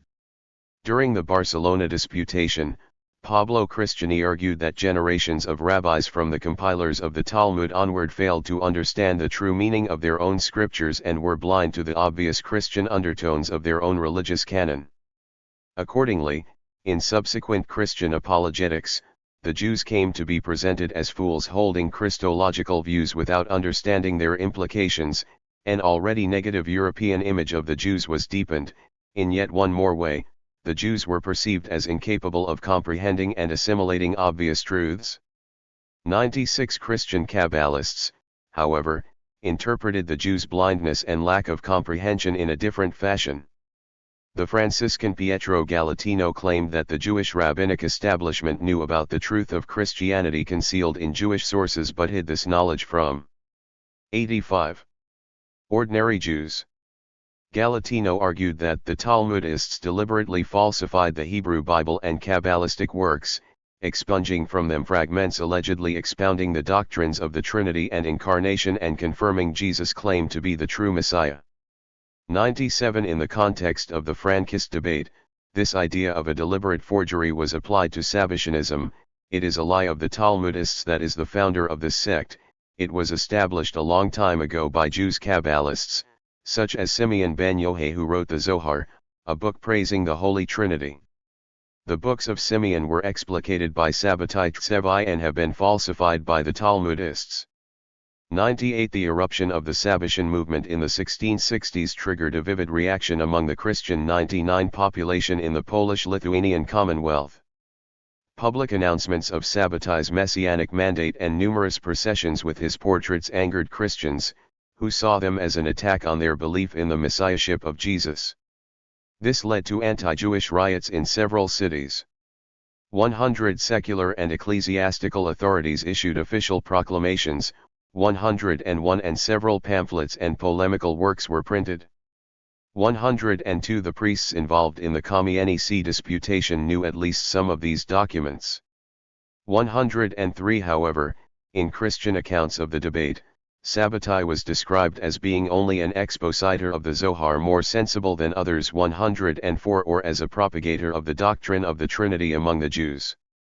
105 The priests clearly identified Frankists as Sabbatians, 106 But the term Sabbatians did not denote for them the real movement inspired by Sabbatai Tsevai but the above-mentioned Kabbalistic, pro-Christian, tradition within Judaism. This conscious misrepresentation of Sabbatianism has a clear purpose.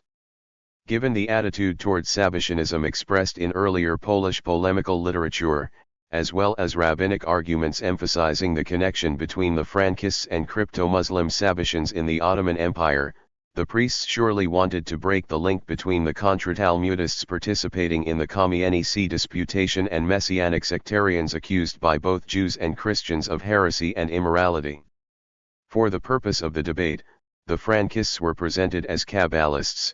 This allowed them to capitalize upon the already existing Christian knowledge of Kabbalah and sympathy for the esoteric stratum of Judaism. However, once the disputation ended, the Church had to make it evident that the truth of Christianity goes beyond any Jewish mysteries and is therefore not accessible without official ecclesiastical intermediaries. This element came to the fore immediately after the end of the Kamienice disputation. 86-3. The aftermath of the Kamienice disputation. On October 17, 1757, Bishop Dembowski issued a decision declaring the Sabbatians victorious in the Kamienice disputation. 107. The consistory court dismissed the Satan accusations as slander. 108. It imposed a number of financial penalties on the rabbis. 109. Ordered the flogging of the Jews responsible for wreaking havoc in Lankrania, and condemned the Talmud as worthless and corrupt, ordering it to be consigned to the flames. 110. Jewish books were brought to the city square in Kamienice and publicly burned by the executioner. Although the verdict of the bishop targeted the Talmud first, other Jewish books were also condemned. A contemporary letter attests to the fact that aside from the Talmud, the Shulchan Aruch and the Zohar were also burned. 111. An account of Israel Harif of Satan now mentions the burning of the Talmud, the Shulchan Aruch together with Tur Zahav, and Tikkun HaZohar. 112. This inclusion of the Zohar is particularly interesting. It seems that the bishop wanted to break the link between Kabbalah and Sabbatianism that had played such an important role during the disputation. Dembowski ruled, Kabbalah, which is a certain kind of superstition, is criminal, because it teaches one to worship God in a way in which he should not be worshipped. It allegedly gives one the ability to predict the future, or rather it involves engaging in magic, through which a hidden truth or a profitable way of acting can be revealed. It comes not from God but from Satan. 113. From the bishop's point of view, the understanding of Sabbatianism as Kabbalistic lore was useful for the purpose of the debate, but in the longer run, it gave too much power to the Sabbatians, who might have argued that they possessed religious mysteries unknown and inaccessible to the Christians. It was much safer for the Church to return to the formula of Contra-Talmudism and portray Sabbatianism as a sound, not to say rationalistic, version of Judaism, one that rejected rabbinic aberrations present in the Talmud and in the Kabbalah, and advocated going back to the uncorrupted text of the Old Testament. Accordingly, the verdict defined Contra-Talmudism as an ancient and legitimate form of Judaism legally recognized by Christian authorities. As for the Talmudists, the bishop's court decided that although their beliefs offended faith and authority, it was up to the civil authorities to decide whether they should be further tolerated in the Commonwealth. 114. The magistrates of Kamienice ignored the bishop's verdict regarding the flogging of the Jews but upheld the decision concerning the burning of the Talmud. 115. Priests were dispatched to towns and villages in Podolaya. Jews and 87. Christians of all rank or social status were forbidden to store, possess, read, copy, publish, print, write, order, buy, sell, give as a present, or exchange the Talmud or Kabbalistic books. 116. Homes and synagogues were searched for copies of the Talmud, and many cartloads of books were burned in Lwów, Brody, and Zalkiwa, among other places. 1. Clearly exaggerated, accounts stated that no book survived in Poland, and everyone who wanted to save their books sent them to Turkey. 117 For Jewish authorities, the bishop's ruling was a total disaster. From the perspective of the rabbinate, the real danger did not derive from isolated groups of Sabbatians conducting their rituals in remote villages or secretly studying forbidden manuscripts. It lay in the legal recognition of heresy as a legitimate form of Jewish religion. In one stroke of the pen, Dembowski challenged the monopolistic position of the rabbinate and allowed Sabbatianism to be freely professed and practiced. Although his verdict was valid only within the Kamienice diocese, its potential implications were much wider. The Archbishop of Lwów, Wysoki, died in April 1757, and Dembowski was nominated his successor. He explicitly expressed his intention to extend the Kamienice verdict onto the entire Lwów archdiocese, and eventually the entire Commonwealth. Compounded with the fear of the further spreading of the bishop's policies was the trauma of the burning of the Talmud, an event unprecedented in Poland. Major Jewish communities in Podolia held public prayers to avert the evil decree and declared a special fast to mourn the burning of the Torah. 118 Everything changed on November 9, 1757, Bishop Dembowski suffered a sudden stroke and died after 3 days of hemiplegia. 119 Jewish sources portrayed Dembowski's unexpected and painful demise as a miracle greater than the one that happened in the times of Haman and Ahasuerus, 120 which was commemorated in the festival of Purim. One account stated that before his death, the bishop saw Hebrew letters from the burned books with the eyes of his soul and cancelled his verdict. 121 Others described a plague that erupted in Kamienice and its surroundings. The bishop's ghost started to haunt the priests, who dug out his corpse and cut off its head with the spade. 122 However, the plague continued to spread, and the bishop's ghost kept on appearing with his head under his arm. The terrible phenomena ceased only after Dembowski's corpse was burned in the place where the Talmud had been burned earlier. 123 According to Jewish sources, even the Kamienice priests ad 88.3 admit that Dembowski's terrible death was a punishment for the burning of the Talmud and a clear sign of divine displeasure. After Dembowski's death, Podolian Sabbatians unexpectedly found themselves in a sort of limbo between Judaism and Christianity, lacking support and protection from either side. The burning of the Talmud stopped, and the rabbinate initiated a campaign of persecution against the heretics. In the words of Rabbi Jacob Emden, the pious Jews gathered and assailed the accursed sect that wanted to lead Israel astray. Some of them they killed, others they hounded, yet others shaved their beards, and so fell without a chance of rising again. 124 According to Frankist sources, 18 sectarians were killed, and more than 30 wounded by other Jews in mob violence. 125 Podolian Sabbatians went into hiding. Verberkenthal relates that on arriving in the village of Czarnokazinas, Yehuda Leib Krissa was recognized and beaten almost to death by Jewish youth, and that the rabbis issued a ruling allowing the blood of the heretics to be shed and stating, on the basis of the codifiers, we pronounce that it is a positive commandment to kill them. 126 The persecuted Podolian Sabbatians fled to Turkey. This gave Frank a chance to return to play. Having left the Commonwealth in April 1756, Frank made a short trip to Salonika, 127, and then settled in the Danubian town of Giurgiu. He seemed to have little influence upon the course of events in Poland. The unquestioned leader of the Podolian Sabbatians at that point was Yehuda Leib Krissa. During this period, Frank seems to have abandoned his hopes of gaining leadership of the Sabbatians in Poland. He converted to Islam. The conversion took place either in Giurgiu or in the Ottoman city of Raus across the Danube, sometime between April 1756 and June 1757. The only extant description of this conversion can be found in a Latin source now housed in the Vatican. Having exchanged Jewish dress for the Turkish one, he similarly changed his old faith. As is common among the apostates, he entered a Turkish temple, raised his hands above his head and, saying the words Allah is God and Muhammad is his prophet, he publicly renounced. Having become a Muslim, he went to Istanbul, where he obtained from the Sultan a mandate commonly known as firman, which was addressed to the Pasha of Qasim 128 and contained an order to give to Frank and his companions some 89 vacated lands. And it read as follows: "This is given in Istanbul, in the name of the current Sultan, Ahmed 129 addressed to us his humble requests, saying that after accepting our faith he is lacking a means of living and cannot support himself, so he asked us to provide him with support.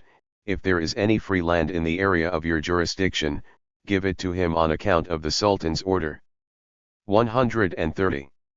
In June 1757, Ahmed Frank briefly returned to Poland wearing a Turkish turban upon his head.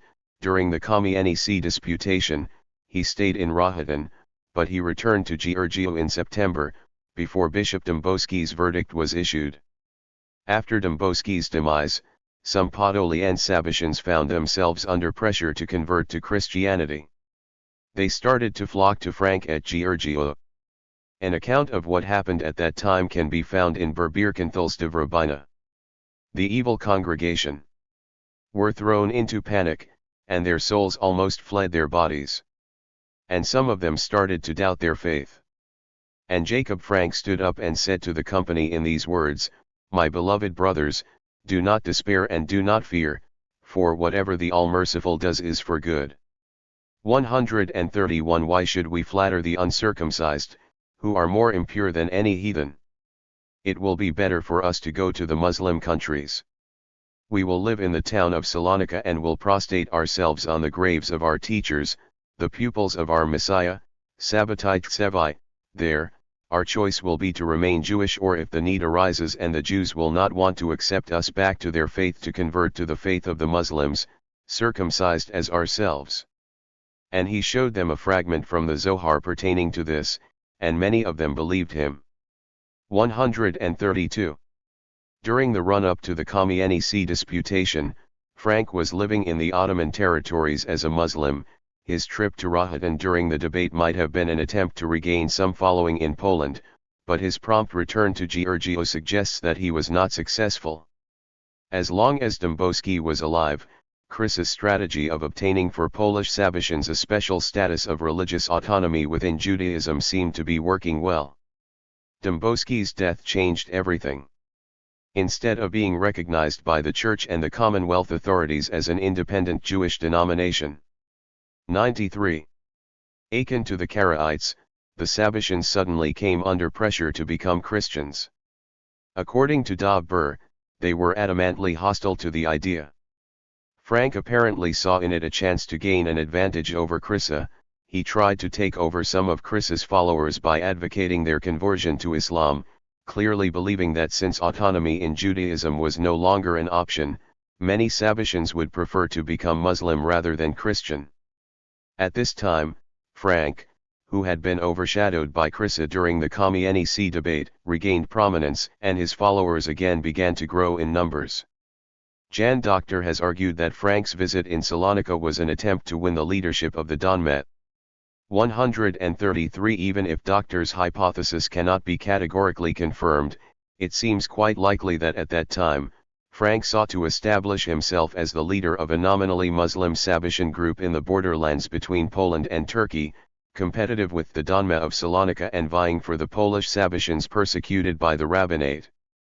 In January 1758, 4 important Podolian Sabatians and erstwhile participants in the Kamienice disputation arrived in Giurgiu. 2 months later, they rowed across the Danube to Raus. On the way, Frank ordered to sing songs aloud. They accepted the Mohammedan religion before the Grand Mufti, and the Lord gave everyone a Turkish name himself.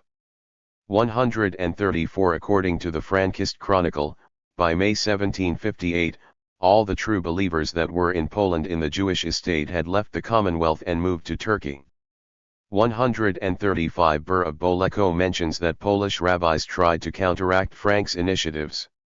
They wrote to the rabbis of Istanbul, who issued a herem against Jewish Sabatians, and they also obtained a firman from the Turkish authorities prohibiting the acceptance of Jews to the Muslim faith for 1 year.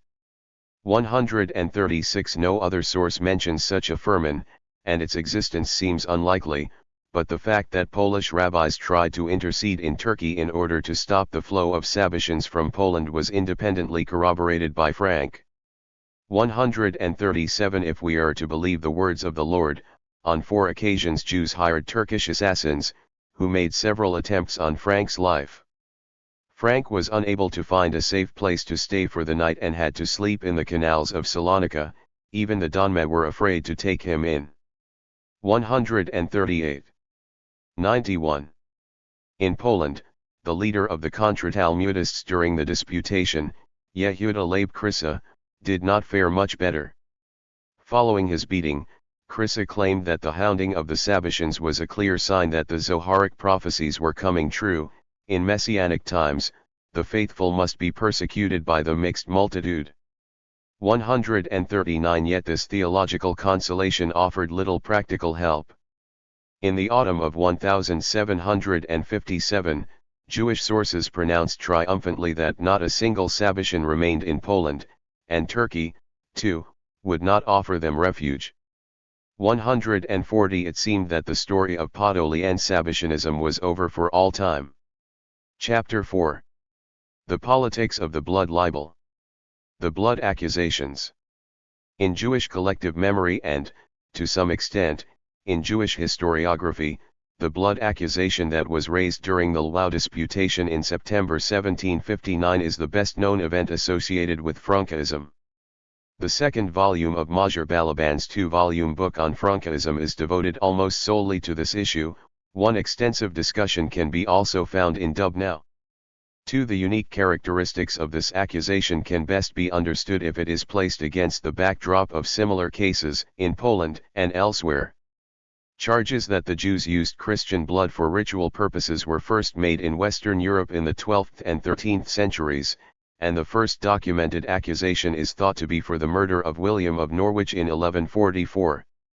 3. In the early English and French cases, the Jews were accused of tormenting, flogging, and ultimately crucifying the victim, reenacting the Passion of Jesus. At this stage, the magic use of blood did not seem to play any significant role in the accusations, and the charges did not mention the observance of Passover. The Jews were accused of committing a cruel mockery of Christian rites rather than of using blood in their own rituals. In the High Middle Ages, the blood libel spread to continental Europe, and an archetypal accusation took shape. The victim would be a prepubescent boy, who would disappear around Easter. The unburied body would be discovered dumped in a river or in forests. Autopsy would reveal numerous wounds inflicted with needles or daggers. Although the corpse would be completely drained of blood, it would start bleeding when approached by a Jew, thus miraculously revealing the identity of the murderer. Images of the crime itself came to be conflated with the Eucharist, the motive for the murder. Blood libel 93. Would be the Jews' ostensible need to obtain Christian blood, which was supposed to possess salvific and other magic powers. 4. The wave of accusations peaked toward the end of the 15th century, and the vast majority of cases followed a consistent and standardized pattern. However, shortly after the consolidation of the ritual murder discourse, the coherent paradigm began to fall apart. In the 16th century, deviations from the archetype became more common. Victims began to include people of all ages, both men and women. The identification of the murdered children with the Eucharistic offering gradually disappeared from the trials, and the belief in the magical potency of Christian blood was played down or completely abandoned. The disintegration of the magical and religious discourse of ritual murder was paralleled by the decline of the number of trials. Scholars have attributed these developments to the spread of the Reformation and the general disenchantment of the world, including the rejection of the Catholic doctrine of transubstantiation. Nevertheless, the decrease in the frequency of the trials did not mean that the blood libel had vanished completely. The belief that the Jews murdered Christian children persisted in popular discourse and in collective memory and passed from the realm of the functional, where beliefs and actual accusations could lead to inquests, trials, sentencing, or dismissal, into the nebulous region of myth, thus creating knowledge to be transmitted under the guise of history. 5. Whereas the trials gradually disappeared, the earlier accusations achieved the status of fact, attested by chronicles, stories, places of pilgrimage, paintings, and sculptures. By the time of the Enlightenment, the blood libel in Germany and in Western Europe had passed from the courtrooms to books. The rumors about ritual murders committed by the Jews did not reach Poland until the late 15th century, and the first documented trial took place in Maciejko in 1547. However, what the historian Simon Dubnow termed a frenzy of blood accusations did not occur in the Polish-Lithuanian Commonwealth until the end of the 17th and the beginning of the 18th century. 8 blood libels increased in frequency in Eastern while they decreased in Western Europe. Very few cases occurred in Poland when the phenomenon reached its apogee in Germany, whereas in the 18th century, when the trials had virtually come to an end in the West, they rapidly increased in number in Poland, Lithuania, the lands of the Bohemian Crown and Hungary. 9. The most important consequence of this phase difference between Eastern 94-4 and Central Europe, on the one hand, and Western Europe, on the other, was that the blood libel discourse in Eastern Europe did not develop independently during the trials but was absorbed in the process of cultural transmission. Polish works that spread the blood libel treated medieval English, French, and German cases as historically established facts, often quoting earlier scholarly literature on the subject. Accordingly, the accusation in Poland was linked with the development of anti-Jewish literature more closely than in Western Europe. Although the German lands saw many more ritual murder court cases than Poland, the quantity of accusatory literature produced in Poland appears to have far surpassed anything ever published in Germany or, for that matter, anywhere else prior to the 19th and 20th centuries.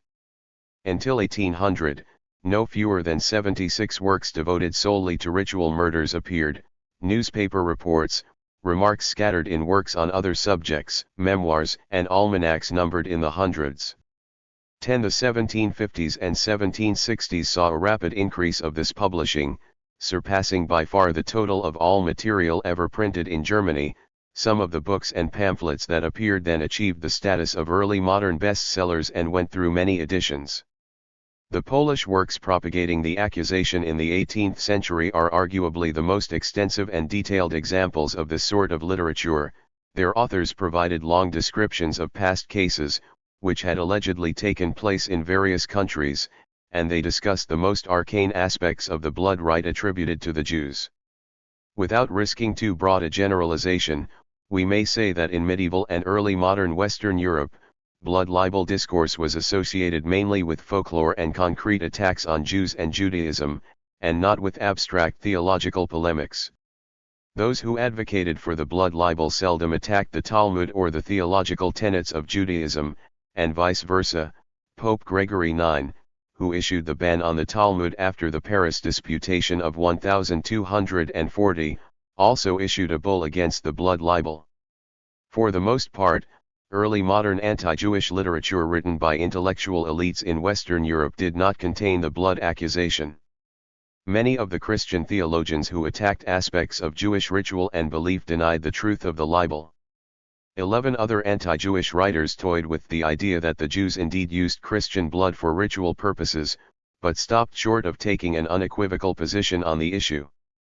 For instance, Andreas Eisenmenger, author of the most learned work of early modern anti-Semitism, Entdeckungsjudendoms, gave a list of ritual murder trials and concluded, "Not everything is bound to be untrue, but I will.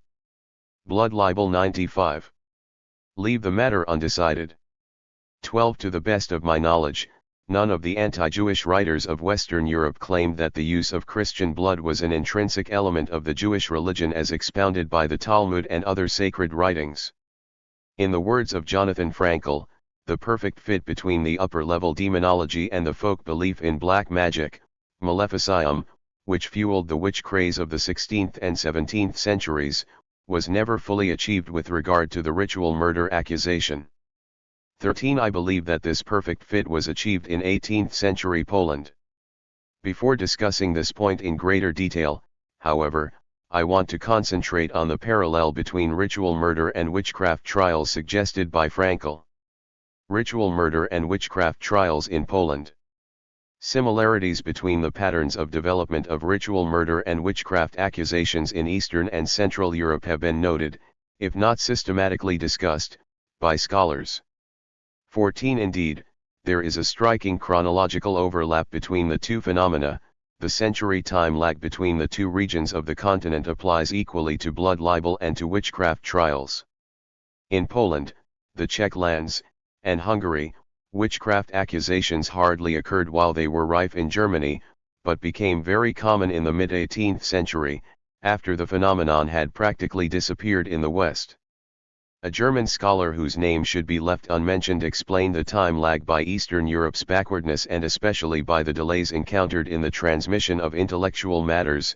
The explanation is unconvincing not only because of the region's high achievements during the Renaissance and the vivid contacts with its Western counterpart, but also because the lack of persecution in the 16th and early 17th centuries is hardly a sign of cultural primitiveness.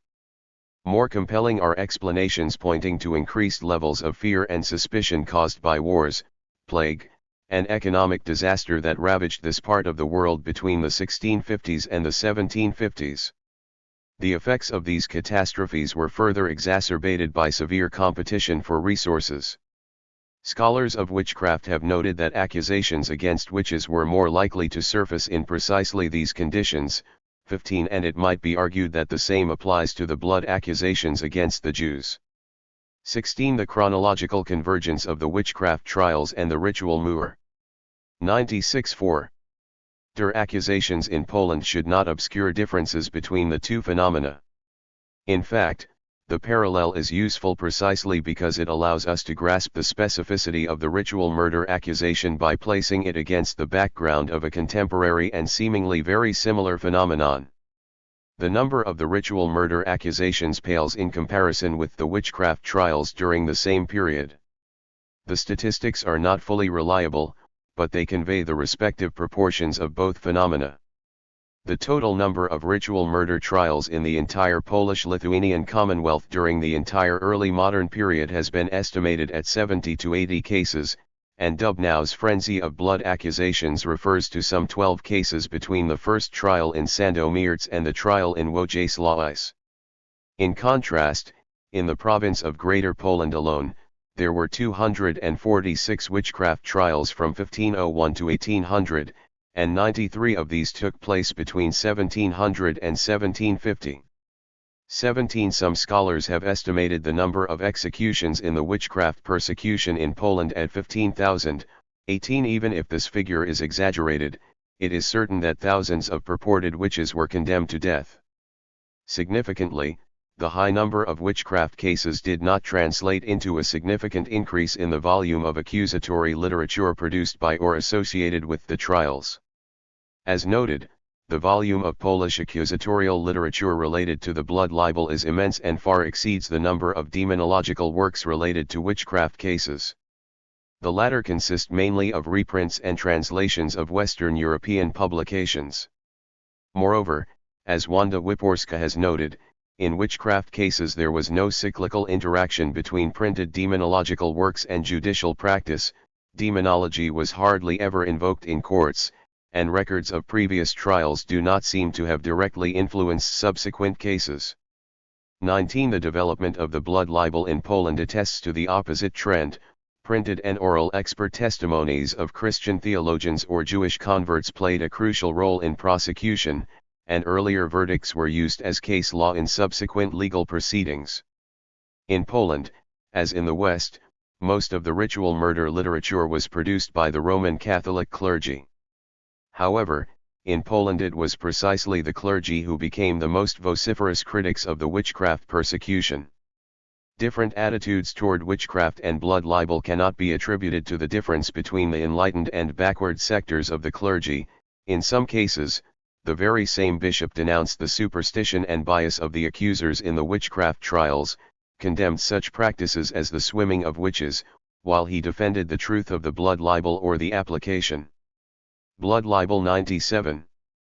Of torture during the trials of the Jews. 20. The papacy denied, if sometimes indecisively, that Jews used Christian blood for ritual purposes, and those involved in the accusations in the West were mainly local civil authorities or priests of lower rank. In contrast, in Poland, some of the 18th century cases were orchestrated by the highest echelons of the clergy, and the proponents of the accusation produced imposing, if terrifying, literature. Local clergy at times openly rejected the papal pronouncements that denied the truth of the blood libel.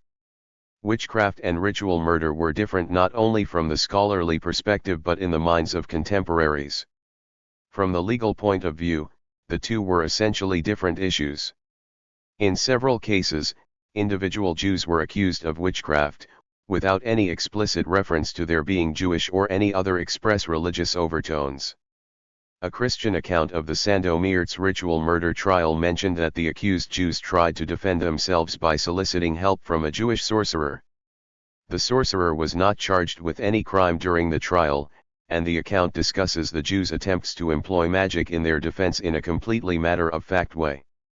21. The petition submitted by the Jews to the papal nuncio in connection with the Frankist blood libel of 1759 claimed that the Commonwealth's Christians routinely tried to defend themselves from Polish witches by employing the services of Jewish exorcists. 22. The gender profile of the witchcraft and ritual murder trials also differed substantially, while the vast majority of those accused of witchcraft were women. 23. Virtually all the accused in ritual murder trials were male, though Christian women were sometimes charged with selling their children to the Jews. The parallel between the witch craze and the ritual murder accusations thus has clear limits. However, since research on early modern witchcraft is far more advanced than that on the blood libel, it might be useful to apply some of the concepts developed by the students of witchcraft to the analysis of the ritual murder accusations. The scholarship of witchcraft has developed two competing, if not entirely exclusive, broad modes of argument. According to the first line of thought, the persecution of witches was a direct extension of the persecution of the heretics. It entailed the active hunting down of the accused by the political and ecclesiastical elites, and its main function was political manipulation. The witchcraft trials were tools of social restraint used by the church, state, and individual landholders. 24. The alternative explanation attributes witchcraft trials to competition within a community. In this interpretation, the trials were not initiated or consciously utilized by power brokers. 98.4. But were caused by the externalization of local quarrels and disputes, during which individuals abused the legal system to take revenge or seek reparations from their neighbors. 25. Both these levels were present in the blood libel accusations, though in different ways. So far, most scholars working on ritual murder accusations have focused on the vertical aspect of the phenomenon and treated it as a tool of political and religious persecution of the Jews by Christian elites. From this perspective, the history of the libel can be seen as that of gradual politicization and internationalization. The majority of 16th and early 17th century accusers were Christian, mainly Roman Catholic, theologians, for whom the inferior status of Judaism derived from the Jews' rejection of Jesus as the Messiah, and Jewish use of Christian blood for ritual or magic purposes was undeniable. The mid-17th and 18th centuries saw an increase in the number of cases in which the blood libel was used as a political tool by people who were not motivated by religious reasons and who clearly knew that the accusations were untrue. Magical and theological discourse merged with or, in some cases, was entirely replaced by the language of politics and power struggle. Separate and localized cases turned into international affairs. This tendency reached its peak in the 19th and early 20th centuries. Diplomats and journalists, not theologians, determined the course of events in the Damascus affair of 1840. 26. The Bylas trial of 1913 was probably the first blood libel sponsored by a national government. 27. Although the belief in the truth of the blood accusation gradually disappeared among Christian elites, the members of these elites often found it advantageous to use the superstition and prejudice in pursuing their political agendas. The growing politicization of the accusation does not fully explain its development in 18th century Poland. An analysis of vertical tensions between Jews and Christians has to be supplemented by a discussion of the horizontal frictions within the Jewish community. Converts from Judaism were involved in ritual murder accusations from the very outset. The apostate Theobald of Cambridge played a sinister role as early as the Norwich accusation of 1144. 28. However, most converts who composed tracts against their former religion and community attacked practical and theological aspects of Judaism while denying the truth of the blood accusation. This is true of such prominent authors as Johannes Pfefferkorn and Anthonius Margaritha. 29. The notorious Judicious Ceremonial, written by the convert Paul Christian Kirchner, does contain the accusation but mentions it in only one sentence, while discussing Jewish rites surrounding childbirth. 30. None of the West EU. Blood libel. 99. Ropian converts who propagated the libel placed it in the center of his narrative or devoted a whole work to the subject. In some cases, the accusation was used in personal Jewish vendettas. In 1593, a certain Abraham came to Frankfurt, the most prosperous Jewish community in the Holy Roman Empire, and asked for charity on behalf of his community in Lublin.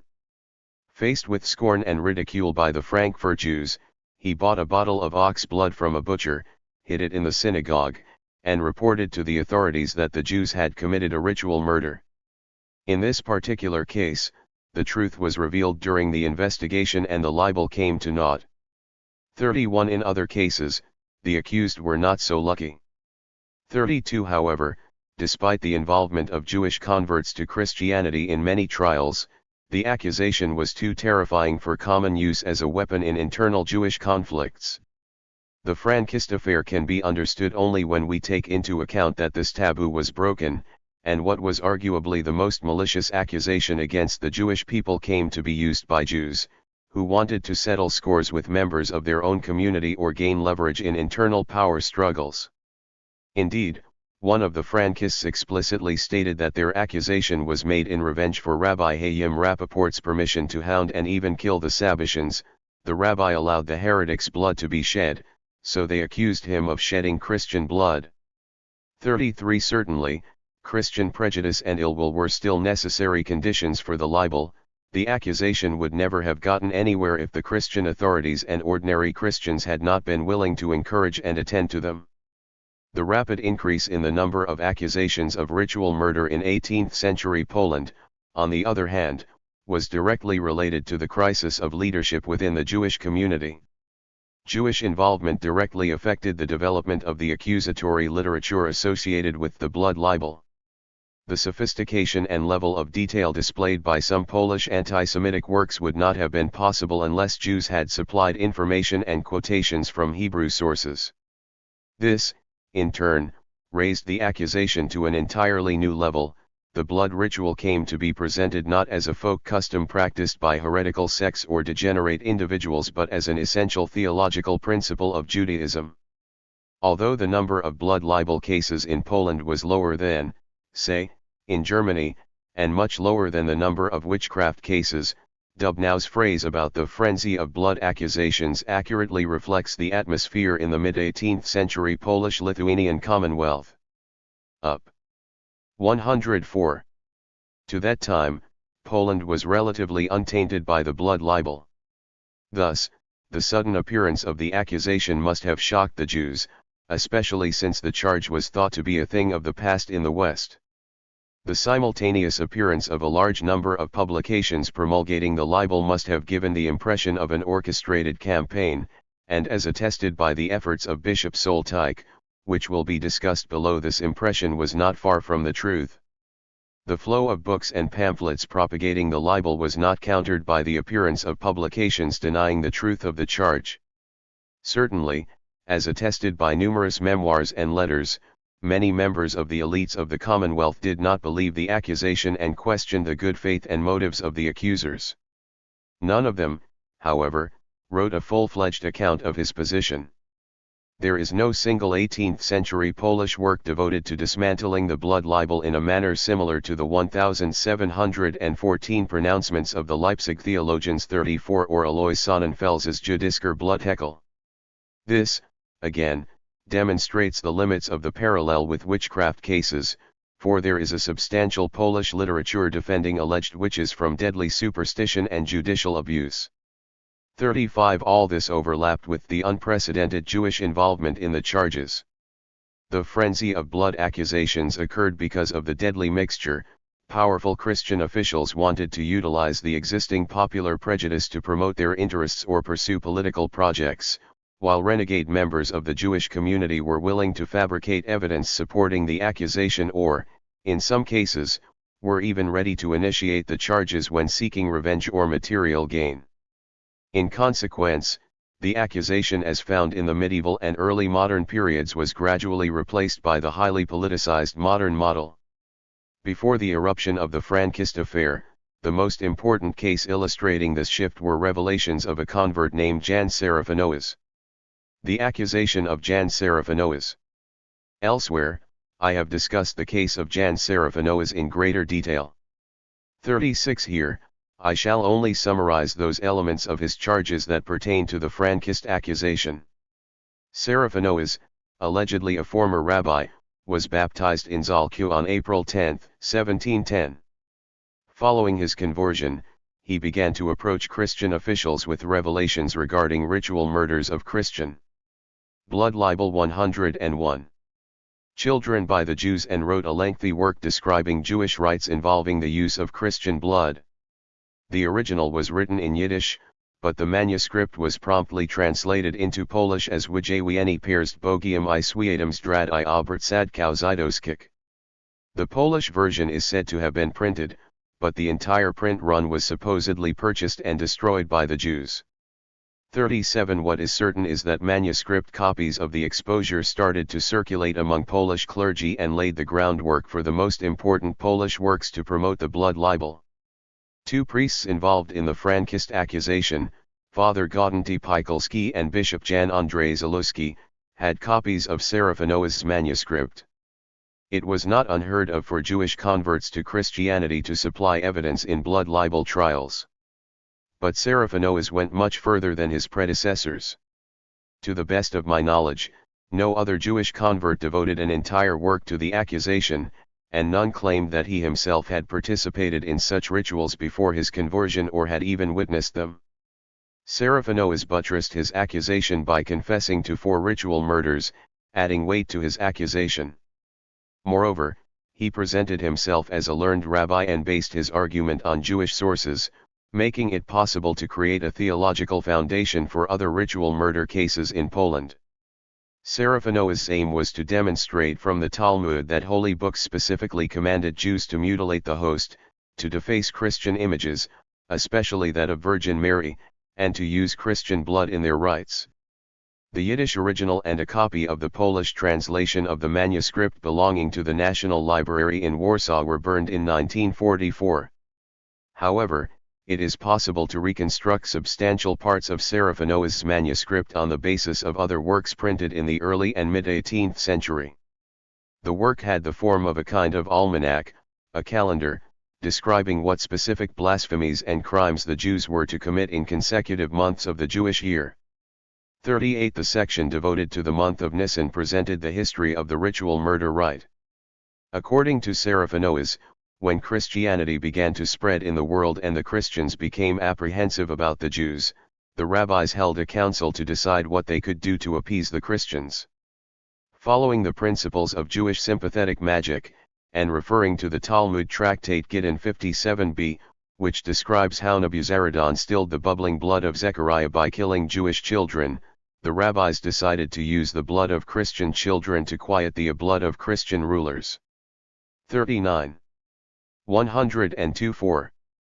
Thereafter, it became common to employ Christian blood in Jewish magic.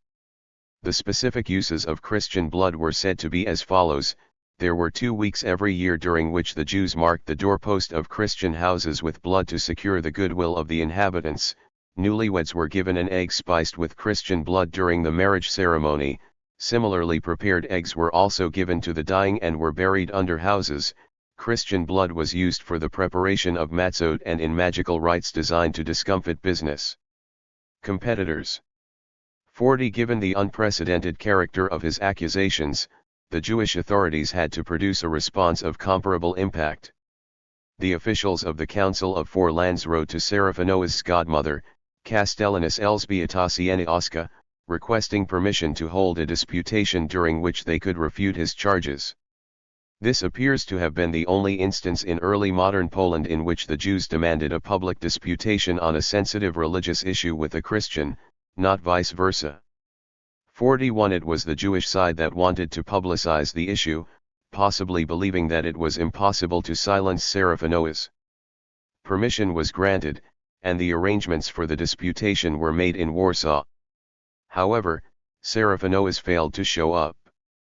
Sieniawska issued an edict exonerating the Jews and calling for a halt to the persecutions caused by the accusation. 42 In contrast to earlier precedents, the Jewish side worked very hard to give the issue as prominent a public profile as possible. It was commonplace in anti-Jewish literature to claim that the Jews often managed to hush up ritual murder accusations and, through bribery and behind-the-scenes manipulations, to avoid bringing the matter to court. That this was not only an anti-Semitic stereotype is confirmed also by Jewish sources, which attest to expenses incurred by Stadlanim who employed this strategy. For the accusers, bribery and lobbying only confirmed their charges. For the Jews, they were nearly the only practical defense against the libel. However, the Seraphinoas case saw a significant shift of approach. The case set a precedent for public disputations concerning ritual murder in Poland, and, in the first round, the Jews were clearly victorious. The Masquerade disputation between Seraphinoas and the rabbis in Warsaw had direct bearing on the very real disputation between the rabbis and the Frankists in Lwów some 40 years later. However, before I turn to this disputation, I will discuss the ritual murder trials directly linked to the development of Frankism. Blood libel 103. Ritual murder trials in Żytomierz and Jampol. The years following Seraphinoas' accusations saw the blood libel trials of Lwów, 43 Poznan, 44 Zaslaw, 45 and Dunajograd. 46 Although these accusations contributed to the general atmosphere of fear and persecution, they had no direct bearing on the development of Frankism. From the perspective of the current analysis, the most important trial was that of Żytomierz in 1753. On Easter Monday, the body of 3.5-year-old Stefan Studzianski was found. Bishop Kajetan Soltyk, at that time the coadjutor of the diocese in which the event took place, Kiev, ordered the imprisonment of 31 Jews, among whom were the richest leaseholders in the land. The district court subjected the accused to torture, found them guilty, and condemned 6 of them to be flayed alive and then quartered and 6 others to be quartered. The remaining Jews were acquitted. Some of those convicted decided to accept baptism. In their cases, the sentence was commuted to beheading rather than quartering. In the other cases, the verdict was carried out. After the executions, the bishop baptized 13 other Jews. 47 A similar trial took place 3 years later in Jampol, in the Luk diocese. Prince Radziwill ordered an investigation, which determined that the body of a child found in the river showed no signs of a violent death. The court released the accused Jews. However, the Bishop of Luk, Antoni Wolois, intervened. The accused were put on trial again, tortured, forced to give false testimonies, and condemned to death. 48 The Jews initiated a vigorous campaign to counter the blood libels. They argued that the victims had died of illness and that Soltyk was exploiting the incidents for personal gain. The bishop reportedly accepted 500 red ducats and sable furs worth 300 ducats in exchange for a promise to release the accused. 49 It was well known that Soltyk was addicted to gambling, and his debts amounted to 200,000 ducats, while his annual income was only 45,000. It was widely rumored that Soltyk had attempted to extort money from the Jews in order to pay his debts. 50 In response to the ritual murder accusations, the Council of Four Lands dispatched an emissary, Eliakim ben Asher Zelig, to Rome. 51 Eliakim was admitted to an audience before Pope Benedict XIV, during which he presented a petition requesting defense against the ritual murder accusations. 52 The Pope referred the matter to the Holy Office for investigation. The Inquisition, in turn, requested the opinion of Cardinal Lorenzo Ganganelli. After demanding detailed reports from the papal nuncio in Warsaw, 104 Bishop Sara, and the bishops of Luk and Kiev, 53 Ganganelli set about preparing a memorandum for the papacy. In Poland, faced with the widespread condemnation of his greed and allegations of orchestrating the trial and the illegal confiscation of Jewish property, Bishop Soltike found himself suddenly barred from appointment to a much higher church office. Around that time, Soltike was playing for the highest stakes. Bishop Andrzej Zaluski was terminally ill, so the bishopric of Krakow was about to become vacant. The diocese was one of the richest in Europe, and the seat of the Bishop of Krakow was by far the most lucrative ecclesiastical position in the Commonwealth. It was much more coveted than the largely titular job of the Primate of Poland. Soltike intended to secure the post for himself. He managed to muster the support of the minister of Augustus III, Count Heinrich Bruhl, and the Crown Court Marshal Jerzy Nizek, 54, but he still needed to improve his public image, which had been tarnished by the Zhytomierz affair. It was undoubtedly to his advantage to prove that the Zhytomierz accusations were true and that Jews indeed used Christian blood for ritual purposes. If he could arrange to have the Jews confirm the accusation of ritual murder independently, Soltike could silence his critics and thus be cleared of all charges. The propaganda campaign of 1758. In early 1758, the anonymous pamphlet Bledi Talmudau od samych Żydów uznań Perzes Nauisek Siapusisi Yuko, Chili contre Talmudisto Yin was published in Lwów. 55 This pamphlet was widely circulated, and within a year was reprinted at least twice. It stated that a sect of Siapusisi Yuki had arisen in distant countries and in 1757 had begun spreading among Polish Jews. The sectarians believed that the Talmud offended both human and divine laws and that the Messiah had already arrived, and they professed the oneness of God in the Trinity. 56 Having arrived in Poland, the Siapusisi Yuki requested protection from Bishop Dąbrowski and demanded an opportunity to debate their faith with other Jews. Thereafter, they became known as Kontratalmudists. In addition to a short account of the events in Kamienice, the pamphlet contains a kind of anti-Semitic almanac describing various Jewish anti-Christian customs allegedly revealed by the Kontratalmudists. The customs are arranged. Blood Libel 105. According to the months of the Jewish and Christian calendars. The beginning of the section devoted to April/Nisan reads: If there is any month in which it is appropriate to detest Jewish customs, it is certainly this month. On the second day, the Jews are obliged to murder a Christian child in order to begin this month by shedding Christian blood. They need the blood first and foremost to spellbind the Christians, so that they will be favorably inclined toward the Jews. Further, they need blood for newlyweds, who are given an egg spiced with blood during the ceremony of marriage. The rabbis also anoint dying Jews using the white of an egg mixed with blood. Finally, the Jews must use Christian blood for of the matzot. 57. Jan Doctor, who has so far been the only scholar to discuss Bledi Talmudau, believed that the pamphlet was indeed written and printed by the Frankists. 58. His claim, however, seems completely unconvincing. To begin with, although the term Siapusisi Yuki is clearly a distorted form of the Polish and Yiddish slur Sabsakwiniki, Sabitians, this precise form of the word does not appear in any other source and seems to be an ad hoc creation of someone unfamiliar with the debates surrounding Sabitianism in Poland. In 1758, the Frankists were still in hiding in fear of the rabbinic persecution that followed the death of Bishop Dąbrowski. At that time, members of the sect did not know any Polish and did not have access to printing facilities. Nor did they have the funding to cover the costs of publication. The booklet was entirely based on Seraphinois, both in detail and in its calendrical form. It seems impossible that the Frankists knew or were able to utilize this material. A few years later, in 1760, Soltike wrote his own account of the ritual murder trials. The manuscript version of his work contains an account of Frankism, which was not included in the printed edition.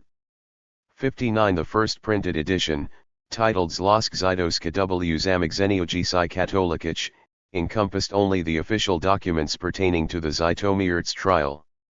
60. In the second and subsequent editions of the book, 61 however, Soltike reproduced the entire brochure Bledi Talmudow, claimed authorship, and said that his statements concerning the ritual murder were based on evidence supplied by the Frankists. I propose that the brochure ascribed to the Frankists was written in the circle of Bishop 106-4. Soltike in 1758 and constituted part of his campaign to deflect the allegations of evidence forging, bribery, and the judicial murder of the Jews in the trial of Żytomierz in 1753. 62. On July 11, 1758, King Augustus III issued a letter of salus conductus for the Frankists who had fled to the Ottoman Empire after the death of Dembowski, and members of the sect gradually began to return to the Commonwealth. 63. To date, scholars have been unable to explain this sudden change of climate, attributing the issuance of the safe conduct to unspecified machinations at the royal court. 64. I believe that Augustus's order can be safely credited to Soltike's influence. The Frankists who returned from Turkey established themselves in Iwani, Usychtsko, and Harmaki. All three villages belonged to Bishop Antoni Sebastian Dembowski, brother of Frank's late protector, Mikołaj Dembowski. Antoni Dembowski was a close friend of Soltike. Both bishops belonged to the same political faction, close to King Augustus III and opposing the powerful Czartoryski family. As Soltike had a vital interest in using the Frankists for his own purposes, the scenario in which the bishop persuaded the king to bring the sect back to Poland is extremely likely.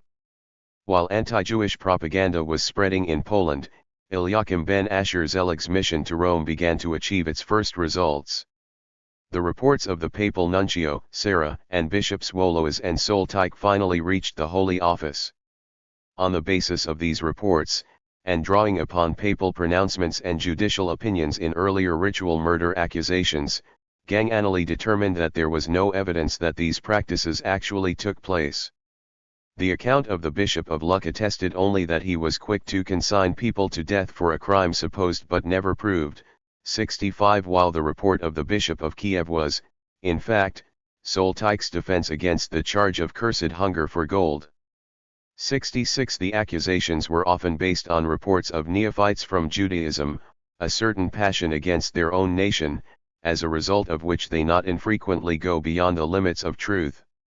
67. Ganganelli concluded that the Holy See should take some measure to protect the Jews of Poland so that the name of Christ may not be blasphemed by the Jews and their conversion not become more difficult.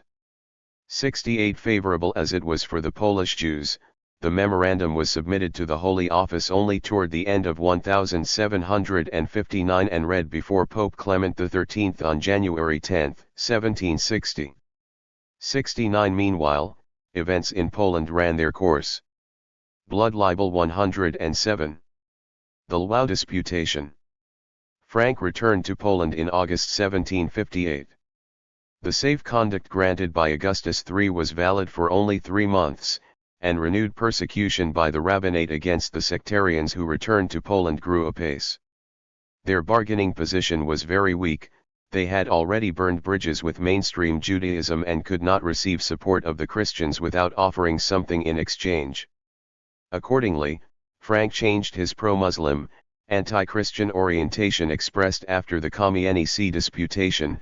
Upon arrival in Lwów, he unequivocally declared himself a candidate for baptism and tried to conceal any information about his earlier conversion to Islam.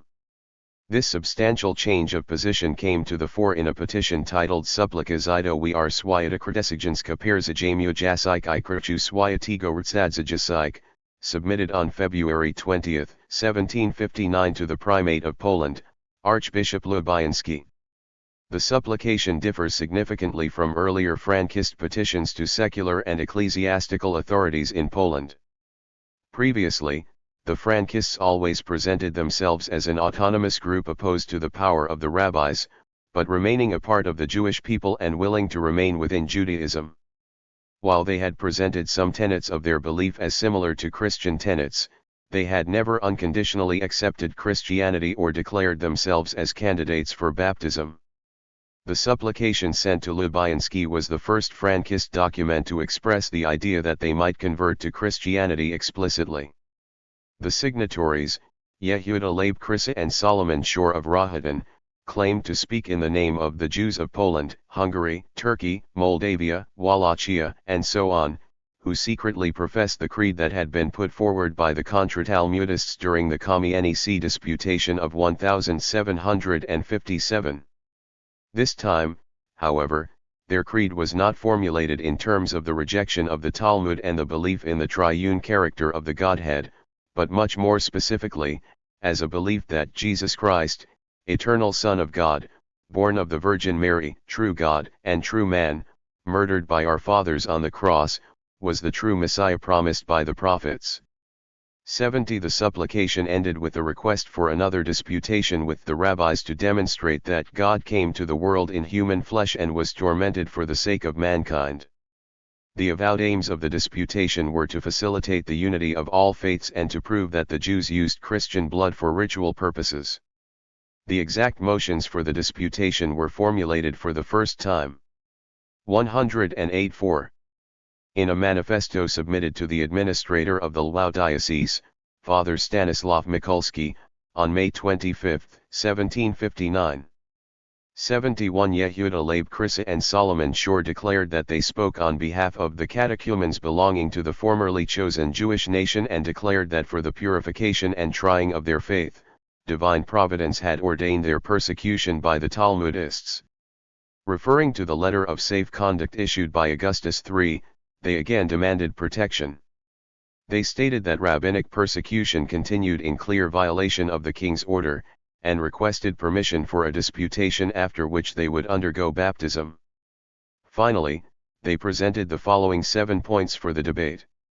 1. All prophecies about the coming of the Messiah have already been fulfilled. 2. The Messiah is the true God, whose name is Adonai. He took human form and suffered for our redemption. 3. Since the advent of the true Messiah, sacrifices and ceremonies have been abolished. 4. Everyone should follow the teaching of the Messiah, for salvation lies only within it. 5. The cross is the sign of the Holy Trinity and the seal of the Messiah.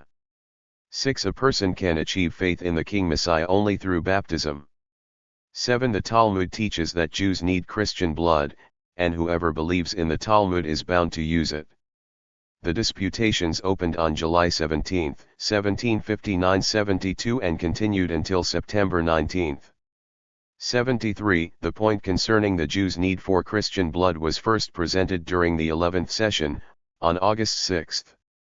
The rabbinate managed to postpone discussion of this point for almost a month, until September 10. Finally, the debate took place. The Frankists stated that conclusive evidence confirming Jewish guilt in this matter had been adduced in many past trials in Poland and Lithuania.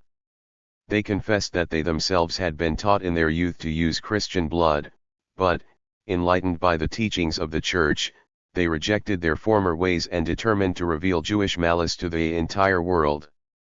74. Medieval and early modern defamatory writing presented the alleged use of Christian blood by the Jews as a barbaric folk custom or magical practice. Blood libel 109. In addition to testimonies pertaining to a specific case, the general charges were supported by references to folklore and by the authority of previous court rulings. Seraphinois's writings introduced significant modifications to this tradition. His pamphlet had the wider aim of establishing that the blood rite is a theological principle of Judaism and merged magical discourse with theological argument based on quotations from Jewish sources. Furthermore, Seraphinois was the first to buttress his accusation by claiming that he himself had participated in blood ceremonies and that his revelation should be understood as an act of expiation and atonement for his part in crimes. Not only did this lend additional weight to the accusation, it also helped to deflect the recurrent counterargument that the accuser was motivated by the desire for revenge or by malice. All these elements were fully developed in the Frankist accusation, which differed substantially from earlier blood libels in Poland and elsewhere. Although previous accusations constituted a necessary background for the whole affair, earlier court cases played no direct role in the disputation. The Frankists did claim that these charges had already been proved in earlier trials, but only in their opening statement. Like Seraphinois, the Frankists also admitted they had themselves committed ritual murders in their youth. However, despite the references to Jewish sources, Seraphinois' work was essentially based on folkloristic accounts and the underlying magical concept of the Jews' physical need for Christian blood. In Seraphinois, the Jews were presented as vampires who were unable to live without consuming blood. This type of argumentation did not appear in the Frankist case. The explicit target of the attack here were not the mythologized Jews but those who believe in the Talmud. The argument did not mention any folk customs but attempted to give a theological rationale for blood rituals from the Talmud and rabbinic literature. As has been pointed out by scholars, medieval and early modern defenders of Jews and Judaism often accepted the basic premise of Jewish malice and hatred of Christians, seeking only to limit the damage by arguing that these characteristics were not congenital to the Jewish people or intrinsic to their customs but limited to single persons or isolated groups. In blood libel cases, the common line of defense was to cut the losses and state that the murders might indeed have happened but that they had been committed by corrupt individuals or depraved sectarians. The Jews as a group should not be blamed for the deeds of a few criminals any more than Christianity should be blamed. 110.4. For the actions of Christian lawbreakers or heretics. From this perspective, the Frankist accusation had the broadest possible aim. The accusers maintained that Judaism as such advocated human sacrifice and the shedding of Christian blood. The tactic employed by the accusers was to create a semblance of objectivity by dressing the argument as scholarly discourse, ornamented with technical terminology, references to rabbinic authorities, and phrases in Hebrew and Aramaic. A full account of the case would exceed the scope of this. I shall quote the first motion of the debate and briefly summarize the remaining points. 75. The Frankists opened the disputation as follows. The book Orheim Megin Erik, 76 p. 242, chapter 412, states, Mikwi lach zur aker jane udim equals it is a commandment to obtain red wine. 77. The reason is given in the same book by Rabbi Abraham, who says Zechtur Leyudim, the commemoration of blood. Could the Talmudists say, what blood? If they say, this is for the commemoration of the blood that was among the 10 plagues, why don't they commemorate all of the plagues? They might say on the basis of the same book that Rabbi David wrote, Odi Rijme Ludim Zajher Leyudim Zokoja Perzajchit Banaj Irul. Another hint why should be read is to commemorate the blood of the children of Israel slaughtered by Pharaoh. 78. The Bible does not mention Pharaoh shedding the blood of Jewish children, so why do they commemorate something that did not happen? And why does the author write so secretively another hint, that is, I am giving you a sign, or I am suggesting this to you so that no one understands? Why didn't he write another reason? Why hint at something instead of saying it explicitly? It is written in the same book, Wajhwadni Nimnu Milajikake Jane Udim Minajalilajs Zejkurim equals now we do not use red wine on account of the false accusations. The Jews should be asked, what are the accusations regarding the use of red wine for Easter? And if, as they themselves claim, the custom is no longer practiced on account of accusations, why do they still print? We explain the teachings of the rabbis. The rabbis, who guard the secret from the people, read Yenidim, red wine, but in the blood libel 111 event, it refers to Yenidim, Christian blood, for, as Rambam p55 states, the term Edom denotes those who sanctify Sunday, the first day of the week. 79. For this reason, Rabbi David wrote Odi Rijme, another hint, which is a secret allusion that the rabbis should use not wine but blood, and that his statement does not refer to Jewish children killed by Pharaoh but to the Jews being obliged to kill Christian children. 80. The second motion drew upon the Passover Haggadah's abbreviation of the first letters of the 10 plagues as Ditzak, Adash, Beahav. 81. According to the Frankists, The acrostic did not refer to the plagues, but to the sentence Damth Sarakim Kulanu Aldirik Shiasu Biodo Ish Hakamim by Yerushalayim, we all need blood, just as the sages did to this man in Jerusalem. 82 Interestingly, the reference to Jesus was not recognized as such by the Christian public and was not discussed during the disputation. The third thesis again adduced a fragment of Shulchan Aruch. The Frankists stated that the reason for the prohibition of kneading and baking of unleavened bread in the presence 83 of a heathen, a deaf person, an imbecile, or a minor on the first night of Passover is that the matzot contain blood. 84 They argued further that for the same reason, it was necessary to guard the matzot, and quoted the tractate Pesachim 41a, R. Huna said, the dough of a heathen, a man may fill his stomach with them, providing that he eats as much as an olive of unleavened bread at the end as proof that the Jews consume Christian blood. The two following motions were also based on the Talmudic tractate Pesachim. 85 The first quoted section 3b, describing a non-Jew who was killed for taking part in a Passover service in Jerusalem. The Frankists argued that the non-Jew, being uncircumcised, must have been a Christian and that the story alluded to the fact that the Jews killed Christians for Passover. The other motion summarized section 92a, about the proselyte to Judaism accepted on the eve of Passover. According to the Frankists, the statement one who separates himself from the lack of circumcision is as though he separated from a grave should be understood as meaning that a person who converts to Judaism before Passover thereby escapes death by Jewish hands during the festival. The final motion was designed to forestall the obvious counterargument that since the Hebrew Bible prohibits the Jews even the blood of animals, 86 they cannot possibly be accused of the consumption of human blood. 87 To challenge this line of argumentation, the Frankist claimed that Rabbinic Writ 112:4 Ing's present rules different from the Bible. They quoted the Talmud tractate Ketubot 88 and Maimonides' Mishnah Torah 89 and argued that human blood is specifically excluded from the biblical prohibition and that the rabbis themselves deemed the blood of two-legged creatures permitted for consumption. 90 For the Jewish participants in the disputation, it was instantly clear that the references to the Talmud and other Jewish sources had been misrepresented, quoted out of context, and, in some cases, mistranslated to suit the point.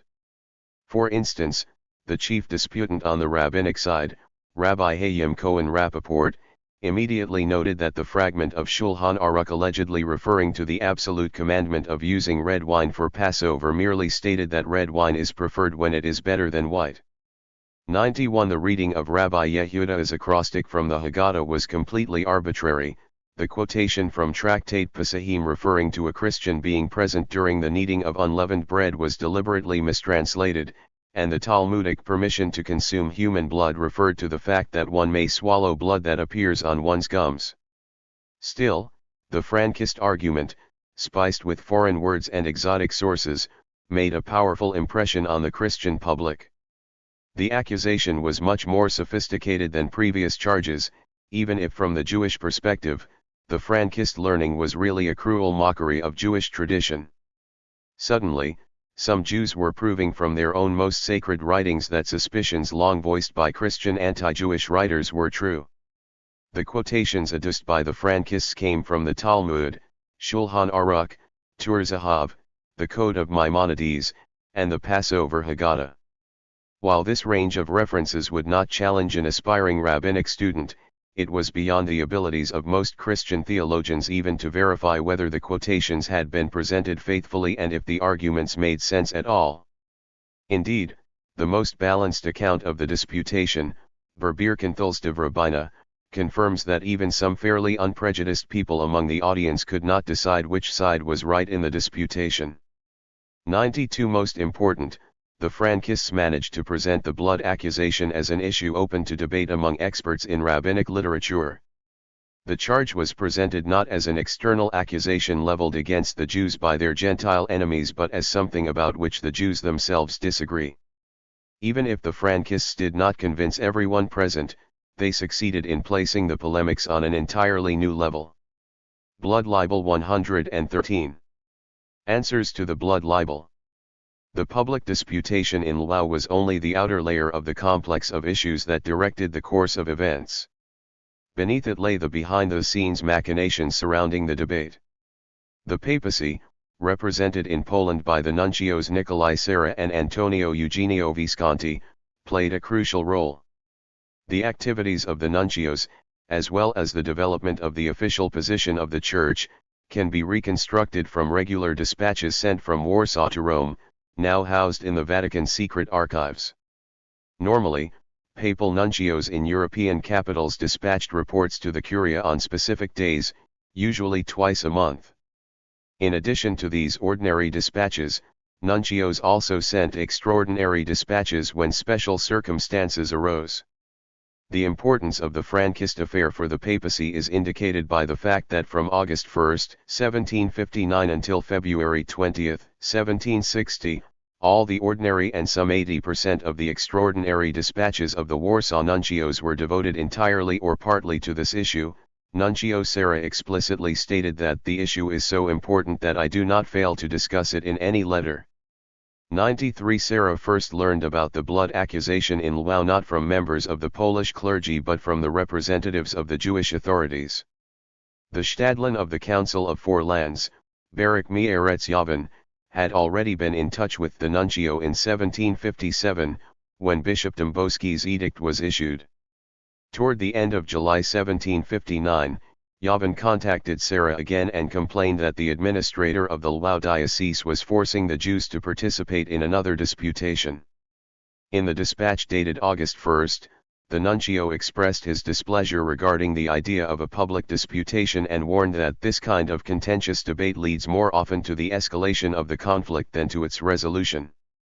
94 Serra believed that the Jews did not know enough about Christianity to engage in a religious disputation touching upon, among other things, Christian dogmata. The Talmudists should be convinced by truth, virtue, and grace and not by coercion and penalties, which are contrary to the spirit of the gospel. 95 Since the nuncio only learned about the disputation about a month after it had begun, he could not prevent it. Following Jawan's second complaint, Serra contacted Mikulski, who told him that he had been approached by a group of Jews seeking baptism. However, these Jews insisted that they would not accept Christianity without a public declaration of their new faith and an opportunity to convince their co-religionists. They had also presented a manifesto to Mikulski.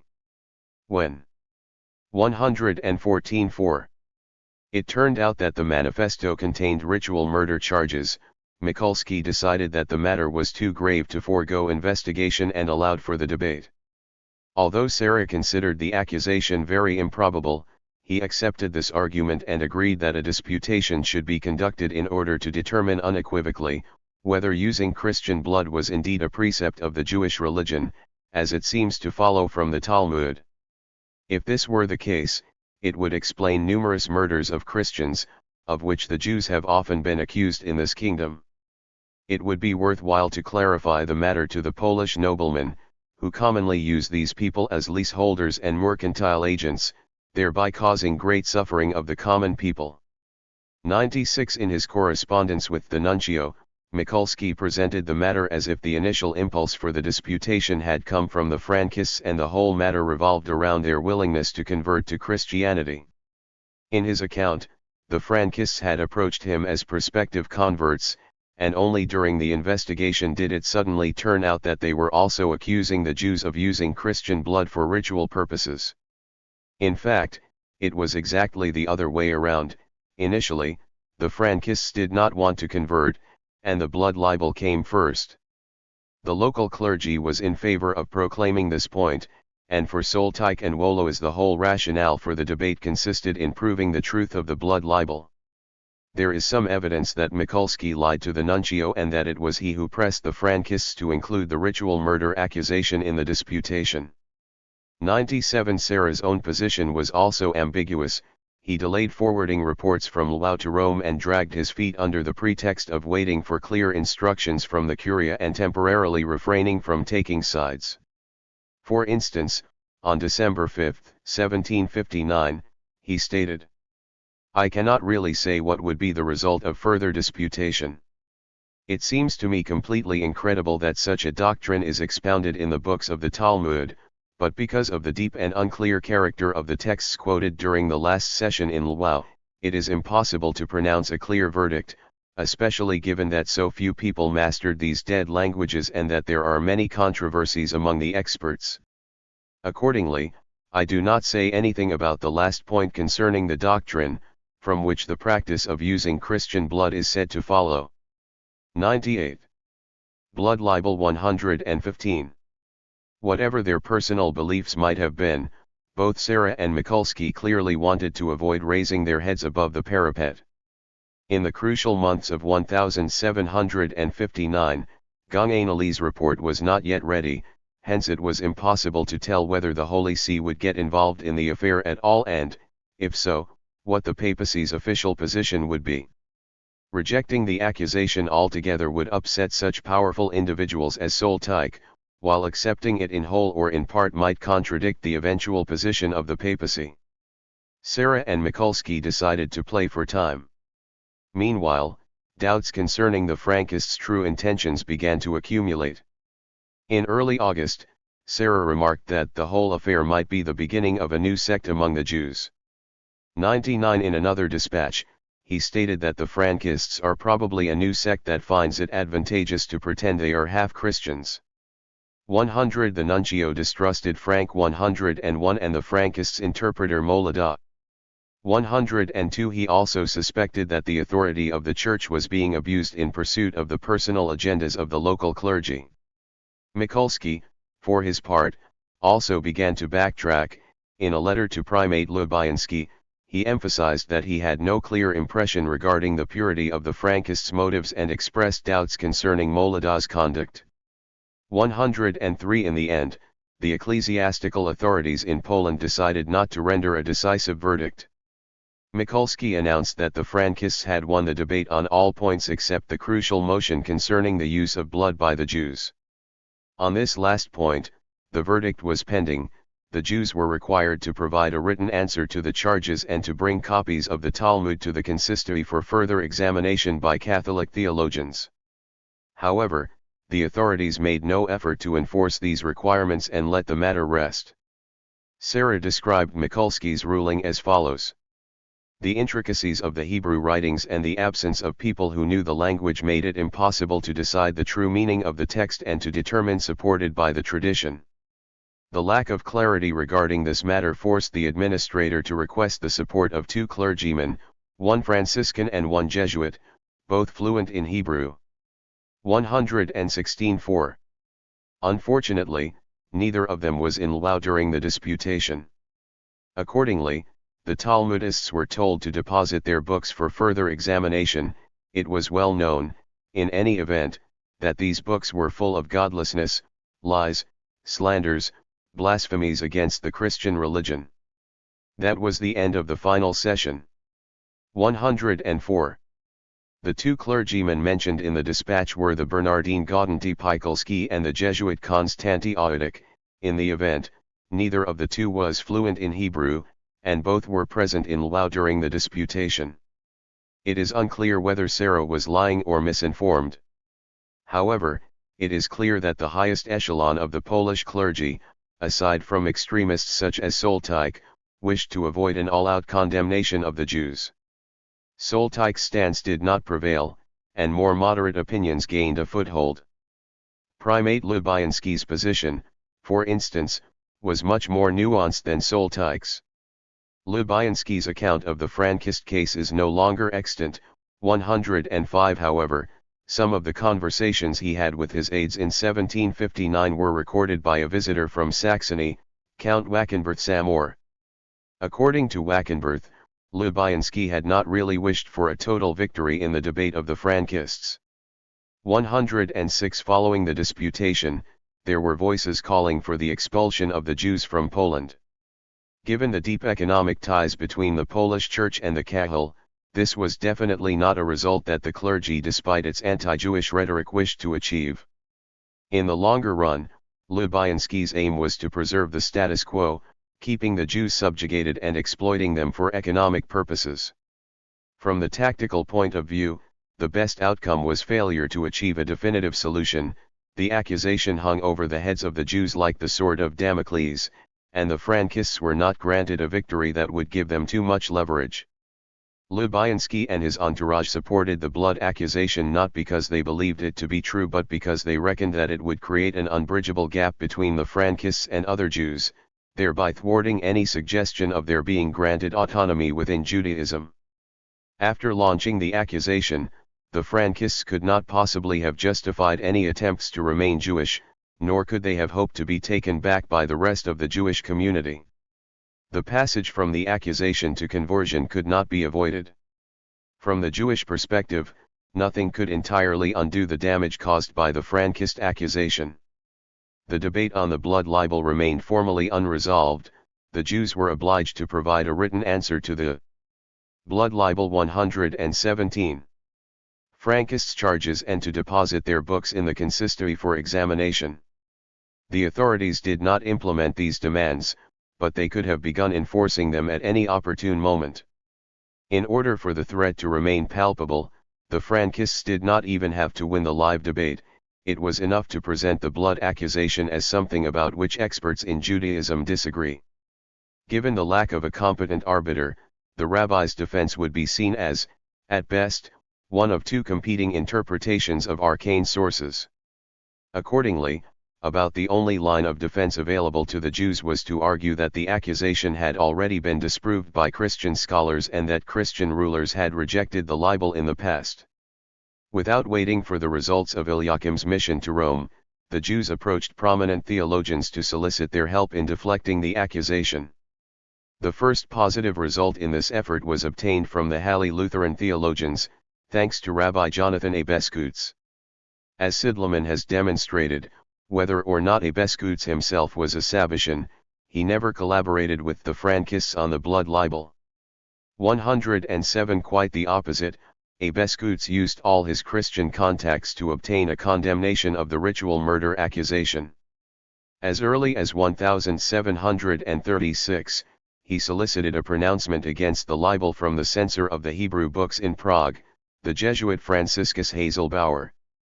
108. A few months after the Lwów disputation, in December 1759, A. Beskutz wrote a refutation of the Frankist manifesto. 109. He sent it to the dean of the theological faculty at Halle, Johann Heinrich Kallenberg, and requested support in combating the libel. Although Kallenberg himself refused to get involved, the doyen of the Halle scholars, Benedict Michaelis, wrote a short statement concordant with A. Beskutz's position, while a younger member of the faculty, Johann Salomo Semler, prepared a lengthy dissertation on the subject. Semler's report was the first printed defense of Jews and Judaism that responded directly to the specific charges of the Frankists. The text was titled On the Renewed Accusation that Jews Need Christian Blood, and the whole argument was based on the premise that the accusation had been laid to rest a long time ago. Accordingly, Semler brought together a long list of condemnations of the accusation by Christian theologians and secular rulers. However, he did not restrict himself to quoting past authorities. He characterized his own position as based on the combination of common sense and Christian Talmudic scholarship and argued that in the present age, Christian mastery of Jewish texts was often superior to that of the Jews. 110. Therefore Christian scholars were not only perfectly capable of 118.4 assessing the truth of the accusation, but they also could and should serve as arbiters in internal Jewish controversies. However, despite his ambitious aim, Semler failed to produce any Talmudic references and quoted only one work written by a Jew, Manasseh ben Israel's Vindicae Judaeorum. 111. Semler's focus was whether the blood rite was a theological tenet of Judaism. He did not seek to examine specific ritual murder cases or verify past literary accounts. In fact, Semler did allow for the possibility that in extreme situations, Jews had indeed killed Christian or other children. Even if these murders happened, however, they had no theological motive based on the Talmud but resulted merely from personal hatred and anger. 112. Since the Frankists argued from the Talmud, Semler had to prove that not only were the past accusations untrue but also that the Talmud itself did not contain the ideas alleged by the accusers. 113 What this meant for Semler was not an analysis of concrete customs or rituals of Judaism as expounded in the Talmud. The theologian's report was an early example of the emerging perception of Judaism as a system of ethics, which would later become widespread in Germany. For Semler, the Frankist accusation was obviously untrue, since the alleged act contradicted the moral teachings of the Jewish religion. The Jews, insofar as they followed their religion, Rabbinic Judaism, were forbidden to commit murder, ritual or otherwise. If individual Jews committed murders, they did so in defiance of their religion. Consequently, Semler argued, the Frankist accusation might indeed have reflected existing practices, but these practices did not belong to a legitimate version of Judaism. 114 Hence, the rabbinic position versus the Frankists should be seen as mainstream Jewish opposition to heresy. Semler's account was based on common sense and historical erudition, qualities clearly absent in the writings circulating in Poland of that time. While his report was at times superficial, it did touch upon the crux of the problem. From the theological perspective, the biggest difficulty of the Frankist affair in Poland was precisely to decide what constituted the mainstream of Judaism and what was heresy. However, neither Michaelis's nor Semler's writings appear to have had any impact on the developments in Poland. There is no evidence that they were known to the people behind the disputation in Lwów. Even if they were, the writings of German Protestant theologians would not have exerted much influence upon the Catholic clergy. A much more significant role was played by another document. While Ganganelli was working on his report, he realized that he could account for earlier Christian pronouncements on the blood libel but not verify Jewish blood libel. 119. Sources adduced by the Frankists. Eliakim's attempts to prove that the Talmud did not contain the demand to use Christian blood could only appeal to the good faith of the papal officials. In Rome, there was no Christian theologian who could verify the Talmudic references. Moreover, in the city there was not a single copy of the Talmud, on which an argument could be based. 115 In addition to Ganganelli's report, the papal authorities requested further expert testimony, this time referring not to the general issue of the Christian position on the blood accusation but to the specific points raised by the Frankists during the disputation. As there was no one in Rome who could provide such testimony, the Holy Office requested the opinion of the chair of Hebrew at the Sorbonne, Jean-Baptiste de l'Advocat. The chair of Hebrew in Paris was founded in 1751 by Louis Duke of Orleans to provide an interpretation of the Holy Scripture according to the Hebrew text. 116 The polymath l'Advocat, who had served as a librarian at Sorbonne since 1742, was appointed its first holder. L'Advocat's primary interest was biblical criticism. He maintained that the Jews, motivated by their hatred of the Christian religion, intentionally corrupted, altered, and falsified the Hebrew texts of the Bible. 117 Accordingly, all existing printed Hebrew Bibles were unreliable and the correct Christian exegesis of the Scripture required restoring the original text to its pristine state. The restoration of the original text would be an arduous philological task involving a collation of the extant Hebrew versions with the Hexapla, Septuagint, Targumim, and other ancient renderings, and l'Advocat took that task upon himself. However, his anti-Jewish exegetical position did not impede his critical accuracy. Philological sophistication and mastery of Jewish sources made l'Advocat uniquely qualified to answer the charges of the Frankists. His report was completed on March 22, 1760. It is currently housed in the Vatican secret archives and has never been discussed by scholars. In accordance with the paradigm discussed in the previous, in l'Advocat's testimony, the Frankists, the enemies of the Talmud, are referred to as the Karaites. The argument opens with the statement that the very debate concerning the accusation was unnecessary and ridiculous. It was commonly known that the ritual murder accusations were a thing of the past, born in the ages of ignorance but dispelled by the progress of reason. It true that in the ages of ignorance, this terrible accusation was often leveled against the Jews, both the Rabbinites and the Kara. 124. Ites in Europe, and that under this pretext, they were killed, looted, and they were persecuted, often in the most barbaric and most unbelievable way, as one can gather from Jacques Basnage's L'Histoire de Juifs depuis Jesus Christ, which details all these accusations and inhuman persecutions. However, we have finally left behind this heinousness, and for quite some time Jews live in peace, free from this accusation. 118. El Advocat observed that the blood accusation appeared only in Europe and was entirely unknown to the Muslim world, and stated that whenever the matter was examined by honest and enlightened judges, its slanderous character was immediately recognized. 119. The blood accusation had been proved false once and for all, and the Talmud was well known to Christian scholars, who had examined manuscript and printed versions. Indeed, according to El Advocat, the best way to ensure that the libels against the Jews would no longer be repeated was the printing and popularization of the Talmud among the Christian public.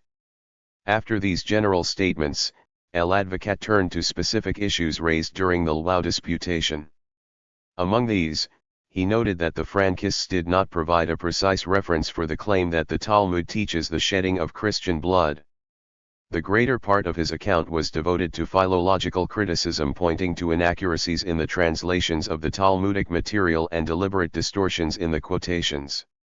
Thus, for instance, El Advocat noted that the third motion was based on a conscious misquotation of the text of Shulchan Aruch, in which the Frankists replaced al-yad by with al-yad, near, thereby arguing that the text forbids the kneading and baking of matzot when Christians were present, while the text actually forbade the kneading and baking by the idolaters. The report concluded, their accusations should not be listened to, and before admitting them to baptism they should be carefully and meticulously tested, for they may defile our noble sacraments, they may increase the number of bad Christians, and it is likely that they intend to embrace Christianity for merely human and carnal reasons. What is most striking in their statement is the fact that they swear by God they do not lie, and were instructed from their childhood in this malice of the Talmudists. However, no one should trust an oath taken by men who are wicked enough to 121. Forge quotations, invent fallacious explanations, and attribute to the Talmudists things that they themselves know perfectly to be false. 120. El Advocat's report was the strongest refutation of the Frankists' charges. By addressing specific issues raised during the disputation, El Advocat dispelled any doubts that the church officials might have had. By demonstrating that distortions in Talmudic quotations and references must have been deliberate and conscious, he proved the bad will of the accusers. The document approached the disputation from the perspective of the Enlightenment, attacking the blood libel as a superstition that had already been refuted by the progress of reason. In the mid-18th century, the atmosphere in Paris clearly differed from that in Lwów. However, the situation in Poland also began to change. Cardinal Gonganelli's memorandum was accepted by the Holy See in January 1760, and shortly thereafter, its effects began to be felt in Warsaw. The acceptance of the memorandum coincided with the change of the nuncio in Warsaw. In early February, the conservative and cautious Bishop Serra was replaced by a much more open-minded bishop, Visconti. 121. The new nuncio was instructed to notify Polish authorities of the content of Gonganelli's report and to press the Polish Church to distance itself from the libel unequivocally. 122. Eliakim ben Asher Zelig obtained not only an official pronouncement of the Holy See denying the truth of the accusation but also letters of recommendation to ecclesiastical authorities in Poland written by Cardinals Cavalcini and Corsini. 123. King Augustus III ratified the charters of his predecessors promising the Jews royal protection against any accusation of ritual murder. As opinion in Poland started to shift against the accusation, Bishop Soltike made another attempt to shore up support for the libel and enlisted another supporter. After Soltike's acceptance of the Krakow diocese, his former position in Kiev was offered to Bishop Józef Andrzej Zaluski. The Zaluski family was related to the Soltikes through the second wife of Józef Andrzej's father, 124, and the new Bishop of Kiev was also a close friend of Bishop Antoni Dąbrowski, brother of the late protector of the Frankists, Maciejko, 125. It is no surprise that the ceremony of his consecration was conducted by Soltike and assisted by Dembowski. 126. The ceremony took place on November 4, 1759. 2 weeks later, the new bishop administered the sacrament of baptism to Frank in Warsaw, and in May 1760, he agreed to act as godfather to Frank's wife, Hannah. 127. The Zaluski family became deeply involved in the Frankists' case. A brother of the bishop, Jakub Zaluski, allocated a generous fund for Frankists who con. 122. 4. Vert to Catholicism, another brother, Marcin, founded a house for new converts in Warsaw.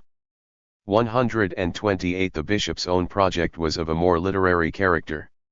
He intended to write an authoritative, scientific, account of ritual murder, based on the available literature and primary sources and aimed mainly at an international audience. Zaluski was a personality full of contradictions.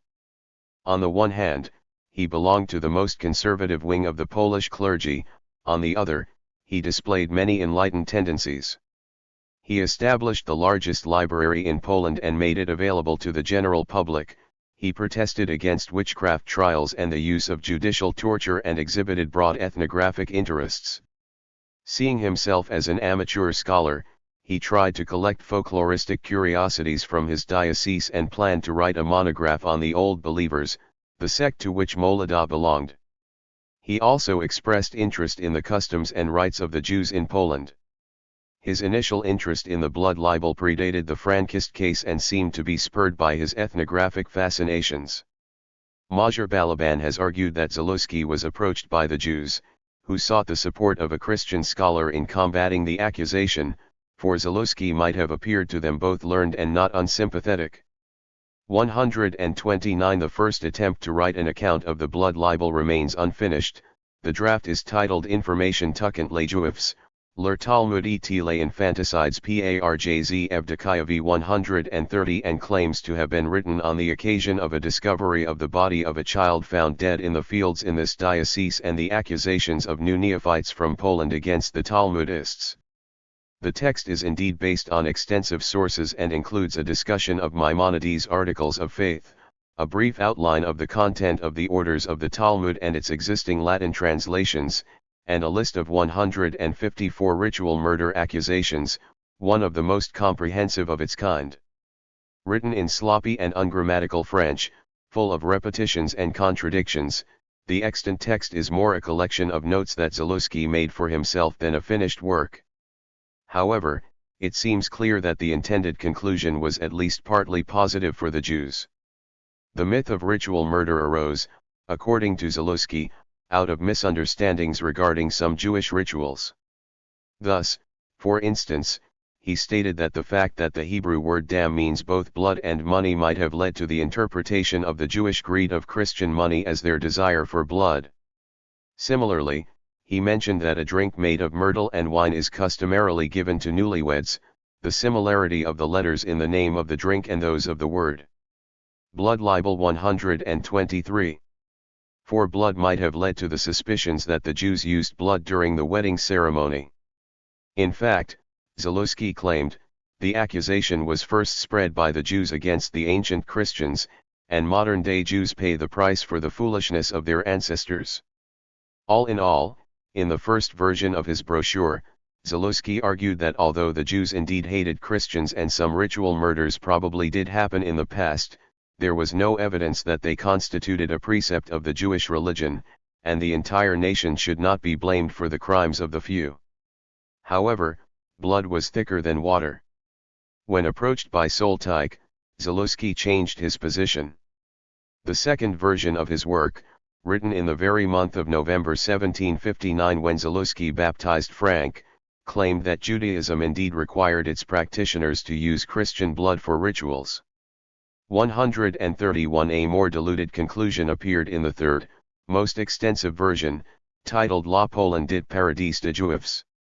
132. This version was based mainly on Seraphinois, whose manuscript Zaluski had acquired for his library. Despite serious doubts about the reliability of Seraphinoa's account of Judaism in general and of the ritual murder in particular, Zaluski accepted as fact that ritual murders happened, especially in Poland, where the Jews were most numerous and most superstitious. After compiling a bibliography of the existing printed Polish literature on the accusation and the list of ritual murder cases that had taken place in Poland and abroad, Zaluski proceeded to a systematic discussion of the works defending the Jews from the accusation written by Johann Christoph Wagenseil and Alois Sonnenfels. After weighing all the pros and cons, he concluded that although infanticide was not explicitly propounded by the Talmud, there was sufficient evidence to claim that it was a magical custom widespread among the Polish Jewry. He ended the brochure with the proposal for a bill titled A Decalogue of Anti-Jewish Laws. Zaluski's initiative was to pass a law severely restricting Jewish autonomy and undermining Jewish life in Poland. Aside from typical proposals such as a ban on Jewish trade on Christian holidays, the building of new synagogues, or money lending and usury, the Decalogue proposed such radical measures as forcing the Jews to participate in lessons on Christian religion and most radically prohibiting Jews from marrying before the age of 30, since the Jews multiply excessively.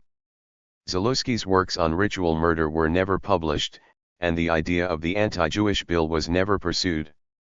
Evidently, the tide had begun to turn. 124-4. The radical stance advocated by Soltike and Zaluski was not shared by other ecclesiastical and secular notables in Poland. Regardless of their anti-Jewish stereotypes and the official position of the papacy, the majority of the Polish clergy and nobility did not want to embark on an open war against the Jews and Judaism. Only Bishop Soltike continued to support the Frankists and made one more attempt to keep the matter alive. He intervened on behalf of Frank's wife, who was offered a small estate in Wodzisławice. 133. Shortly thereafter, the town became the scene of another blood libel trial. In April 1761, 3 people filed a complaint in the district court in Krasnostaw accusing the entire Kahal of Wodzisławice of kidnapping and murdering a Christian child. The court arrested the accused, including 2 rabbis and the secular leaders of the community, and subjected them to torture, during which the Jews confessed to numerous crimes, including several murders, robbing churches, and host desecration. They were condemned to death by quartering alive. At the request of the Jesuits, the sentence of those who agreed to convert to Christianity was changed to beheading. 4 of the accused decided to convert. They were baptized, beheaded, and buried with honors in a ceremonious funeral led by the local bishop. One of the rabbis managed to hang himself in prison. His body was tied to a horse's tail, dragged to the city square, and burned at the stake, and the ashes were cast to the wind. 134. One of the accusers was the local governor of Katarzyna Podhaka, the protectress of Hannah Frank and the owner of Wodzisławice. The involvement of the Frankists in the Wodzisławice affair is certain. Although the printed version of the official protocol from the trial does not mention it, a manuscript version housed at the Vatican Secret Archives and a letter of complaint sent to the nuncio by the Parnas of the Council of Four Lands, Meir of Dubno, both refer to Frank's direct instigation. 135. A letter of Lippmann of Danzig to Rabbi Jacob Emden recounts that a woman who belonged to the sect dressed up as the wife of the local rabbi, went to the priests, and informed them that her husband had killed several people. When the real wife sought to protest, she was raped by the Frankists, and a massacre of the Jewish community followed. 136. The documents from the Wodzisławice trial were included in Soltike's brochures Lask Żydowska, which, like the pamphlets of 1758, was reprinted and widely distributed. To counteract this new ritual murder accusation, the Jews published a short pamphlet in Polish and Latin containing material obtained during Eliakim's missions to the Holy See. The pamphlet, Dokumenta Judaeus in Polonia Koncernintia, 137, reproduced 3 excerpts from the Book of Records of the Polish Crown, including the text of a privilege of blood libel. 125. Sigmundus III defending the Jews from the blood accusation and a letter of recommendation for Eliakim ben Asher Zelig written by the prefect of the Holy Office, Cardinal Corsini, to the new nuncio in Warsaw, Bishop Visconti. The letter stated that the Holy See had analyzed the accusation of ritual murder and, finding it baseless, had asked for protection and support for Eliakim. 138. The pamphlet also reproduced a letter from Visconti to Bruhl, in which Visconti confirmed that the Jews had appealed to the Pope and obtained an official refutation of the accusation. The brochure concluded, the Holy See recently investigated all testimonies that the Jews use human blood in the preparation of their unleavened bread matzot and for this reason kill children. It was determined that there is no evidence to substantiate this claim. If such accusation arises, the verdict should not be based on the said testimonies but on substantial criminal evidence. 139 sections of the Polish clergy in Lwów reacted to the publication of the pamphlet with shock and incredulity. One priest personally involved in the disputation, Father Stanisław Kleksowski, even tried to intervene in Rome, claiming that the Jews managed to deceive the Catholic authorities. 140. However, the pamphlet virtually closed the period of the frenzy of blood accusations in Poland. The Frankist blood libel represented a crucial point in the transition between early modern and modern charges against the Jews. The Lwów libel did not directly originate from a specific trial. It did not refer to a concrete case, did not target particular suspects, and it did not deal with an actual victim. Instead, the Frankists endeavored to create a broad theological and political basis for anti-Jewish polemic and action by proving that the use of Christian blood for ritual purposes was an intrinsic part of the Jewish religion. The accusation was based not on Christian theological literature but on traditional Jewish sources. To be sure, these sources were misrepresented, mistranslated, and otherwise manipulated. However, the accusation provided ammunition for those who sought proofs for their charges. The affair was highly politicized, and both sides sought to have their respective voices heard by the public.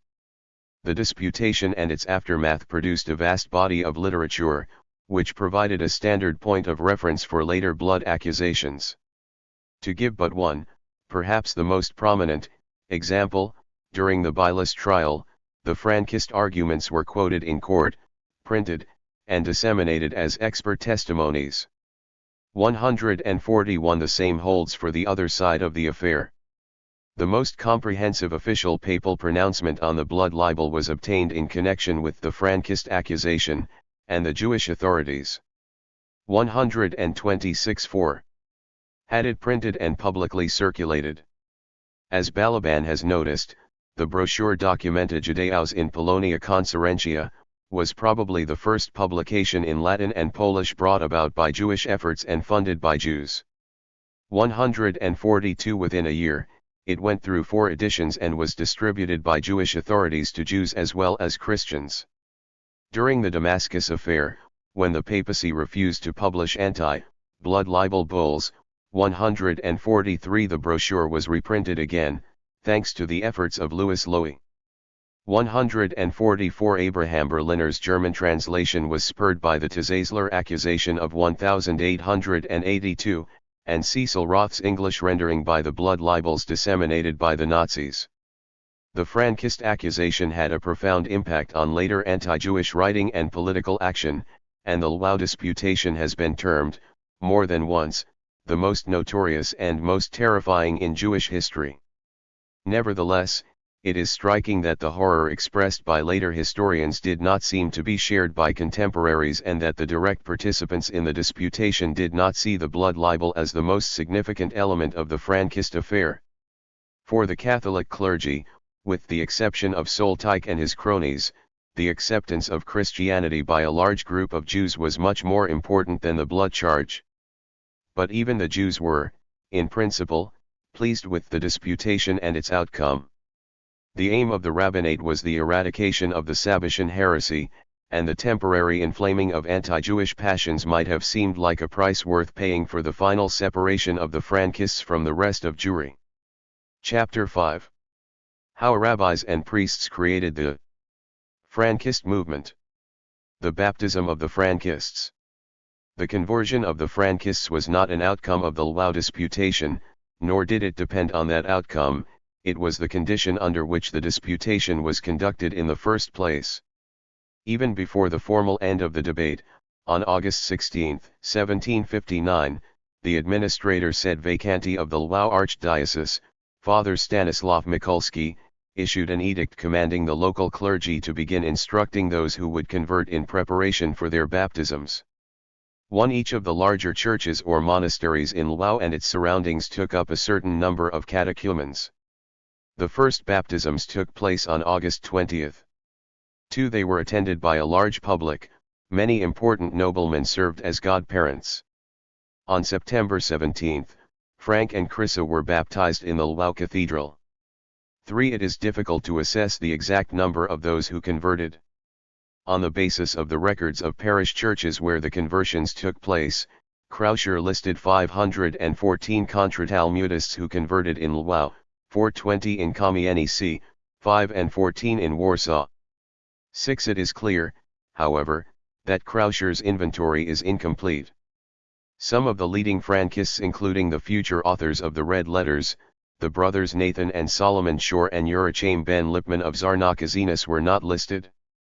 7 other converts were mentioned only in passing as the previously converted parents, spouses, or relatives of those on the list. 8 ecclesiastical sources attest. 128.5. That baptisms that had been stimulated by the Lwów disputation continued at least until 1763, however, we have no data regarding the conversions that took place after July 1761. Finally, contemporary accounts show that among the converts was a large group of Jews who came to Poland from the Ottoman Empire and the Balkans especially for the purpose of converting to Roman Catholicism. The very same records on which Krauscher based his inventory contained a statement that Frank had arrived in Lwów in assistentia multarum Judaeorum antit ex various oppidis tertia, Ungaria etc. 9 Burr of Boleko mentioned Hungarian Jews coming to Lwów to receive baptism as well. 10 An anonymous Christian pamphlet printed in 1761 attested that about 200 Jews from Hungary, Turkey, Moldavia, and Wallachia witnessed the disputation in Lwów and converted in its wake. 11 Alas, Krauscher's roster contains not a single name of a convert from outside the Polish-Lithuanian Commonwealth. Indeed, with very few exceptions, his list covers only Jews from the communities within the Lwów Archdiocese. Since Krauscher's inventory is incomplete, we must turn to testimonies of participants and witnesses of the conversions. Some mention very large figures. Thus, Primate Lubianski stated that Frank had 15,000 followers ready to accept baptism. 12 David Kirchhoff, a missionary of the Moravian Brethren from Herrnhut and an eyewitness to the Lwów disputation, gave the same figure. 13 Frank himself claimed to have collected the signatures of 10,000 Jews prepared to follow him into Christianity. 14 These figures are certainly inflated. Frank had a clear interest in exaggerating the size of his following, while his Christian patrons and supporters wanted to blow up the number of the converts to serve the missionary propaganda. The dispatches of the papal nuncio, which were intended only for the internal use of the Roman Curia, are much more reliable. The picture that emerges from these is that of a steady flow of converts and candidates for conversion. 10 days after the first baptisms, on August 29, 1759, Bishop Serra reported that some 600 anti-Talmudist Jews just arrived in Lwów, and their number will probably soon reach 1,000. They are all determined to become Christians. The number of the catechumens grows by the day. 15 On September 6, he mentioned hundreds of prospective converts gathering in Lwów. 16 2 weeks later, he wrote, 600 adults, mainly men but also some women, are undergoing instruction. There are also several hundred children here who are too young to undertake the study. A few though not many people have withdrawn, but their loss is compensated by new candidates who arrive almost every day. 17. 129. On September 28, the nuncio estimated the number of the catechumens at 1,000 adult men and an unspecified number of women and children. 18 On October 3, he informed the Curia that, in addition to those who had already converted, approximately 700 Jews still awaited the ceremony of baptism in Lwów and in Iwani. He added that recently, 20 Jewish families, together with their rabbi, declared in their wish to convert to Christianity. 19 Unfortunately, the nuncio's dispatches for the period after October 3, 1759 contain only general remarks about conversions and make no attempt to estimate the number of the people involved. Still, if his assessments for August and September are accurate, it appears that during these crucial 2 months, more than 1,000 adult Jews converted to Christianity in Lwów alone. This would confirm the accounts of the Catholic priests who took part in the disputation and reported that 1,000 to 2,000 Jews converted shortly after the debate. 20 Similarly, the earliest Jewish source depicting the mass conversion of 1759, Abraham of Saragrod's Maciejko b Podolaya, gave the number of 900 apostates. 21 Berberkenthal, who wrote his account 40 years later, also asserted that more than 1,000 people stayed in Lwów and converted. 22 For the same period of August, October 1759, Krauscher listed for Lwów only 233 names, thus his inventory seems to contain only some 25% of the converts. The total figure for 1759 to 63 should be calculated accordingly, taking into account, however, that after October 1759 the flow of the converts diminished gradually. The incompleteness of Krauscher's data makes it impossible to extrapolate with precision.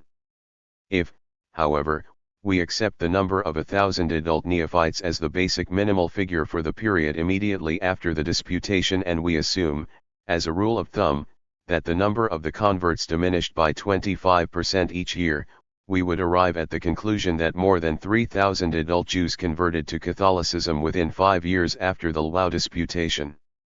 To put this figure in a larger context, around 1764, the entire Jewish population of Lwów, the second largest community in Poland, approximated 7,400 people. Only 4 communities had more than 3,000 members. 23 in 135. A word, the number of Frankist converts equaled the entire relatively large Polish community of the period.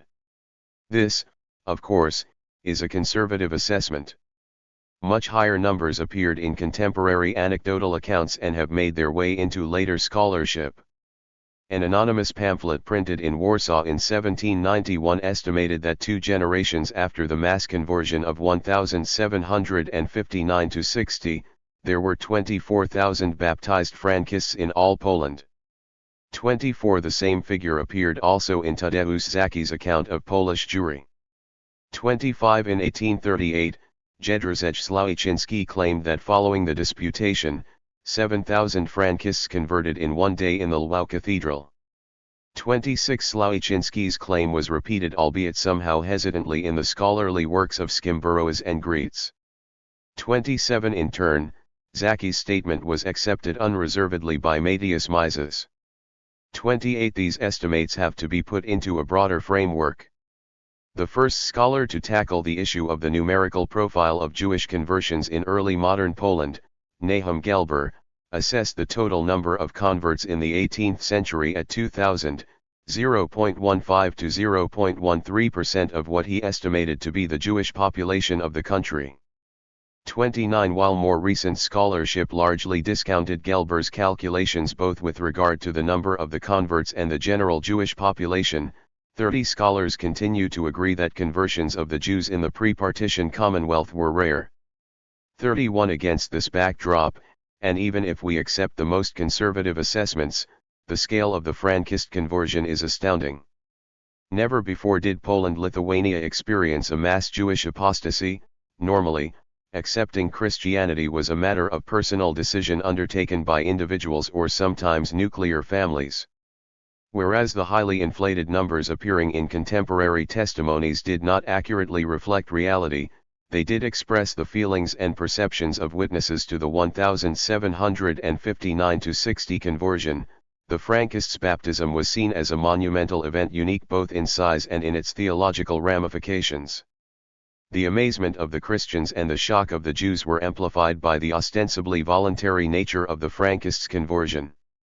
Even the most zealous priests were well aware that the vast majority of Jewish conversions throughout the ages did not stem from Jewish recognition of the truth of Christianity but rather from the desire for social advancement or to avoid persecution. From the outset, the Church presented the case of Frank and his followers as a positive counterexample, the fact that a large number of Jews, 131, approached the baptismal font of their own volition was portrayed as a signal that the Jewish stubbornness might be about to run its course. For Jewish sensibilities, on the contrary, the idea that a few thousand Jews might have willingly abandoned Judaism for Christianity was profoundly shocking, not to say impossible to swallow. In a number of later Jewish accounts, there appeared a pronounced tendency to diminish the scale of the conversion or to explain it away by claiming that, as it turned out, the sectarians were forced to apostatize. Some scholars have even claimed that, as had been the case in medieval Germany, the Catholic clergy presented the Frankists with the choice between conversion and death or expulsion. None of this appeared in contemporary accounts. However, the background of the Frankists' conversion and the positions of all parties involved in it must be carefully examined. The stance of the rabbinate. The first Frankist document to mention baptism was the supplication submitted to Primate Lubianski on February 20, 1759, in which the petitioners requested permission to hold a public disputation with the Talmudists in Lwów. But the idea that the Frankists should convert to Christianity was first broached much earlier, shortly after the Kamienice disputation of 1757. While official Christian documents connected to the Kamienice debate expressed an abstract hope that rejection of the Talmud might be the first step on the path to Christianity, they made no specific reference to the idea of the Frankists' baptism. In these documents, the group was clearly defined as contra-Talmudic Jews who remained and were to remain within the realm of the institutional Jewish religion. As noted in Chapter 3, after the end of the debate, on October 17, 1757, Bishop Dembowski issued a ruling that granted the Frankists autonomy within Judaism. The ruling was valid only in the Kamienice diocese. In order to extend it to all of Poland, the bishop requested a special edict from the king, defining contra-Talmudism as a legitimate form of Judaism recognized within the kingdom and equating the right and privileges of the contra-Talmudists with those of other Jews of the Commonwealth. 32 Such an edict was indeed issued in July 1758, some 8 months after Dembowski's demise. It was printed together with other documents pertaining to the Kamienice debate and was never officially in 132.5. Nulled. However, there were no attempts to put it into practice. The only testimony as to why and how the edict came to be disregarded is preserved in Burberkenthal of Bolekos de Vrobina. According to Bur's account, during a gathering of the Kamienice consistory following Dembowski's death, it was decided not to deliver the writ to the Frankists. Instead, the consistory presented the contra-Talmudists with the alternative, and all the leaders of the priests told the people of the sect of Sabbatai Tsevai in one voice, "We have hereby decided to give you a choice whether to stay Jewish and be faithful to the religion into which you were born and to the Torah and all customs, or to accept our Christian faith in its entirety and to be free men in every aspect, just as Christians. And then you will not need edicts of tolerance and privileges." 33 The source of Bur's information is unknown, and its accuracy cannot be verified. De Vrobina was written in 1800, some 40 years after the eruption of Frankism, and Bur himself did not get involved in the affair until the Lwów debate of 1759. In describing the events of 1756–58, he relied on various testimonies and documents, written and oral, Jewish and non-Jewish. Nevertheless, when his account can be cross-checked with original sources from the early period, it is, save for minor inexactnesses, surprisingly accurate. In this particular case, we have another document suggesting that the Frankists might indeed have been given a sharp choice between adherence to traditional Judaism and conversion to Christianity already in 1757. Shortly after Dembowski's death, the Stadtland of the Council of Four Lands, Barak Meretz Yavin, was admitted by the all-powerful minister of Augustus III, Count Heinrich Brühl. Brühl's contacts with Yavin, who also served as a factor of the royal treasury, was of many years' standing, and the minister was not unsympathetic to him and his case. 34 He advised Yavin to seek the support of the papal nuncio in Warsaw, Bishop Sarah. Yavin prepared a supplication in Latin and delivered it to the nuncio. The supplication was meant as a formal appeal of the Jewish authorities in Poland against the verdict of the Bishop of Kamienice. Seeking to alarm the nuncio, Yavin stated contrary to the facts and against his better knowledge that the burgeoning Sabbatean heresy was gaining adherents not only among the Jews in Poland but also among Catholics. He claimed that the Sabbateans were spreading utterly immoral behavior involving incest, adultery, and other crimes. The movement constituted a heresy contrary to the Ten Commandments, the Old Law, and the Natural Law. As the Bishop of Kamienice chose to support these Jews, or rather knew. 133. Heresy arches, rabbinic authorities were forced to appeal to the nuncio, the representative of the Pope in Poland. The document ended, "Therefore we appeal to the tribunal of your Venerable Highness, we denounce the errors of these new heretics, and we demand that in order for them to be eradicated, they either fully embrace Roman Catholicism, or fully accept our Jewish religion, or as heretics even if they proclaim faith in the Messiah and the Trinity." 35 Yavin's diagnosis of Sabbateanism did not differ substantially from Emden's position, analyzed above in Chapter 2. He portrayed the movement as pure idolatry and a kind of universal heresy hostile to the tenets and values of all monotheistic religions. Yet the tactics adopted by Yavin in fighting the Sabbateans differed from those advocated by Emden prior to the Kamienice debate. Emden recommended seeking the support of ecclesiastical authorities. He believed that once the clergy learned of Sabbateanism's heretical character, they would destroy the people of Sabbatite Tsevi's sect, both the clandestine ones and the revealed ones. 36 Accordingly, Emden called upon the priests not to offer the Sabbateans a safe haven in the church. His strategy was to prevent Jewish heretics from escaping rabbinic persecution by converting to Christianity. Yavin's petition to the nuncio represented a radical departure from Emden's idea. Since the condemnation of the Sabbateans by the Christians failed to materialize and the Bishop of Kamienice chose to support them against the rabbis, Yavin decided to go to the nuncio over the heads of the local clergy and to force the Frankists to choose between Judaism and Christianity.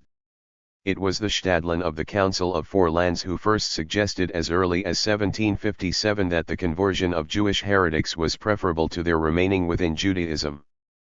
Yavin's attitude was historically unprecedented. Since the time of the First Crusade, baptism of a Jew had become the most potent token of violent conflict between Judaism and Christianity.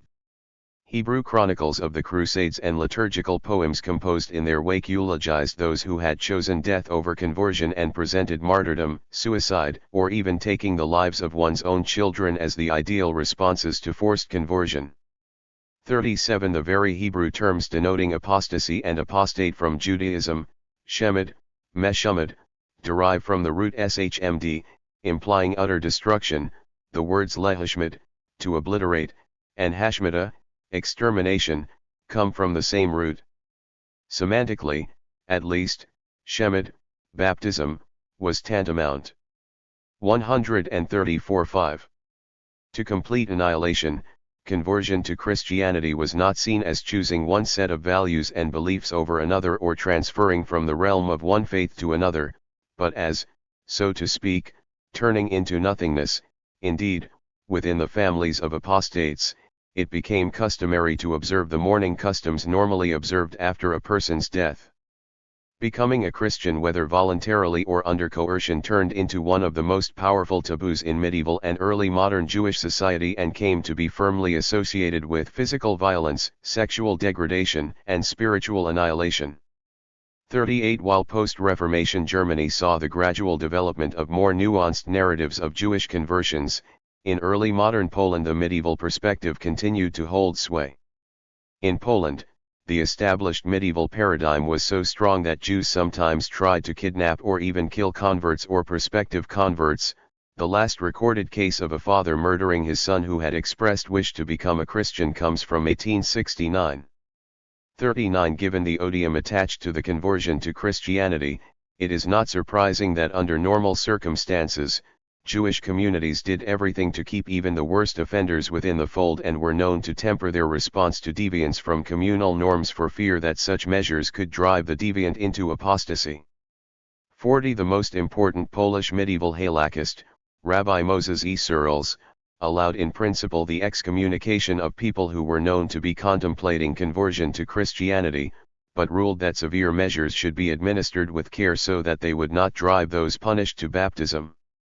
41. Typically, the rabbis warned dissenters, imposed bans of excommunication, and occasionally encouraged persecutions but shunned actions that might drive a Jew out of Judaism.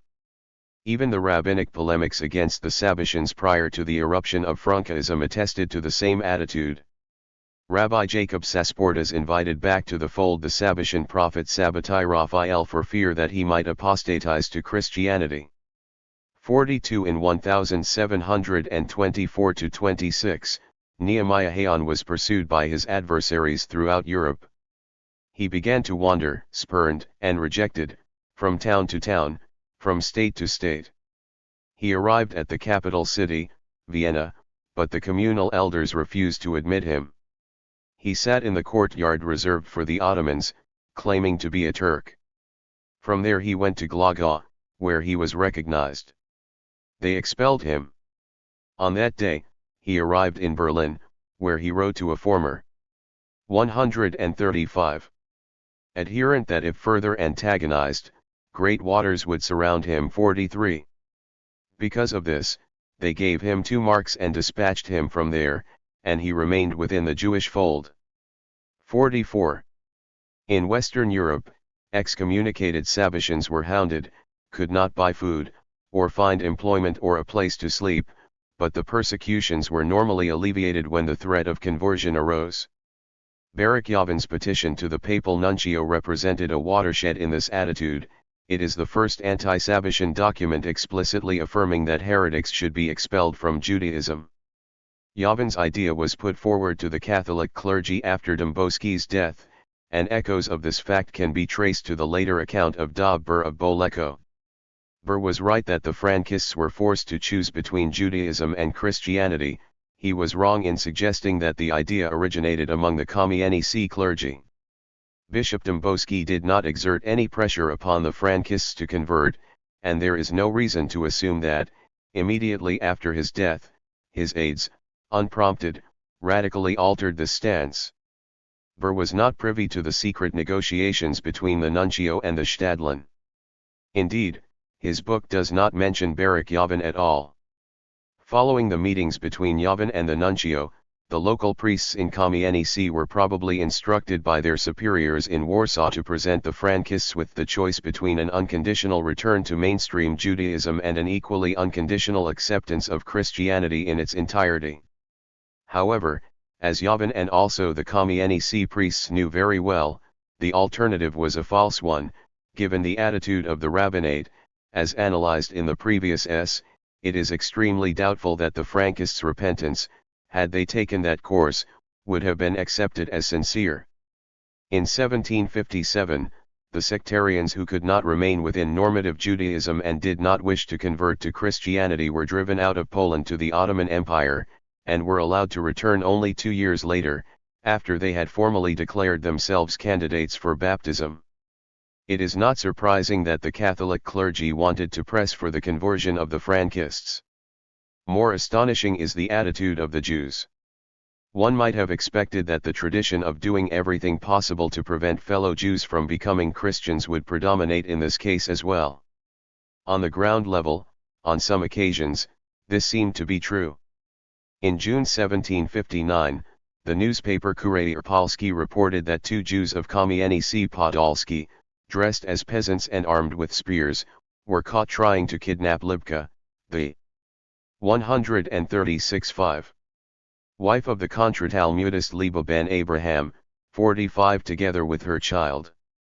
Libka was preparing for baptism, and during the investigation the suspects testified they had acted with permission of the local rabbi and followed the wish of Libka's father, who sought to prevent her from turning Christian. 46 However, different attitudes prevailed among the leadership of Polish Jewry.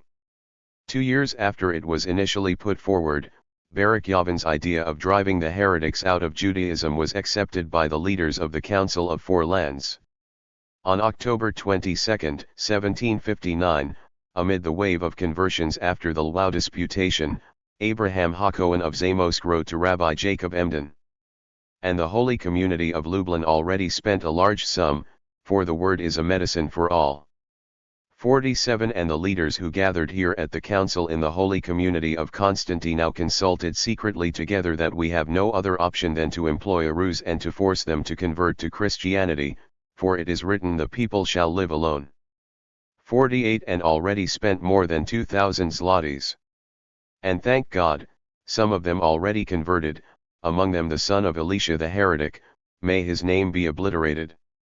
And those who did not convert wear Jewish clothes, and they still go to their prayer houses, we have already reported it to the authorities. So we sent His Honor the Rabbi, A.V. Bet-Din of the Holy Community of Siechanowice, 49 to Warsaw to seek support, and with God's help he found favor with the bishop, the papal nuncio. And he was told to wait there until the arrival of the sect of the evildoers, and to obtain an announcement that they are cut off from the entire community of Israel. 50. With God's help, we will publicize our court case in Warsaw.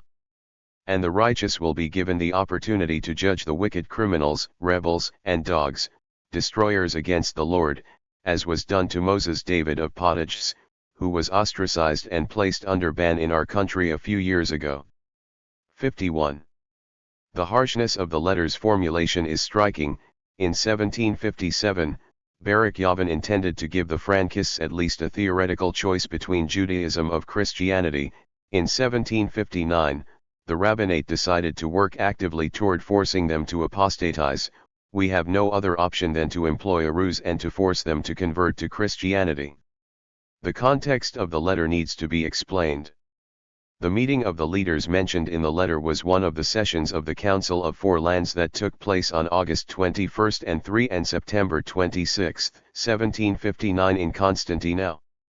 52 During these sessions, the author of the letter, Abraham Hakohen of Zamość, served as a trustee of the council, and the letter reflects the official position adopted by the delegates.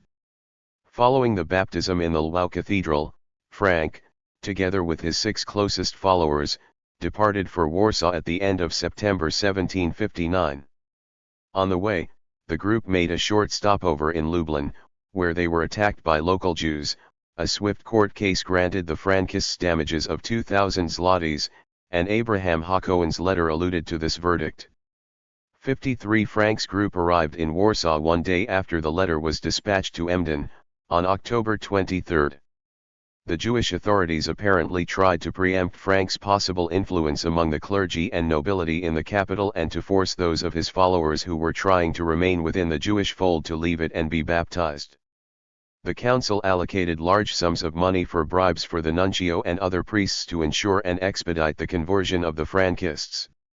Rather than mourn their conversion to Christianity in the customary manner, contemporary Jewish sources expressed happiness after the baptism of Frank and his followers. Some writers went so far as to proclaim that the baptism of the Frankists was a great miracle. Sabbatians were compared to treacherous soldiers conspiring with the enemy at times of war, and their conversion was interpreted as a purifying act decreed by God Himself, who prefers to have His people less numerous but entirely faithful. 54 Other rabbis claimed that Frank's conversion was a providential act preventing him from exerting corruptive influence upon other Jews. Since he became a Christian, he would no longer have depraved a single Jew. 55 Another official of the Council of Four Lands, Lippmann of Danzig, stated, and the rest of the depraved ones of the entire sect finally changed their faith and now they became as non-Jews. May the Lord be praised that they are distinguished from all the tribes of Israel. And as they were uprooted from the land of Poland, so they will certainly be uprooted from all other countries, and then our redemption will certainly come, so may the Lord help us. 56 In the rabbinic narrative, the destructive sting of the Shemad was fully preserved, but as a therapeutic measure. The apostasy of a Jew was considered as a fate worse than death. In some regards, the council decided to facilitate the baptism of the Frankists not despite this, but precisely for that purpose. Emden explicitly stated that the Frankists were forced to convert by the Rab. 138:5. Binate, and that it was done not for their good. 57 The rabbis exulted over the baptism of Jewish heretics because it implied their total destruction as human beings and Jews. The conversion was seen as the most conspicuous sign of the end of all affinity between Sabbatianism and Judaism. This line of thought was enabled by the former acceptance of Emden's radical conceptualization of Sabbatianism not as a Jewish sectarian movement but as an entirely separate religion, which contributed to the extreme stance taken by the Jewish authorities in Poland. The unprecedented political strategy whereby Jews actively worked toward the conversion of other Jews to Christianity required a fundamental psychological and theological transformation. Rabbis could express delight over the conversion of the Frankists or even push them toward the baptism because they had ceased to see Sabbatians as fellow Jews. While technically the sectarians remained Jewish, something had changed in the way they were perceived by other Jews. They came to be considered not only outside the purview of normative Judaism but outside of the people of Israel as well. They belonged to the mixed multitude. From the rabbinic perspective, they had converted to Sabbatianism before they converted to Christianity. This feeling found its clearest expression in another letter of Baruch Yavin. The letter was written in 1768 during a mission to Moscow. The aim of the mission was to foil Frank's attempt to gain Russian support in exchange for the promise of a large Jewish conversion to Greek Orthodoxy. Not without justification, the Stadtland portrayed Frank as a serial convert. Isn't it the fifth faith they intend to change? First, the Jewish. Second, in order to enter to the faith of Sabbatite Tsevi they accepted the faith of Islam. Third, they became fully Sabbatians. Fourth, they were forced to convert to Christianity. And now they intend to change into the fifth faith, the Greek Orthodoxy. 58 In Yavin's letter, Sabbatianism was presented as a distinct denomination on par with Islam, Catholicism, and Greek Orthodoxy, and the adoption of the faith of Sabbatite Tsevi as a conversion from Judaism. Similarly, Ber of Boleko described Leib Krysa's early activity in Poland. Thus Leib Krysa wandered through all the towns of Podolia in order to deceive and to incite some of the people of Israel to change their faith and to profess the religion of Sabbatite Tsevi. 59 As noted, Emden's conceptualization of Sabbatianism as a new religion. 139. Was radical and novel. Until the Frankist affair, very few rabbis seemed to have taken such a radical position. Militant anti-Sabbatianism was a campaign waged by a few professional heresy hunters. The vast majority of 18th-century rabbis tried to hush up rumors and to suppress the memory of 17th-century Sabbatianism, sometimes even forbidding the very mention of the name Sabbatite Tsevi. 60 Despite angry rhetoric, few serious efforts were made to eradicate crypto-Sabbatianism, and as attested by the anti-Haon campaign described above, the rabbinate was reluctant to lose even confirmed heretics to Christianity. The very same rabbis who were prepared to turn a blind eye to the heresies of other Sabbatians radicalized their stance in the case of the Frankists. In order to understand this shift of attitudes, we must now discuss the rabbinic perception of the dangers of Frankism for Judaism. The perceived threat of Frankism. Two motifs from Abraham Hakohen's letter to Emden deserve special attention. First is the reference to Moses David of Potiches, who had been ostracized and placed under the ban a few years before the eruption of the Frankist affair. Moses David was a Sabbatian Kabbalist and itinerant Baal Shem whose biography has been reconstructed by Chaim Wiersubski. 61 He was active in Poland in the early 1750s and was banished from a number of communities, including Lesno and Rogozno, whence he was carried out on a cart full of dung. He moved to Germany, lived for some time in Fürth, was banished again, wandered through various communities of Bavaria, visited London, and, toward the end of the 1750s, finally arrived in Altena, where he joined the circle of Rabbi Jonathan A. Beskutz and his son Wolf. After the series of scandals surrounding Wolf A. Beskutz, Moses David was driven out of Altona as well and moved to Norden. Reportedly, he eventually ended up in Hungary, where he died among the uncircumcised. 62 For Emden and his supporters, Moses David of Potiches was the test case for the success of their campaign of persecution against the sectarians. Expelled from a dozen communities, he was pursued through half of Europe and managed not to settle anywhere for many years. The reference to his death among the uncircumcised, if true, might imply that he was eventually forced to apostatize. In light of the previous discussion, the question arises as to why the Jewish leadership was so severe in his particular case. While anti-Sabbatian rhetoric treated all heretics equally, in most cases the rabbis did not go to 145 such great lengths in persecuting them. The impression that his case was unusual is strengthened by the fact that in their battle against Moses David as in their battle against the Frankists, the rabbinate sought the support of Christians. In July 1758, the rabbi of Fürth wrote a letter to the rabbi of the province of Grabfeld. The letter oddly echoes what we know of Emden's initial appeal to the Parnassim of the Council of Four Lands and Barak Yavin's petition to the nuncio. Like Yavin, the rabbi of Fürth believed that Sabbatianism subverts not only Judaism but also natural law and universal human morality. Like Emden, he thought that the Jews should involve the authorities in the campaign against the heretics. He concluded that the best course of action was to turn Moses David over to the Christian ecclesiastical authorities and argued, "It is best to put in everlasting ignominy, so that through his evil pursuits he will not deceive any more Jewish souls. For these heretics came to destroy all ethical norms. And we the sons of Israel are not the only ones who would persecute these criminals. All the peoples of the land will not bear among themselves these evildoers, for they profess things contrary to reason and subvert the very foundation of the world by allowing the practice of incest." 63 The similarity of the severe measures taken against Moses David and Jacob Frank, as well as the tactic of involving outsiders in what would seem an internal Jewish religious affair were, I believe, grounded in the deeper resemblance between the two cases. The first aspect of this similarity is obvious, in contrast to the typical crypto-Sabbatians, who profess their heresy only within the closed circle of fellow believers while outwardly remaining pious members of the community. Moses David and Frank were, from the outset, clear and outspoken about their heterodoxy and unrepentant when confronted by the rabbis. 64 Their actions and heretical beliefs could not be ignored or swept under the carpet.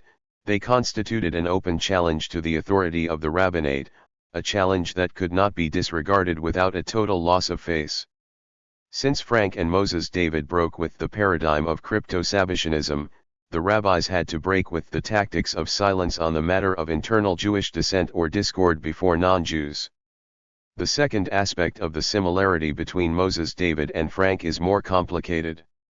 In his analysis, Wiersubski placed special emphasis on the fact that the amulets written by Moses David often contain the symbol of a cross and combinations of the names of Sabbatai Tsevi and Jesus. Hence he argued that the general tendency of the Kabbalist was that of syncretization. 141. Of Sabbatianism and Christianity. 65 This leads us back to Abraham Hakohen of Zamosk's letter to Emden and the Christian elements in the Lancrania ritual. It is highly significant that Abraham expressed so much indignation about the fact that some Frankists still wore Jewish clothes and attended a Jewish house of prayer. The same element also appeared in Christian accounts. When trying to learn more about the background of the Frankists, Father Pikulski spoke to the Jews in Lancrania and was told that the whole problem with the Talmudists was that they did not wish the new Sabbatians to dress like the Jews. Pikulski commented on the stupid apprehension of the Jews who put their entire faith in the beard and disgusting side locks and treated his interlocutors to a sermon on the superiority of Christianity, which pays no attention to external appearances. 66 Not surprisingly, the Jews fell silent. Regarding the Frankists, the priest concluded, as it seems, they would want to be simultaneously Jews and Catholics. 67 While open challenges to the authority of the rabbis certainly played their role, I submit that precisely this syncretistic tendency more than anything else caused the Jewish leadership to act so harshly against both Moses David of Potiches and the Frankists. Both theologically and politically, the stakes became extremely high, involving the very identity of Judaism as a distinct religion. The radical conceptualization of Sabbatianism as a new faith was grounded in the danger of its blurring of the boundaries between the existing religions.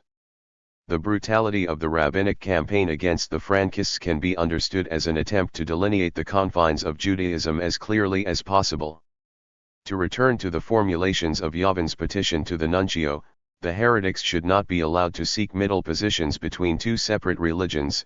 One should be either fully and unconditionally Jewish or equally fully and unconditionally Christian. In a nutshell, the aim of the rabbinic campaign of 1759 was to replace Pikulski's idea of the Sabbatians as simultaneously Jews and Christians with Emden's idea of their being neither Jews nor Christians.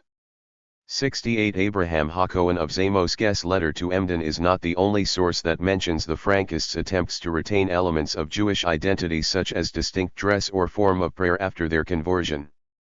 In order to fully elucidate this element, we must again go back to Emden's letter to the Parnassim of the Council of Four Lands discussed in Chapter 2. As I have argued, Emden's letter to the Council should not be read as a Jewish praise of Christianity but as a call for the radical separation of Judaism and Christianity. The latter was to be considered a legitimate and even noble religion, which was intended for non-Jews alone, exactly as Judaism was intended only for the Jews. 142.5. Thus, in the same breath as he praised Christianity, Emden condemned Christian syncretism. Christianity ought to guard its boundaries exactly as Judaism guards its own.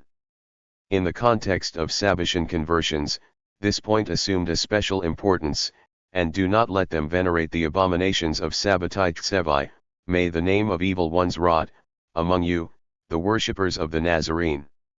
As the well-known sect had done when they allowed the people of China to retain their cult of Confucius, and let them combine it with the faith of the Nazarene. And this worship of Sabbatite Tsevi is far worse than all pagan faiths that exist in the world. 69 The well-known sect that allowed the Chinese to combine Confucianism with Christianity were, of course, the Jesuits. Father Matteo Ricci's adapted diaries, published by Nicholas Trigault under the name De Christiana Expedition apud Sina Suscepta ob Societate Jesu, became a bestseller in Europe. By 1648, it had gone through 5 editions in Latin, 3 in French, and 1 each in German, Spanish, and Italian. 70 Ricci's memoirs contained, among other things, an account of his visit in the synagogue of the Jewish community of Kaifeng in northern China. This account caused a considerable upheaval among the European literati, who speculated that the Kaifeng Jews might be remnants of the lost tribes and that their Torah scrolls might well be identical with the ancient scriptures that circulated in Judea before the birth of Jesus. Moreover, the accommodations made by the community of Kaifeng with regard to adopting Jewish practices and traditions to the Chinese context was used by Ricci and other Jesuit missionaries as a paradigm for creating the famous Chinese rites, 71, which allowed Chinese converts to Catholicism to carry vestiges of Confucianism over into their adopted faith. Thus, for instance, the Chinese Catholics were to be allowed to refer to the deity using traditional Confucian terms, to say the Mass in Chinese, and to practice some form of the traditional ancestor worship. Before Emden, the only mention of the discovery of Kaifeng Jews and the Jesuit mission in China in Jewish sources appeared in Manasseh ben Israel's Hope of Israel. 72 It is difficult to assess what exactly Emden knew about the Jesuits and the Chinese rites. It seems, however, that he knew quite a bit. In his Igaret Bicoret, he related the story of Ignatius Loyola's wound during the siege of Pamplona and described the foundation of the Society of Jesus as the foundation of the known sect of those who recluse themselves from motives of love. 73 In Birat Migdal Oz, he mentioned that he had read a book. 143. From the land of China, 74 The most likely candidate is the German version of Ricci's memoirs. On several occasions, Emden expressed apprehension about the contacts between Rabbi Jonathan A. Beskutz and the Prague Jesuits. The letter to the leaders of the Council of Four Lands was written in 1756, when reprinting it in 1760, he remarked, "I wrote a few years ago. And right now, the holy war erupted also among you against this sect, for which Abescuits worked in Prague, watching daily at their gates, 75 and learning from them the art of forgery and fraud. And he and his cronies should be pursued as the Christians are pursuing this section." 76. The last section of this quotation seems to allude to the Tavera affair and the suppression of the Society of Jesus in Portugal in 1759. Clearly, Emden was highly apprehensive about the order's tactic of attracting non-Christians to the church by accommodating Christian beliefs and concepts to their cultural and religious background. His aim was to preserve the traditional paradigm of conversion to Christianity, which was supposed to put an end to any affinity of the convert with Jews and Judaism. The reason that the Jewish authorities attacked the Frankists in the first place was the danger that Sabbatianism might be recognized by the Christians as a legitimate form of Judaism. The rabbinate could not afford to have the authorities of the Commonwealth treat the Sabbatians as an autonomous Jewish group akin to the Karaites. Following Dembowski's death and Javan's successful intercession with the nuncio, this option was off the table. What was at stake, however, was the sect's autonomy within Christianity. During the negotiations preceding the Lwów disputation, the Frankists aimed at the creation of a special Jewish Christian rite, analogous to the Confucian Christian rite developed by the Jesuits in China. The fullest description of this element appears in Da Bur's de Rabbina. According to Bur, the persecution of the Frankists by Turkish Jews when the former had escaped to the Ottoman Empire after Dembowski's death forced them to flee back to Poland. The sectarians went first to Kamienice, where they were told that the seat of the Bishop of Kamienice was still vacant and that the former Archbishop of Lwów, Mikołaj Wysocki, had died recently. The current Archbishop of Lwów, Lubianski, had just been nominated the Primate of Poland. He was now residing in Warsaw, and the diocese was under the supervision of a temporary administrator. The Kamienice priests advised the Frankists to write a supplication in Polish to the primate that should list the conditions under which they would accept baptism. If the supplication 144:5 contained nothing contrary to the Christian faith, it was likely that Lubianski would accept the conditions. Indeed, in ER 5519, the sectarians convened and composed a supplication in Hebrew. Drawing upon the symbolism of the mixed multitude, they stated that the true God, Lord Jesus, had heard their cries as he had heard the cries of the sons of Israel in Egypt. As God had sent Moses to lead the Israelites out of captivity in Egypt, he had sent Dembowski to lead the Frankists out of their plight among the Jews. As Moses had died before he managed to enter the land of Israel, so Dembowski had died before he managed to lead the Frankists to the Holy Church. And as God again had shown his mercy and sent Joshua to lead the Israelites to the land of Israel, he would again show his mercy and send a new Joshua in the person of Lubianski, who would lead the Frankists to the holy faith. 77. The supplication contained the following conditions for baptism. 78. 1. The baptism would involve signing contracts in Lwów and would not take place until the festival of the Three Kings. 2. The converts would not have to shave their beards and side locks. 3. They would continue to wear Jewish clothes. 4. They would retain Jewish names in addition to the new Christian ones, for instance, André Welwill. 5. They would not be forced to marry non-Jews and would be allowed to marry only between themselves. 6. They would not have to eat pork. 7. They would rest on Sabbath and also on Sunday, like the Christians. 79:8. They would be allowed to continue to study the book of the Zohar and other books of Kabbalah. 89. They would argue from the Talmud in order to justify their acceptance of the Christian faith and to prove the greatness of the evil of the Talmud, which should be burned. 81. As elsewhere, many details of Bur's account are confirmed by other sources. The bishopric of Kamienice Podolski indeed remained vacant for some time after Dembowski's death. Wysocki died in April 1757, Lubyansky was nominated primate in April 1759-82, and the Lwów archdiocese remained under the rule of the administrator sed vacanti, Father Mikulski. Even the minor detail. 145. That the Frankists who returned from Turkey went first to Kamienice finds corroboration in the Frankist Chronicle. 83. Still, the supplication summarized in De Vrabina and the circumstances surrounding its composition require clarification. Burr mentioned that the petition was written in May 1759. Indeed, there is a supplication to Lubyansky signed by Solomon Shore and Yehuda Leib Krisa and dated May 16, 1759. However, the content of the supplication differs completely from the summary in De Vrabina. Rather, the first paragraphs of Burr's summary closely resemble the opening of another supplication, the one submitted by the Frankists to the consistory in February 1759. The preamble to this other supplication indeed compared Dembowski leading the Frankists out of Judaism to Moses leading the Israelites out of Egypt and Lubyansky to Joshua saving them from their later quandaries.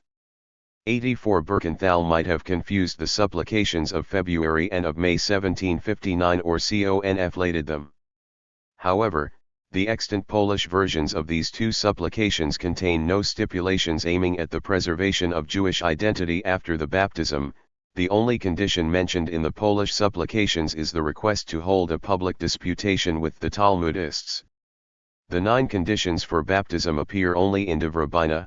Nevertheless, scholars have tended to take Burr's word on their existence. Most details of Burr's story are corroborated by other sources, and, as noted, his account is generally very reliable. It is difficult to imagine that he would make up precisely these conditions. In contrast, it is not difficult to imagine that they were suppressed either by Molada, who translated the supplication from Hebrew into Polish, or by Lubyansky, who had it printed. The background of the Jewish-Christian rite. The Protestant factor. Unusual as they were, the conditions listed in the Frankist supplication were not unique. In 1730-31, 2 emissaries of the Pietistic Institutum Judaicum et Mohammedicum in Halle, Johann George Widman and Johann Andreas Monetius, undertook a journey to Poland. The official purpose of the journey was to gather information on the condition of Polish Jewry. In the event, however, Monetius and Widman sought to verify unconfirmed reports about the Messianic awakening among the Jews and especially about the alleged 146.5 pro-Christian sympathies or even conversionary inclinations of Rabbi Jacob Mordecai HaKohen of Plock. 85. In one of their conversations with Polish Jews, Monetius suggested that should they choose to convert to Lutheranism, the Halle Institute would be able to obtain written guarantees of far-reaching autonomy from the King of Prussia for the new Christians. He stated, "We could agree that you retain external ceremonies. You could keep wearing beards, not eat pork and eat only kosher meat, you could use your Hebrew language in liturgy and wear special clothes. In short, there are many rites that are neutral, if only you do not claim that they are necessary for redemption."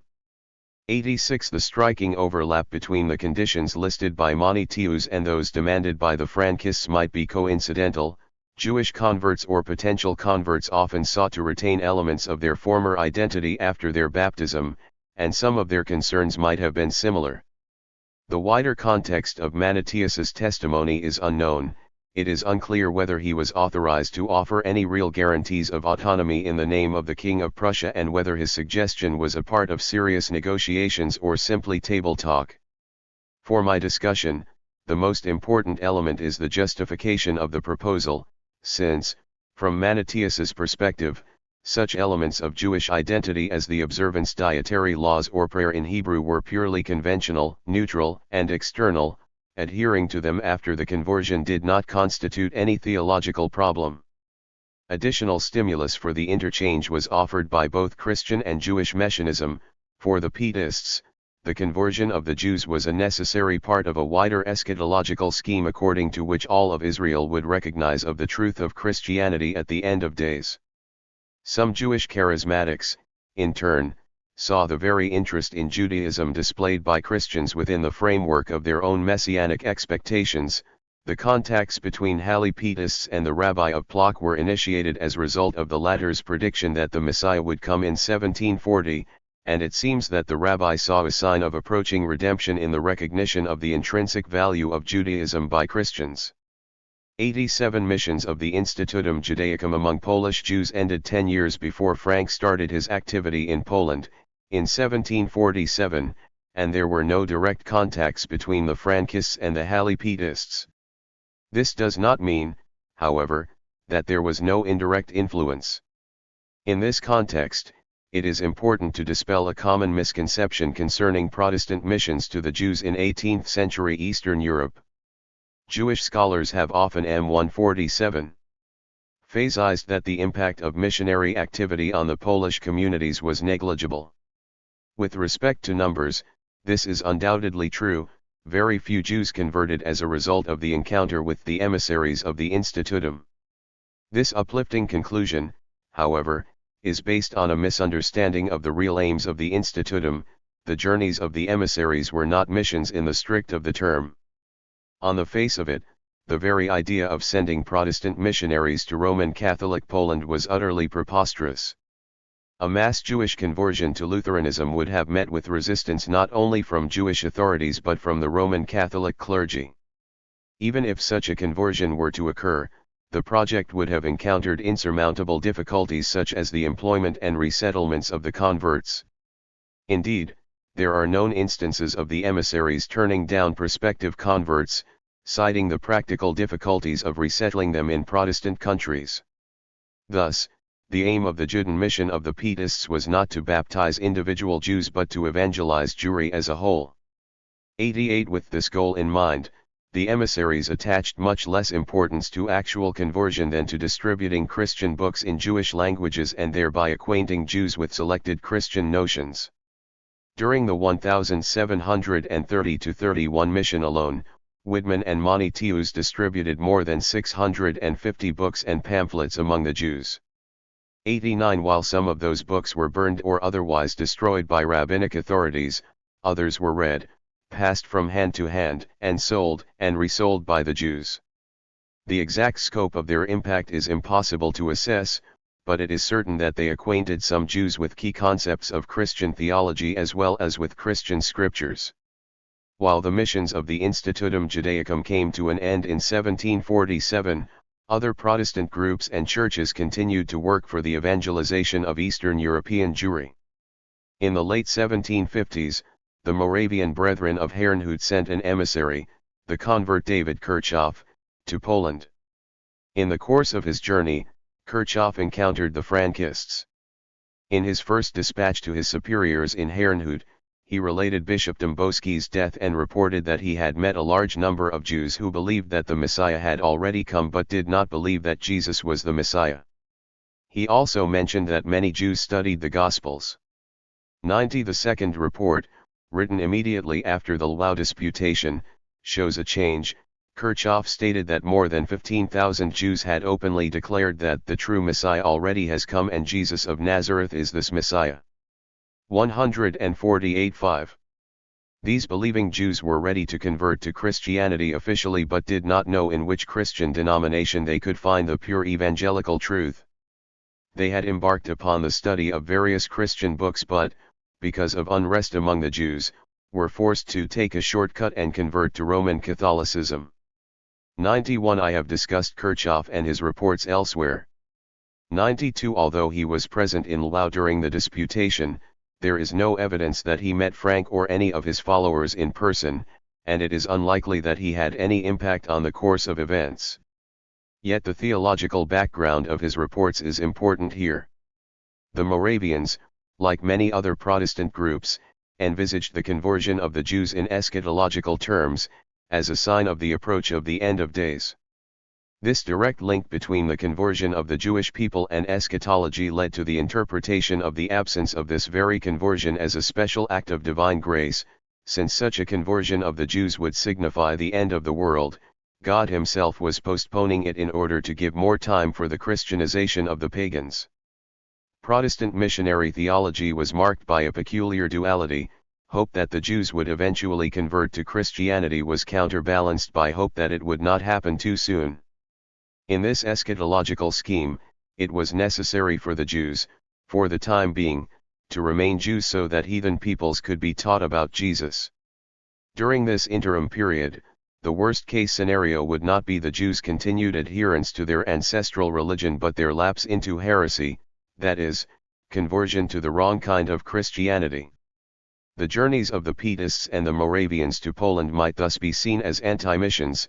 The emissaries' aim was not to convert the Jews to Lutheranism but to acquaint them with pure evangelical truth, thereby staving off their conversion to Roman Catholicism. The missions of the Halle Pietists and the Moravian Brethren to the Polish Jewry were based on the fundamental theological principle of the agreement between pure Christianity freed of papal deformations and pure Judaism cleansed of rabbinic superstitions. In their exchanges with the Polish Jews, the Protestant emissaries presented themselves as the repository of the true Israelite religion and argued that, on a deep level, Jews and non-Jews shared the same faith and that the only difference between them was related to external ceremonies. Accordingly, the emissaries asserted that the Jews should remain Jews even after they become Christians 93 and encouraged them to retain Jewish social identities while accepting Jesus as the Messiah and Redeemer.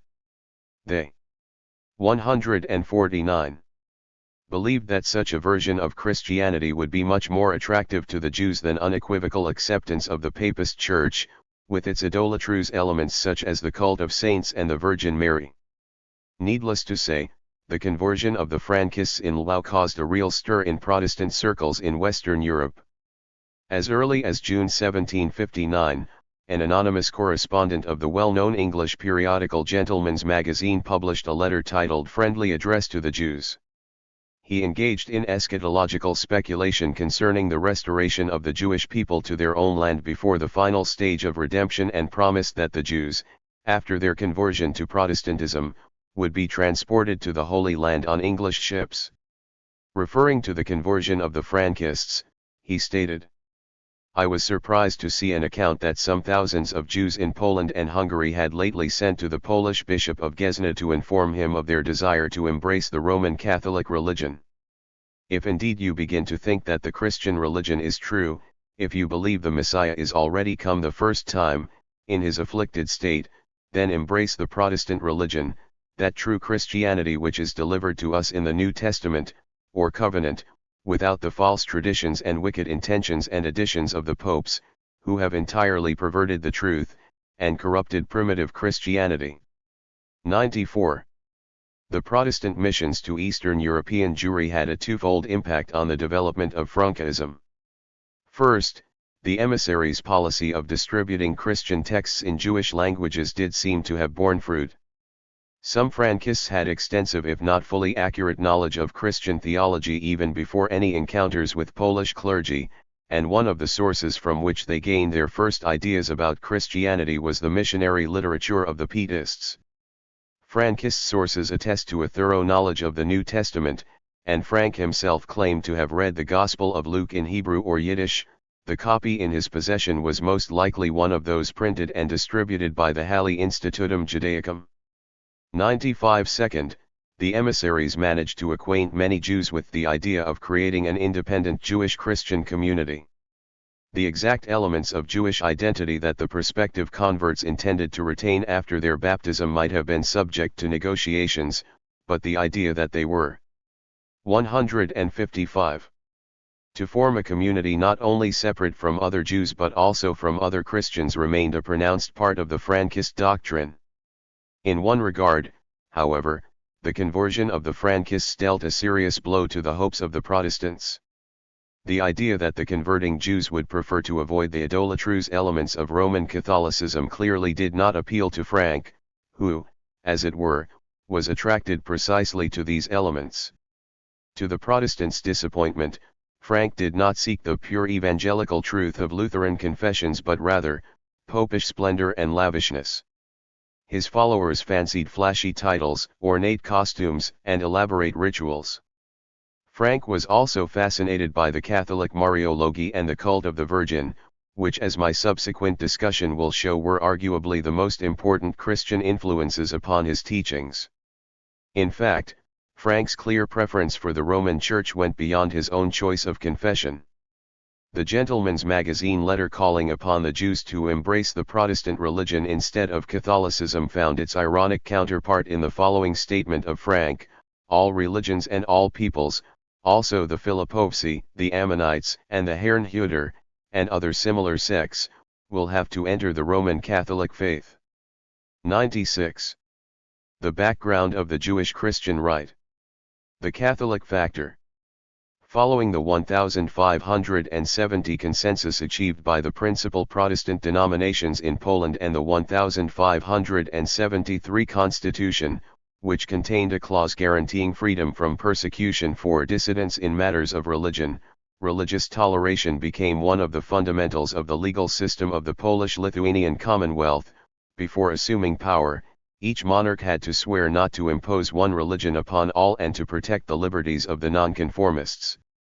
This measure of religious toleration was, of course, limited to the officially recognized denominations, thereby excluding from the outset all future sects as well as those who, like the anti-Trinitarian Arians, were considered heretics by both Protestants and Catholics. In the course of the 17th and the first half of the 18th century, the progress of the Counter-Reformation gradually encroached on the rights of the non-151 Catholics, with the passage of discriminatory anti-Protestant legislation. Over time, numerous restrictions were imposed upon the Protestants, who were, for instance, precluded from making public shows of piety or from building new houses of worship and restoring old ones. The anti-Arian legislation of the 1660s established apostasy understood as leaving Roman Catholicism for any other faith as a capital crime.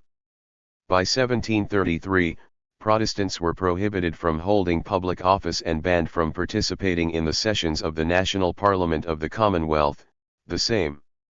As for Judaism, canon law as well as the law of the Commonwealth recognized it as religio licta, and the Jews were not the target of the Catholic campaign for religious unity in Poland. They were explicitly and specifically excluded from the prohibitions on constructing new places of worship by non-Catholics, 97, and, in several cases, erstwhile Protestant churches were turned into synagogues. 98. The state did not challenge their autonomous legal status, and the Polish Church never conducted a systematic missionary campaign directed toward the Jews. Such missionary efforts were sometimes undertaken by individual members of the clergy, such as Bishop Kobielski. However, their scope was extremely limited, and even the priests who were directly involved in these efforts admitted that they had met not only with resistance but with scorn, ridicule, and even violence on the part of the Jews. 99. The policy of the physical separation of Jews and Christians, similar to the one operating in Italy and some German states, was never implemented in Poland.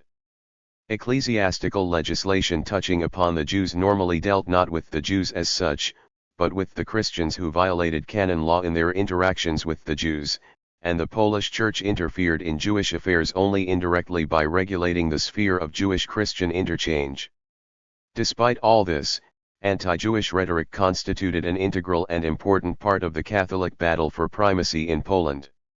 As Magda Teter has demonstrated, references to Jews featured prominently in Catholic sermons and polemical literature not as the actual focus but rather as a symbol of the hostile forces.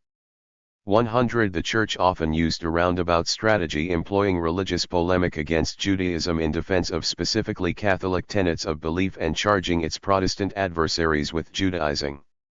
101. 152. 5. The 1759 conversion of the Frankists provided the Church with a stimulus to expand this strategy. The Gentleman's Magazine letter attested to the panic of Protestants hearing about the conversion.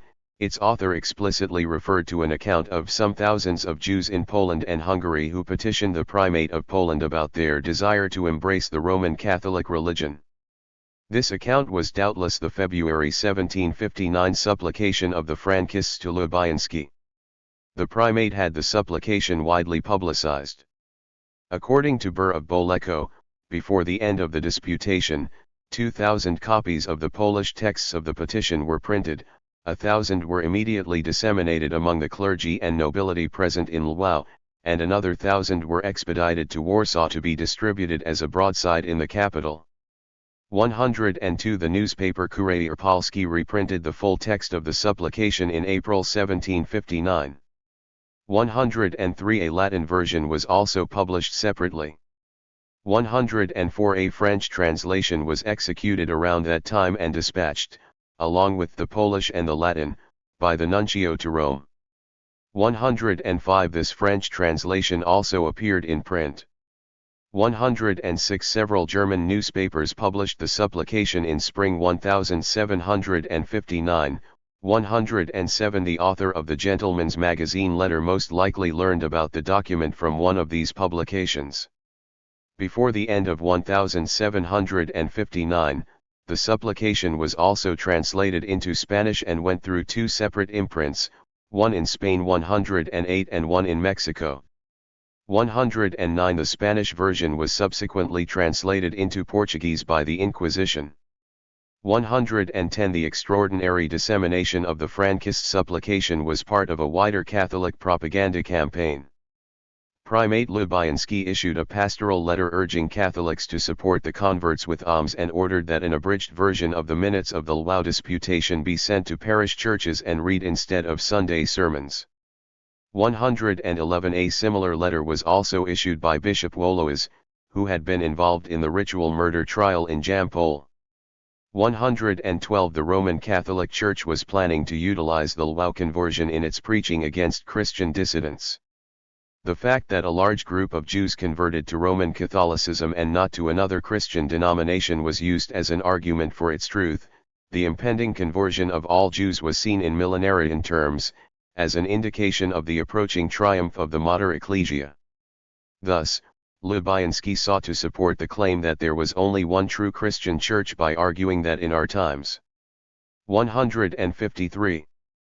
As the world seems to approach the end, the prophecy is beginning to be fulfilled and Jews strive to convert other Jews. 113 The author of the anonymous pamphlet Myśli Historii o Kontrze Talmudis stated, the present-day heretics invented the teaching unknown to the ancient fathers that the true Church of Jesus Christ is invisible. If the Church is indeed invisible, I will ask the current dissidents, how did it happen that this flock found their way to this church and not to any Lutheran or Calvinist temple? 114 The Church clearly saw the conversion of the Frankists as a golden opportunity to enliven and strengthen its propaganda against the non-Catholic dissidents. It was prepared to disregard its doubts concerning the Contra-Talmudists' purity of motive and the possibly sectarian or heretical character of the group. Dispatches of the nuncio to the Curia are full of such doubts.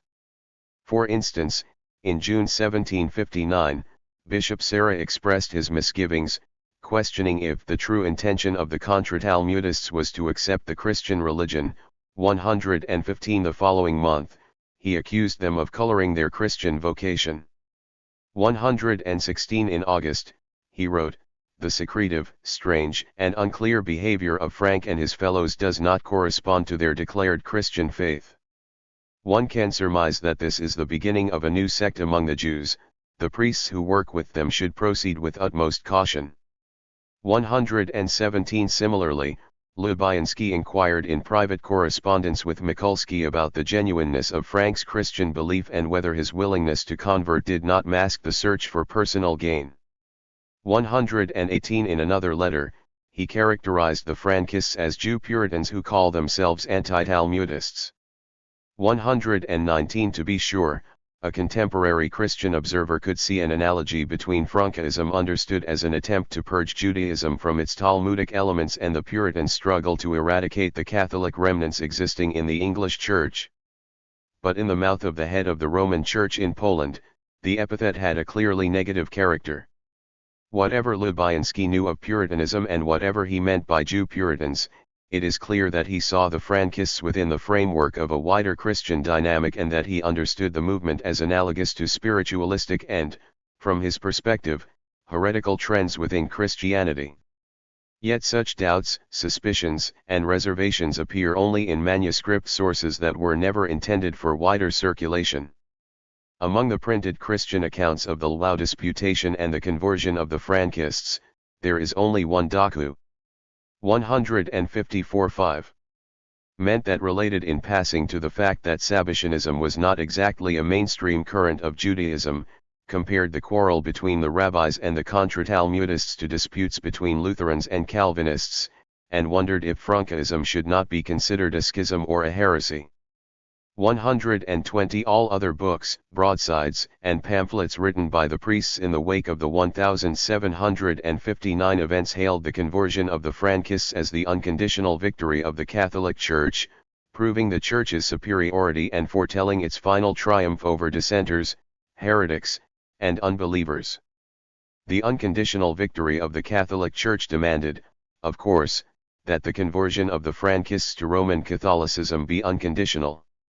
On June 19, 1759, Lubianski responded to all the supplications of the Contra-Talmudists. He praised their intention to convert but urged them not to prolong their deliberations, so that they would not become a devil's plaything because of their foot-dragging. He also stressed that their acceptance of Catholicism must be without any restrictions and qualifications. 121 His emphasis on this point can be seen as additional evidence that the Frankists did indeed try to put forward some conditions for baptism and to retain elements of Jewish identity and belief even after their conversion to Christianity. The needs of the Catholic propaganda against Christian dissenters demanded that such conditions be suppressed. The aim of the Council of Four Lands and other rabbis was to eradicate and cut off the heresy embodied by Frank and his group. At first, in 1757, they attempted to do so by trying to convince the priests that Jews and Christians should condemn the heretics equally. Having failed in this, they decided to rid the Jewish fold of the Frankists and to press for their conversion to Christianity. The Church, in turn, was prepared to take the suspected Jewish heretics under its wing, hoping to utilize their conversion for its own propaganda. Paradoxically, the Catholic position reinforced the elements already present in the Jewish standpoint. Jews and Christians both attempted to separate Frankism from Judaism, efface its differences from Christianity, and eradicate its claims to independence. This overlapping of the interests of the clergy and the rabbinate went so far that it is not altogether clear from some contemporary reports that the priests, despite their anti-Jewish convictions and prejudices, really wished for a total victory of the Frankists during the disputations. An unconditional victory in the debate by the Frankists would not only have confounded the rabbis but would have immeasurably strengthened the bargaining position of Frank and his followers. In order to keep their leverage, the priests played the Frankists off against the rabbis and vice versa. 155. The alliance of the priests and the rabbis had a threefold impact on the development of the Frankist movement. First, during the Commune debate, the Contra-Talmudists had tried to remain within Judaism, at the same time challenging the position of the rabbinate as the sole preserver of divine lore. 122 The persistence of their rabbinic opponents had forced them to sharpen their position and not only reject rabbinic Judaism as a possible form of Jewish religion but to reject Judaism as a religion of which they might be considered a denomination. Second, the insistence of the rabbis that Sabbatianism was immoral, along with the emphasis placed on Frank's Sabbatian roots, forced the Frankists to disown Sabbatianism. Before the Commune and the Lau disputations, Frank and his disciples were merely a Podolian offshoot of the followers of Sabbatai Tsevai and Barakiah. After the disputations, they had to reinvent themselves as a distinct religious group and thus sever the links to their origins. Accordingly, later Frankist documents manifest the gradual elimination of Sabbatian terminology and references to the major personalities of the Sabbatian movement. On a social level, this development reverses the trend characteristic of Jewish heresy in the 17th century. Sabbatianism started as a mass movement led by Sabbatai and Nathan of Gaza and ended up as a number of clandestine sectarian groups centered on different leaders. In 1755-57, the Contra-Talmudists were one such small sect lacking aspirations to attract a wider following. Around 1759-60, a full-fledged mass movement coalesced around Frank. During that period, Frank called upon all Jews to convert to Christianity and embarked upon negotiations to obtain an autonomous territory for settlement. While these negotiations eventually failed to produce results, appeals to all Jews to convert remained an essential part of the Frankist doctrine throughout the existence of the movement. Third, the combination of the rabbinic theological and moral praise of Christianity with behind-the-scenes machinations to force a group of Jews to convert to Roman Catholicism compelled the Frankists to define more precisely their own attitude toward the Christian religion. The Frankists were forced to define not only how they differed from other Jews but also what distinguished them from the Christians. This last element had a crucial impact on the development of Frank's teachings. Politically and theologically, the Frankists were therefore under double pressure from Jewish as well as Christian authorities. This alliance of rabbis and priests has escaped the attention of Jewish and Christian scholars. The former have tended to emphasize the pressure put on Jews by 156.5 Catholic clergy, while the latter have liked to consider the conversion of the Frankists as fully voluntary. Some contemporaries were more perceptive. The Maskell Jacob Commanson described the Frankist affair as follows: the entire class of learned Jews, unified against the dangerous innovator, in whom they saw both individually and as a group the most treacherous enemy. Yet the respect Frank had among the majority of simple Jews, as well as the massive size of his following, did not allow them to attack him openly. Accordingly, the rabbis went to the bishops. Our times are peculiar ones. For the first time, it could be seen that rabbis forged an alliance with bishops against their fellow Jews. 123. Chapter 6. Ghosts of the Past, Heralds of the Future. Frank in Warsaw. After the conclusion of the Lwów disputation and the celebration of his baptism in the city's cathedral, Frank, accompanied by his 6 closest followers and the interpreter Molada, departed for Warsaw. The party reached the city on October 23, 1759. Upon their arrival, the group submitted a new petition to King Augustus III.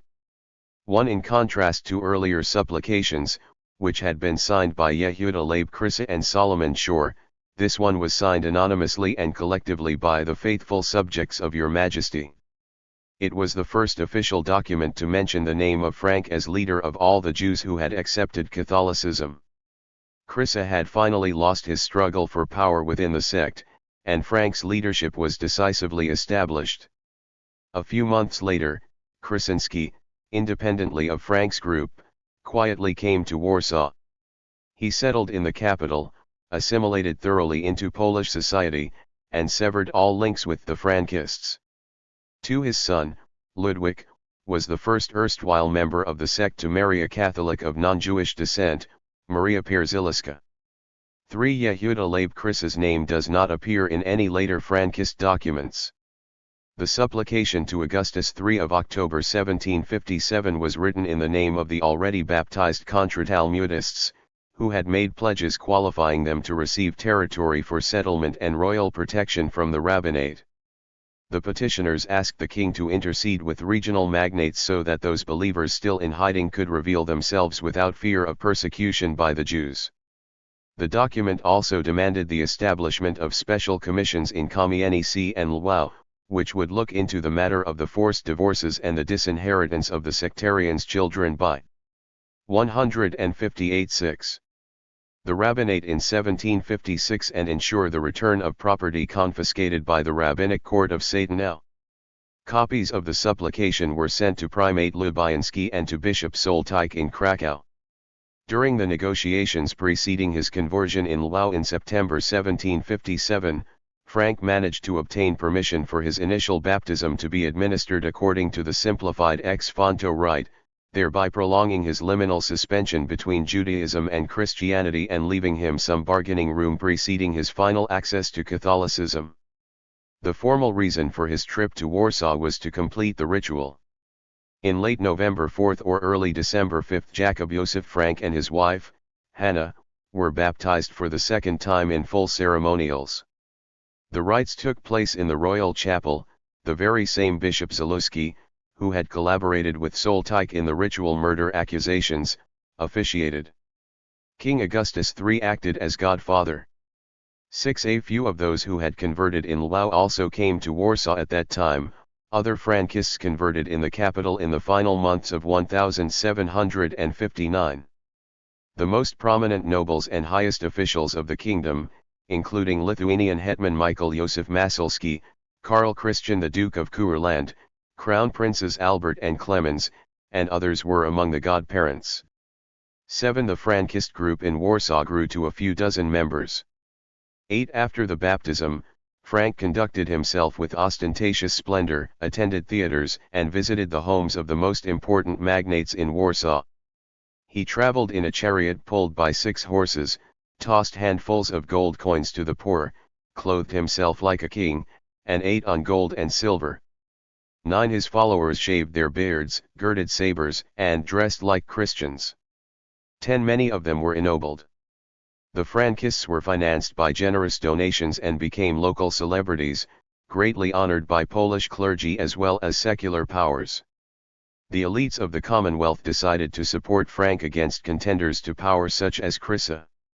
The earlier idea of complete or even partial religious autonomy, associated with Krysa, was abandoned.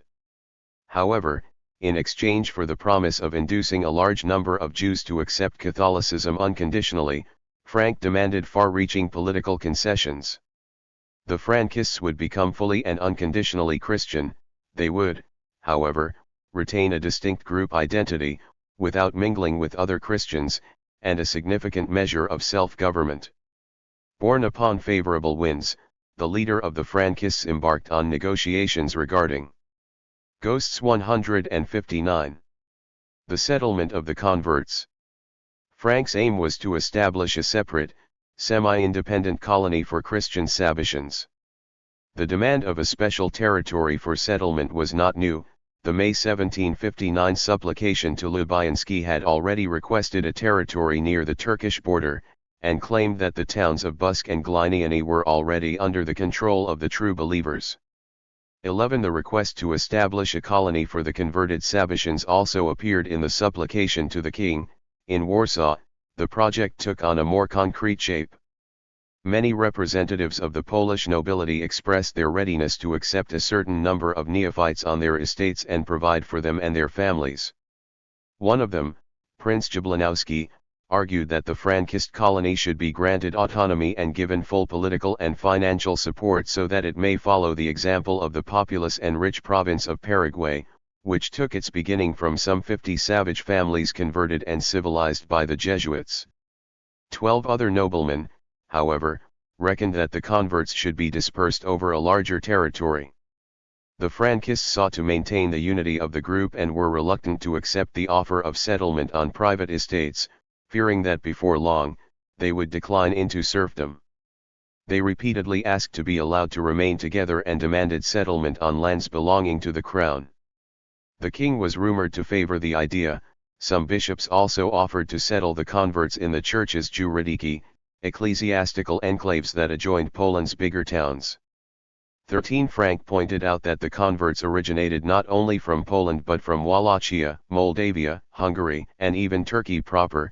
Not knowing the Polish language or the customs of the kingdom, they would inevitably perish should they be separated from one another.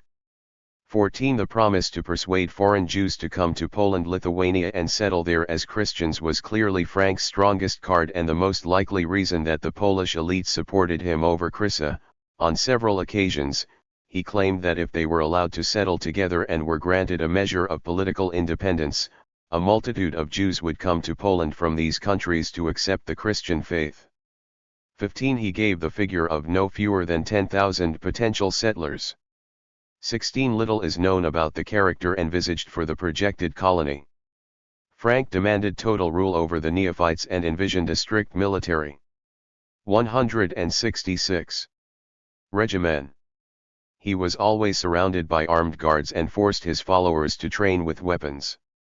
He wanted the converts to become soldiers rather than artisans or peasants and argued that even a small force of Jewish converts familiar with the borderland territories between Poland and Turkey would be useful in any eventual conflict between the Commonwealth and the Ottoman Empire. Frank's conversion was not a part of his original program but was necessitated by the joint pressure of the rabbinate and the clergy. However, after the baptism, Frank presented the abandonment of official Judaism as a double liberation, emancipation from the tyranny of religion and the tyranny of landlessness. The Frankists were to become soldiers and the Frankist leaders military commanders. It was only natural that they had abandoned Judaism, since, as Frank put it, military commanders must not have religion. 17. This militaristic program was intrinsically linked with the plan to obtain territory for settlement, and the acceptance of Christianity was the shortest path to acquiring land. On one occasion, exasperated by the plodding pace of the negotiations with the clergy, Frank stated that had he had 200 Jews able to handle weapons, he could have managed to obtain a permanent abode for his followers and for himself.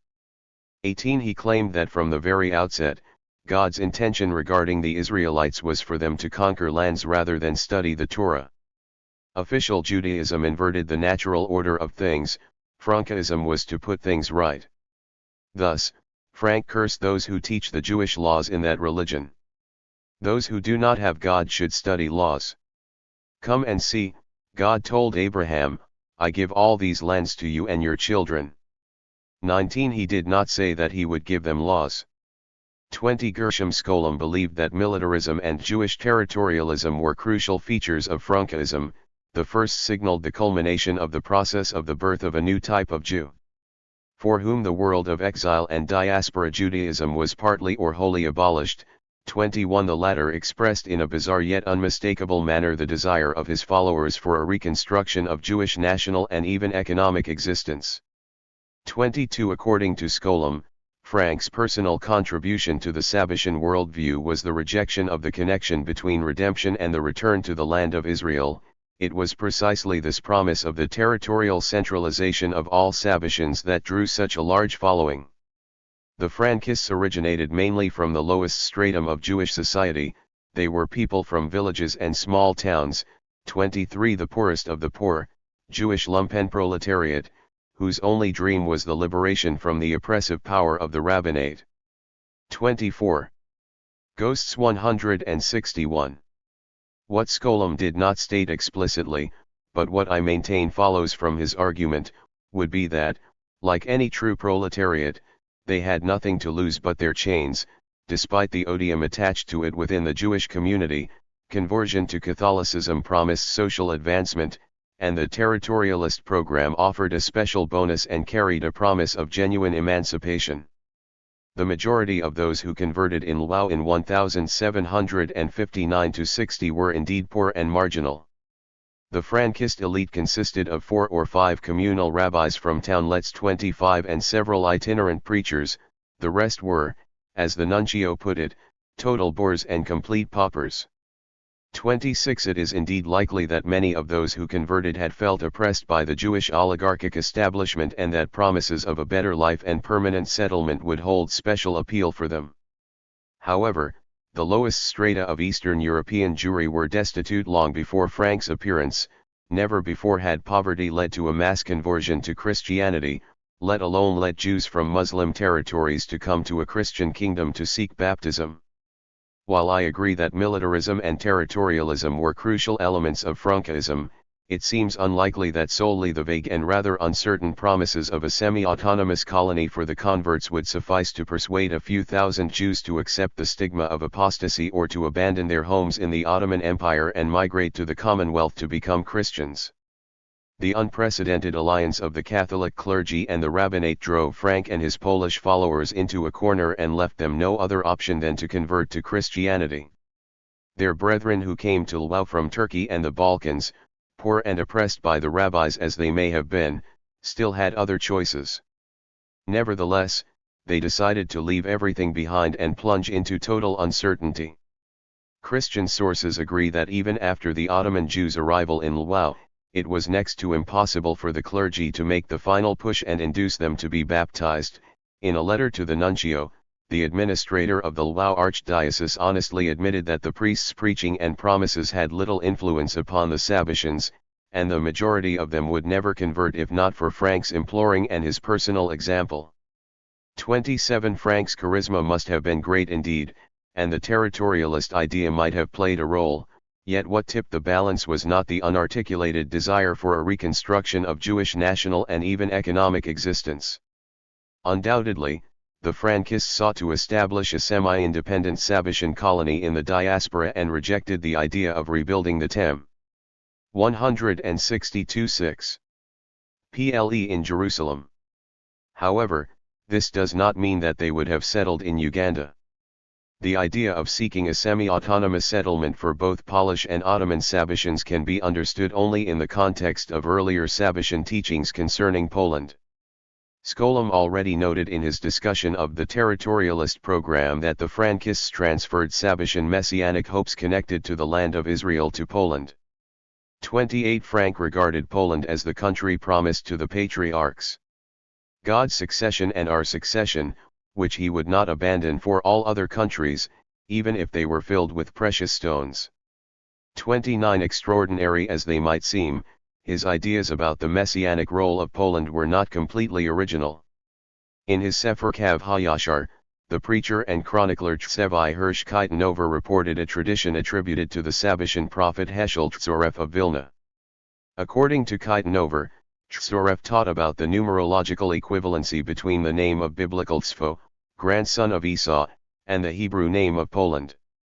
30 Thus Samael, the angelic guardian of Tzfo and Esau, is also the angelic guardian of Poland, which should rightly be called the Kingdom of Edom. The name Tzfo is etymologically related to the Hebrew word for the north, which in turn has the same numerical value as the words Polin Lita. 31 According to Tzoref, the phrase from Ja 1:14 out of the north an evil shall break forth hinted that the tribulations directly preceding the coming of the Messiah would take place in Poland and that when the redemption comes, it will start in the country of the north, that is, Poland-Lithuania. 32 Sabbatian exegesis inverted the traditional meaning of the symbols of Baal Tsephon/Tzfo and Esau/Edom, connecting them with redemption rather than with evil and impurity.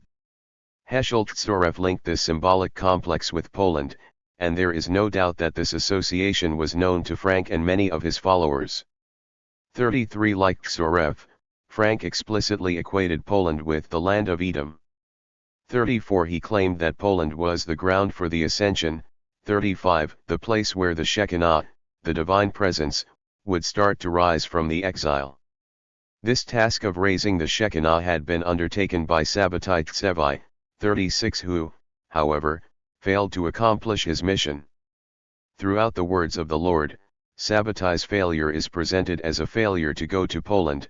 The first wanted to go to Esau, and the second, Signor Santo, who revealed the Christian state, also wanted to go to Esau, but they could not because Laban and Esau are now in Poland. 37 Frank portrayed his entire mission as coming to Poland. 38 Which is where the day of judgment will be fulfilled. 39 And where the gathering of the ghosts. 163 Elect would take place.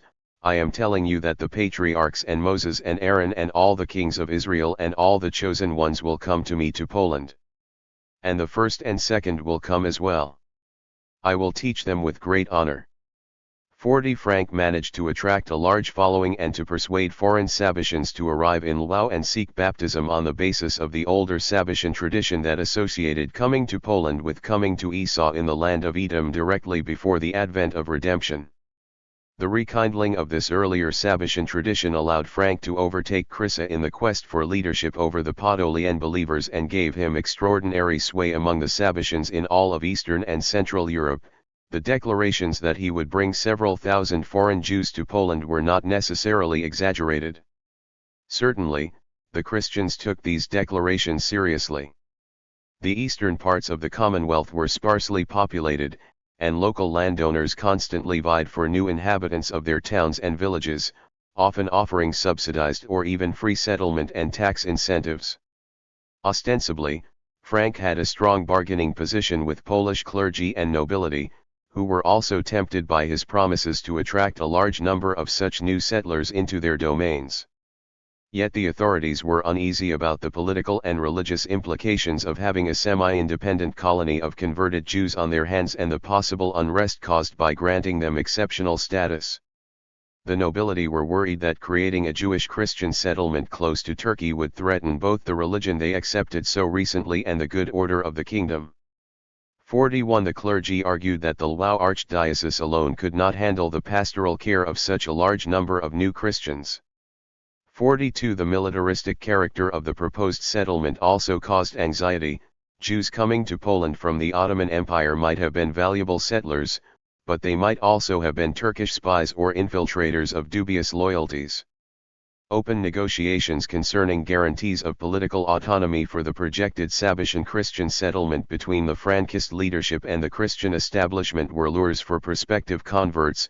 Theoretically, all options were on the table. Nevertheless, it is very clear that the authorities never intended to give in to Frankist demands, for Frank's bargaining position was weaker than it seemed. That so much hinged on his personal charisma and the messianic expectations of the Sabatians concerning his coming to Poland was a double 164-6 edged sword. It temporarily gave him tremendous power over his followers' souls, but it made it extremely easy to shatter the unity of the group. All that was needed was to sever the bond between Frank and other converts. For the time being, in order to attract a few more neophytes, Frank might have been allowed to revel in a 6-horse chariot, and the Jews converting in Warsaw might be given a royal treatment. Before long, however, the party was over. In November 1759, 2 recent converts and 3 catechumens reported to their confessor, Father Gaudenty Piekolski, that Frank's adoption of Christianity was not sincere. 43. The denouncers told Piekolski that Frank had taught about the approaching end of the world and claimed that he had seen the Antichrist in the town of Salonika. 44. The Antichrist would soon perform miracles and persecute the Christians. The coming of the Antichrist was a sign that the final unification of world faiths had started and that soon there shall be one flock and one shepherd. 45. Allegedly, Frank said to his followers, "You know that Jesus the Lord will come from heaven for the last judgment," and it is true. But you do not understand the explication of these words of the gospel. Who knows? Maybe he is already in human flesh and will reveal himself after the end of the persecutions of the Antichrist. 46. The followers inferred from this that Jesus was hidden in the body of Frank, who was also reported to have received the stigmata. Piekolski sent a copy of the denunciation to the administrator of the Lwów diocese, who forwarded it to Primate Lubiański and the papal nuncio in Warsaw. 47. The revelations aroused a storm among the Christian public. The Warsaw consistory summoned Frank, who denied the accusations and stated that he had heard only rumors about the appearance of the Antichrist in Antioch, but he never actually believed in them. However, further detrimental testimonies started to pile up. Another disillusioned follower reported that Frank and his closest entourage appropriated funds donated for all neophytes and that the converted Frankists carried out bizarre ceremonies, worshipping Frank, and singing songs in Ladino. 48. 49. Yet others testified that the Frankists practiced polygamy. 50. Frank was said to demand a true personality cult and to have chosen 12 apostles from among his followers. 51. The ecclesiastical authorities carried out a search, which revealed that the name of Jesus in copies of the New Testament belonging to the disciples of Frank was struck out and replaced by the name Jacob. 52. Most damaging, however, was the public revelation of the fact that before Ghosts 165. His widely publicized conversion to Catholicism, Frank had silently adopted Islam. Father Piekolski said that this alone would suffice to bring Frank into absolute disrepute. 53. It seems that at least some priests knew about the conversion to Islam before Frank's arrest. They hushed it up temporarily and let it be leaked at the right time. The revelation made it possible to discredit Frank and provided a good reason for denying any request for a separate semi-autonomous settlement for the new Christians. Rumors about these being Turkish agents suddenly began to look real and dangerous indeed. On January 7, 1760, Frank was arrested. 54. As the high-ranking clergy began to change their tune and discredit Frank, his longtime interpreter and supporter, Molada, suddenly turned against him. The Catholic authorities had been keeping Molada under surveillance for quite some time. The priests were well aware of his earlier membership in the sect of Filipovci. 55-56 The church threatened to expose Molodaw's sectarian past. In exchange for his cooperation against Frank, he was also offered the position of major domo at the court of Primate Lubiansky. 57 He revealed other detrimental details about Frankist rituals and obediently accused Frank of practicing magic and believing in metempsychosis. 58 Now he served as a translator for church investigators, for the interrogations were conducted in Turkish. 59 Under interrogation, Frank declared his belief in the unity of God, in the Trinity, and in Jesus as divine and human, and professed full agreement between his faith and the Athanasian Creed. 60 He stated his belief in the approach of the Last Judgment, but he categorically denied claiming to have seen the Antichrist. He also denied all messianic pretensions, saying that he never claimed to be the Messiah and that before being told by Catholic priests, he had been unaware that some of his disciples considered him as such. As soon as he learned about it, he wanted these disciples to leave. 61 He admitted that in a dream he saw Jesus, who commanded him to go to Poland. 62. 63 He also acknowledged that he had previously believed that the souls of the wicked perish, but said that after the baptism, he accepted the correct doctrine of the immortality of the soul. 64 Finally, he invoked the symbolism of the Erev Rav, on the basis of the verse "There shall be one flock and one shepherd," Frank 166:6. Argued that the Jews who did not accept Christianity together with him were not real descendants of the Israelites but the progeny of the mixed multitude, who had joined the Israelites during the wandering in the desert after the exodus from Egypt. 65 Following Frank's arrest and discredit, his backers among the clergy and nobility had to justify their earlier support for the head of the Contra-Talmudists. They claimed that Frank misled them and concealed various unsavory details of his past. Any dreams of a semi-independent colony were quickly shelved. The Frankists were expected to become good Christians and good Poles and to integrate within the surrounding population. The majority of the converts were settled in Warsaw, Krasnosta, 66 and Zamość. 67 There were also a number of smaller rural Frankist communities. Raphael Mahler found documents about 8 such villages near Lublin. According to a contemporary source, they were earlier inhabited by Jews, now by Contra-Talmudists. 68 Scholars have emphasized the long duration of the Frankist movement, pointing to the existence of a cloistered crypto-Frankist community in the 19th century. This needs qualification. While it is true that in Warsaw, a group of hardcore Frankist believers survived well into the 19th, and possibly until the early 20th, century, the other colonies formed for the converts disintegrated very quickly. None of the communities aside from that of Warsaw played a role in the future development of Frankism. Christian authorities were prepared to lure the converting Jews with promises of autonomy, for they knew that these promises would eventually come to naught, and the converts would be quickly absorbed by the surrounding Christian population. Meanwhile, they were content to attract what might prove to be a large number of new Christians. For this purpose, they supported Frank and allowed for his excesses and abuses of power, even for spreading some messianic fantasies and propaganda among the Jews. This point is important in the context of the common characterization of Frankism as a messianic movement. If Frankism indeed was a mass messianic movement, it was so only during the final 4 months of 1759. The establishment of an independent Sabbatean Christian colony in Edom would not merely hold promise of social advancement but would signal the gathering of the elect in preparation for the final act of the redemptive drama. The earlier Sabbatean belief in the messianic role of Poland provided the fertile soil, upon which fell Frank's call to come to Edom. It allowed him to persuade the Ottoman Jews to move to the Commonwealth and helped. Ghosts 167. Overcome reservations related to apostasy. The apparent fulfillment of such messianic expectations spurred the instantaneous growth of Frank's following. The leader of one of many competing Sabbatean subsects in Podolia suddenly became the focal point of the entire Sabbatean movement. Yet what had started with a bang quickly ended with a whimper.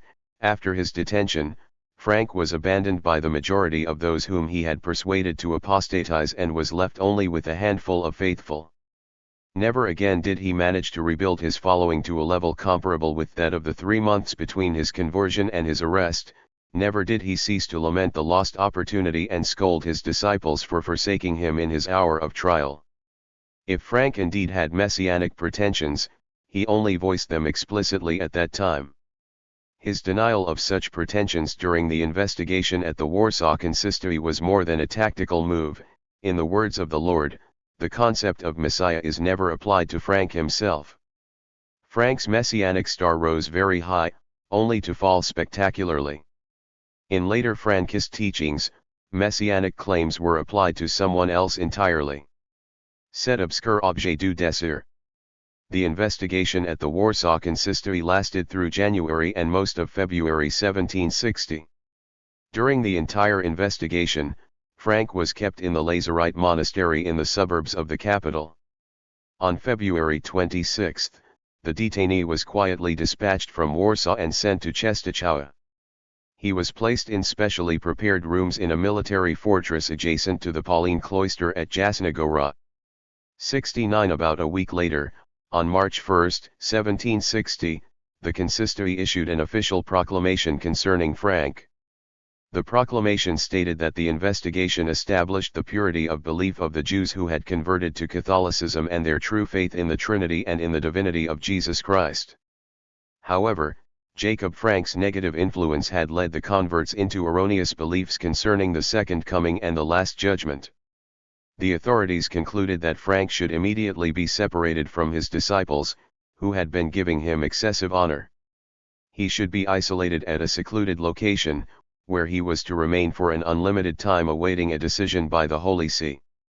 70 As the rest of the Frankists had been misled by their leader, the authorities dismissed any accusations against them and called upon all good Christians to give them assistance.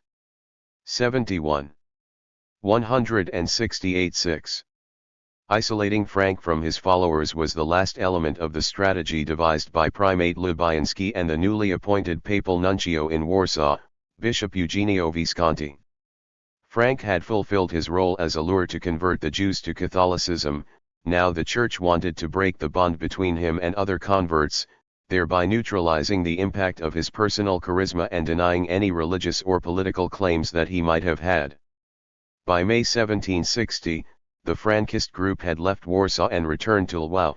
72 The priests hoped that after being separated from their leader, they would gradually blend into the surrounding Christian society. In Częstochowa, Frank was initially forbidden any contacts with the outside world, including his wife and children. Nor was the prior of Jasna Góra given much information about his prisoner. He was only told that Frank was suspected of embracing Islam after his baptism, of creating a sect, and of pronouncing himself a Messiah. For these crimes, he was sent to Częstochowa to await the verdict of the ecclesiastical authorities. 73 Lubianski and the nuncio sought to close the matter by keeping Frank incommunicado. Soltike and Zaluski's faction wanted to keep it alive and tried to facilitate contacts between the detainee and his family and followers. In July 1760, Zaluski interceded on behalf of Frank's wife, Hannah, so that she would be allowed to join her husband in the monastery. 74 The intercession was unsuccessful.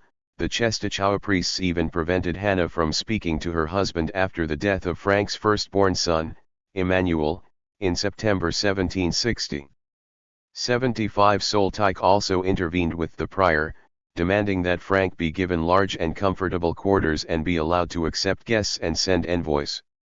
76 Following this intervention, some of Frank's followers managed to reach their leader in Częstochowa and speak to him through a window. 77 The situation improved only after a year, when the nuncio and the primate lost interest in the matter and despite complaint from the prior, who was no longer receiving funds for the prisoners' accommodation. 78 Forgot about the Frankists completely. Soltike immediately stepped in and underwrote all of Frank's expenses in the monastery. 79 He allocated special funds for settling the converts in his diocese and personally undertook to subsidize 30 Frankist families. 80 Soltike's continuous support led to the easing of Frank's conditions in prison. His wife was allowed to join him in September 1762. In late 1762 and early 1763, a group of his most faithful followers started to live with Frank in Czestochowa on a permanent basis. 81 Frank and his entourage attended Catholic services every day, took communion. Ghosts 169. And regularly attended confession. They learned Polish and studied the New Testament. However, the Frankists also conducted their own rituals on the ramparts of the fortress. The monks and the pilgrims staying in the monastery noted these rituals. 82 But there is no evidence that anyone tried to prevent them. Lubianski and Visconti appear to have chosen Czestochowa as the place of Frank's detention for reasons of simple convenience. The church did not have its own prisons, and Jasna Gora was unique in that its military fortress was under the direct command of the prior of the monastery. However, they did not take the symbolic potency of the location into account. The shrine of Our Lady of Czestochowa, with its miraculous icon of the Virgin Mary, was one of the most important centers of the Marian cult in the world and the most important religious site for all Roman Catholics in Poland. According to a legend dating back to at least the early 15th century, 83 the Czestochowa icon was painted by Luke the Evangelist on a fragment of the Table of the Last Supper and later brought by Constantine the Great from Jerusalem to Constantinople. Lev Danilovic, ruler of Halik Volhynia, was given the icon by a Byzantine emperor and placed it in his castle in Belz. Halik was conquered and annexed by the Poles in 1349.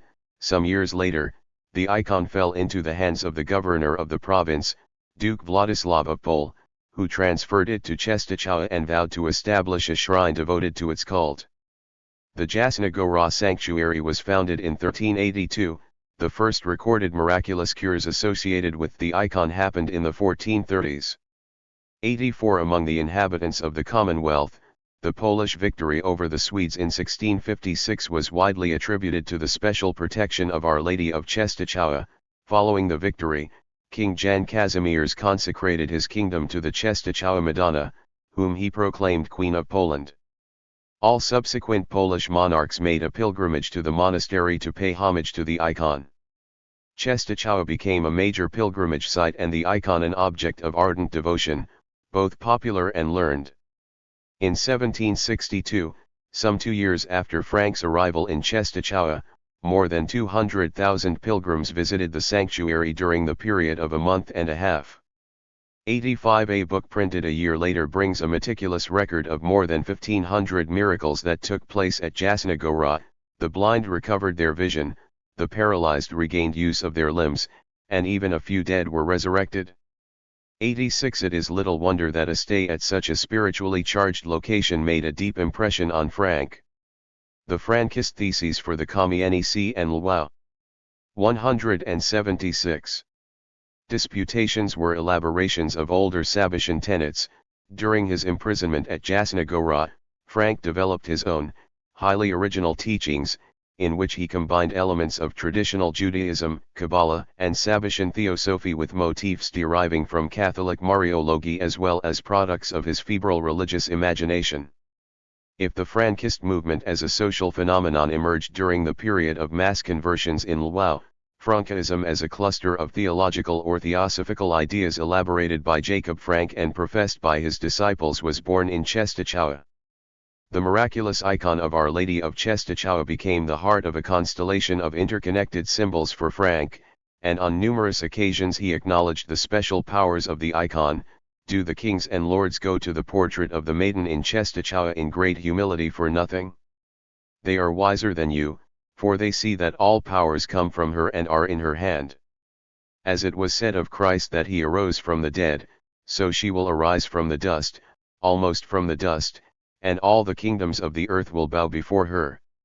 87 The phrase she will arise from the dust is an allusion to Isa 52:2, shake yourself from the dust, arise, and sit down, O Jerusalem, loosen yourself from the bands of your neck, O captive daughter of Zion.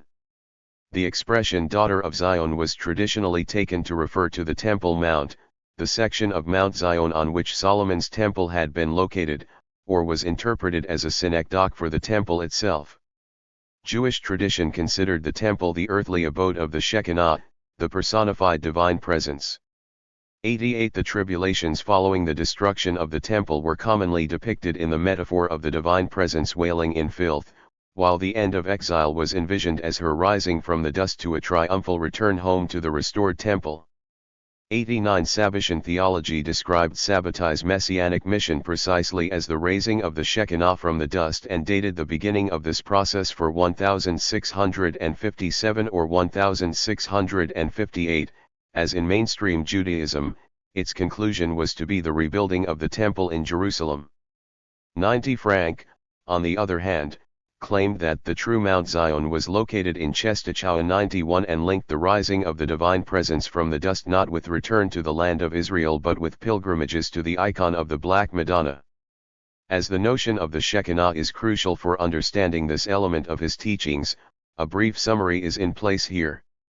The Aramaic word shekinta is an abstract noun meaning literally the act of indwelling or being present and was initially employed by the Targumim to express the concept of ghosts. 171.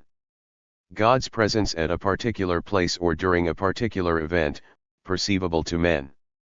Hence, for instance, Targum Onkelos rendered the biblical verse, "And let them make me a sanctuary, that I may dwell among them as and they shall make a sanctuary to my name, that my presence may dwell among them."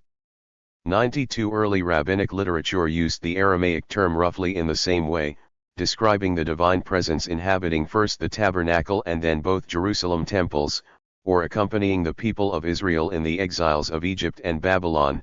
Following the destruction of the second temple, the Shekinah again went into exile together with the Jews, to return in messianic times. 93 While depictions of God's indwelling on earth were at times brazenly anthropomorphic, early sources in no way indicated the Shekinah's gender, save for the feminine grammatical gender of the Hebrew and Aramaic forms denoting indwelling. With the rise of Kabbalah in the late 12th and early 13th centuries, portrayals of the Shekinah acquired distinctly womanly characteristics for the first time. And the notion of the God's presence became identified with the feminine aspect of the Godhead. The symbolism of the indwelling began to overlap and interplay with gender symbolism.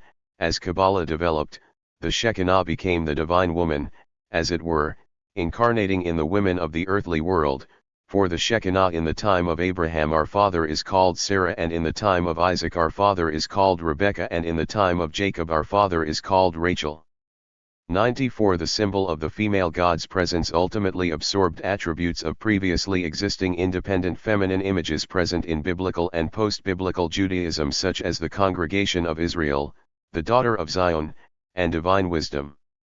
Gershom Scholem has interpreted the emergence of the feminine Shekinah as an internal Jewish development, the consequence of the exegetical identification of God's presence with the gendered notion of the Congregation of Israel, which simultaneously feminized the Shekinah and raised Israel to the level of a mystical body, akin but not genetically connected to the Christian concept of the ecclesia as the Corpus Christi.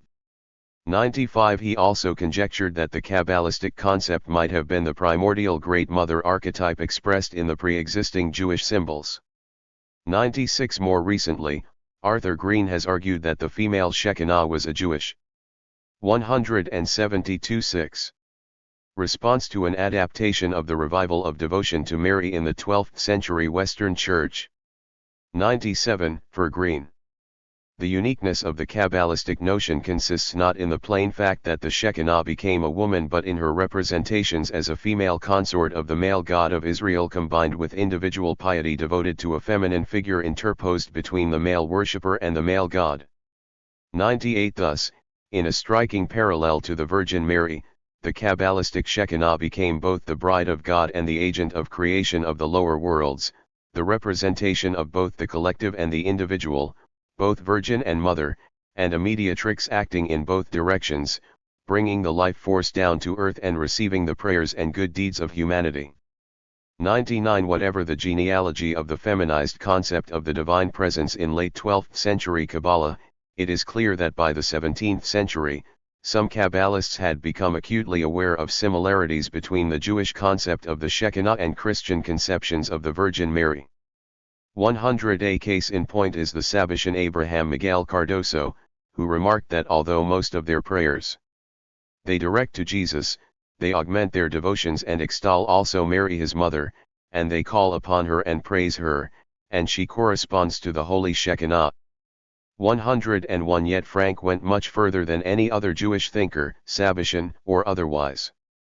At the very beginning of his stay at the Jasna Gora monastery, he had the following dream. In Czestochowa, I saw in a dream that a doe came to me and changed herself into a maiden of a particular beauty, and I led you before her. And this maiden, at the time when you entered the baptism, was pleased as a mother with her children and very much desired that you would go in wholeness and be devoted yourselves to her love. But now, if you are worthy and she extends her hand, I will accept whomever she puts in my hand. If you are worthy that she open this gate in which we hope to enter, you will see the house of God. Now I will show you its gate. 102. In Jewish tradition, the doe of dawn, whose outspread horns resemble the rays of the rising sun, became the focus of extensive and complex allegorical interpretations. Early Midrash treated the doe as a soteriological emblem and compared the steady yet almost imperceptible approach of the dawn to the coming of redemption, which also arrives in barely. Ghosts. 173. Discernible stages. 103. The motif introduced by the Rabbinic Aggadah 104 was further developed by the Zohar. According to a Zoharic myth, the doe is the most merciful of all animals of the world and gathers food for all of them. In search for food, she goes first to the Mount of Darkness, where she encounters a twisted serpent. From there, the doe and the serpent proceed to the Mount of Light together. Upon their arrival, God sends another serpent, which attacks the first one, thus saving the doe. When she descends from the mount, she is pregnant, she runs and conceals herself so that other animals cannot find her. Yet she has a narrow womb, suffers great pains, and is unable to give birth. When she crouches to deliver, God again sends a snake, which bites her genitals twice, thus loosening the tightness. The first time, blood comes out, the second time, water, all the animals in the mountains drink, and she is opened and gives birth. 105. The text of the Zohar portrayed the doe as a symbol of the Shekinah. Later Zoharic strata supplemented the story with the idea that as a result of the snake's 2 bites, the doe gave birth to 2 messiahs, the Messiah son of Joseph and the Messiah son of David. 106. Subsequent interpreters explain the birth pangs suffered by the Ayala as the tribulations preceding the advent of the Messiah, whom they termed the son of the doe of dawn, son of the Shekinah, one born through the bite of the snake. 107. Lurianic Kabbalah held this complex of motifs to be the greatest of mysteries and a source of the gravest danger for those who study it. According to the tradition, Luria was punished by the death of his son for daring to expound the secret of the 2 fawns of the doe. 108. Yet the subversive successors of Lurianism, the Sabbatians, were undeterred. Their exegesis promptly linked the Zoharic myth of the Ayala to the Messiah Sabbatai Tsevai, who came to be presented as the offspring of the doe/Shekinah and simultaneously as the serpent that bit her womb. 109. The most comprehensive Sabbatian discussion of this cluster of symbols can be found in Israel Hazan of Castoria's commentary on the Midnight Vigil Liturgy, which I mentioned in the introduction to this volume. 110. Hazan portrayed the Sabbatai snake as the lover of the doe Shekinah. He interpreted the serpent's bite as an equivalent to the sex act and simultaneously as a symbol of the donning of the turban, coiled like a serpent. 111. Thus the founding deed of Sabbatianism, the conversion to Islam. 174. 6. Became equated with the sexual union with God's presence, and the Zoharic Mount of Darkness was taken to represent the Muslim religion. However, for Hazan, Sabbatai was not only the lover of the Shekinah, who followed her to the Mount of Darkness, but also the first of her 2 sons, destined to enter the faith of Ishmael. The other son would enter the faith of Edom. Thus, during the first stage of redemption, Sabbatai Tsevai impregnated the Shekinah and fathered himself as the first Redeemer. The second stage involves the birth of another Messiah, who is supposed to become a Christian. The Shekinah, in turn, is not only the divine mother of the Messiahs and passive recipient of Sabbatai's seed, she herself is the Messiah. 112 as is the serpent. 113 in the end, all the actors in this divine drama are united and equated with one another, the Blessed Holy One, his Shekinah, and the beloved Son Amira are incorporated as one, with no division or distinction among them. 114 It is not clear how much and what exactly Frank knew of earlier traditions concerning the dough and the Shekinah. He was probably unfamiliar with Hassan's commentary, for, had he known it, he would most probably have cast himself in the role of the dough's younger son, who is supposed to convert to Christianity. However, he certainly knew other Sabbatian traditions identifying the Messiah Sabbatai with the divine presence. As he noted, you said about the first one that he was like the Shekinah. 115 He also knew the Zoharic myth of the Ayilta. 116 The Frankist dicta paraphrased elements of it and evoked the motifs of blood and water gushing from the dough. 117 And of her concealment. 118 In one respect, Frank's reading of the Zohar departs from earlier interpretations. Although the dough of the Frankist dicta still represents the divine presence, its symbolism acquires an additional shade of meaning here. The Ayilta has come to symbolize not the Shekinah as such, but her failed and destitute state. As I told you, she is now in a very filthy and bitter place. As I also told you, she is Ayilta, which means, she is now in the form of an animal and must be relieved from that bitterness. If you were good, it would happen through you that she would shed the animal shape and a human form. 119 In Frank's dream from Czestochowa, the Shekinah, imprisoned in the animal form of the dough, turns into the maiden, that is, becomes human. Panna is one of the most common Polish appellations of the Vir. Ghosts. 175. Jin Mary, and Frank must have heard the phrase Swayata Panna, Holy Maiden, repeated daily by the pilgrims praying before Our Lady of Czestochowa. Although Frankist sources do not make this connection explicitly, one might surmise that Frank could not have failed to notice that the climax of the Zoharic story of the dough takes place in the Mount of Light, while his own place of imprisonment and the place of Mary's most ardent worship was the cloister named Jasna Gora. What he did say explicitly was that the maiden, which his dream identified as the human form of the Shekinah, God's presence on earth, is already hidden in the portrait of the Black Madonna. 120 The nucleus of his teaching was not any parallel or correspondence between the Shekinah and Mary but the idea that the former somehow transformed into the latter. Christian doctrine posited that, since the birth of Jesus, oral revelations granted to the Jewish prophets have been surpassed by God's palpable presence among the humans, thereby lifting the prohibition against making graven images and opening the possibility of his graphic depiction.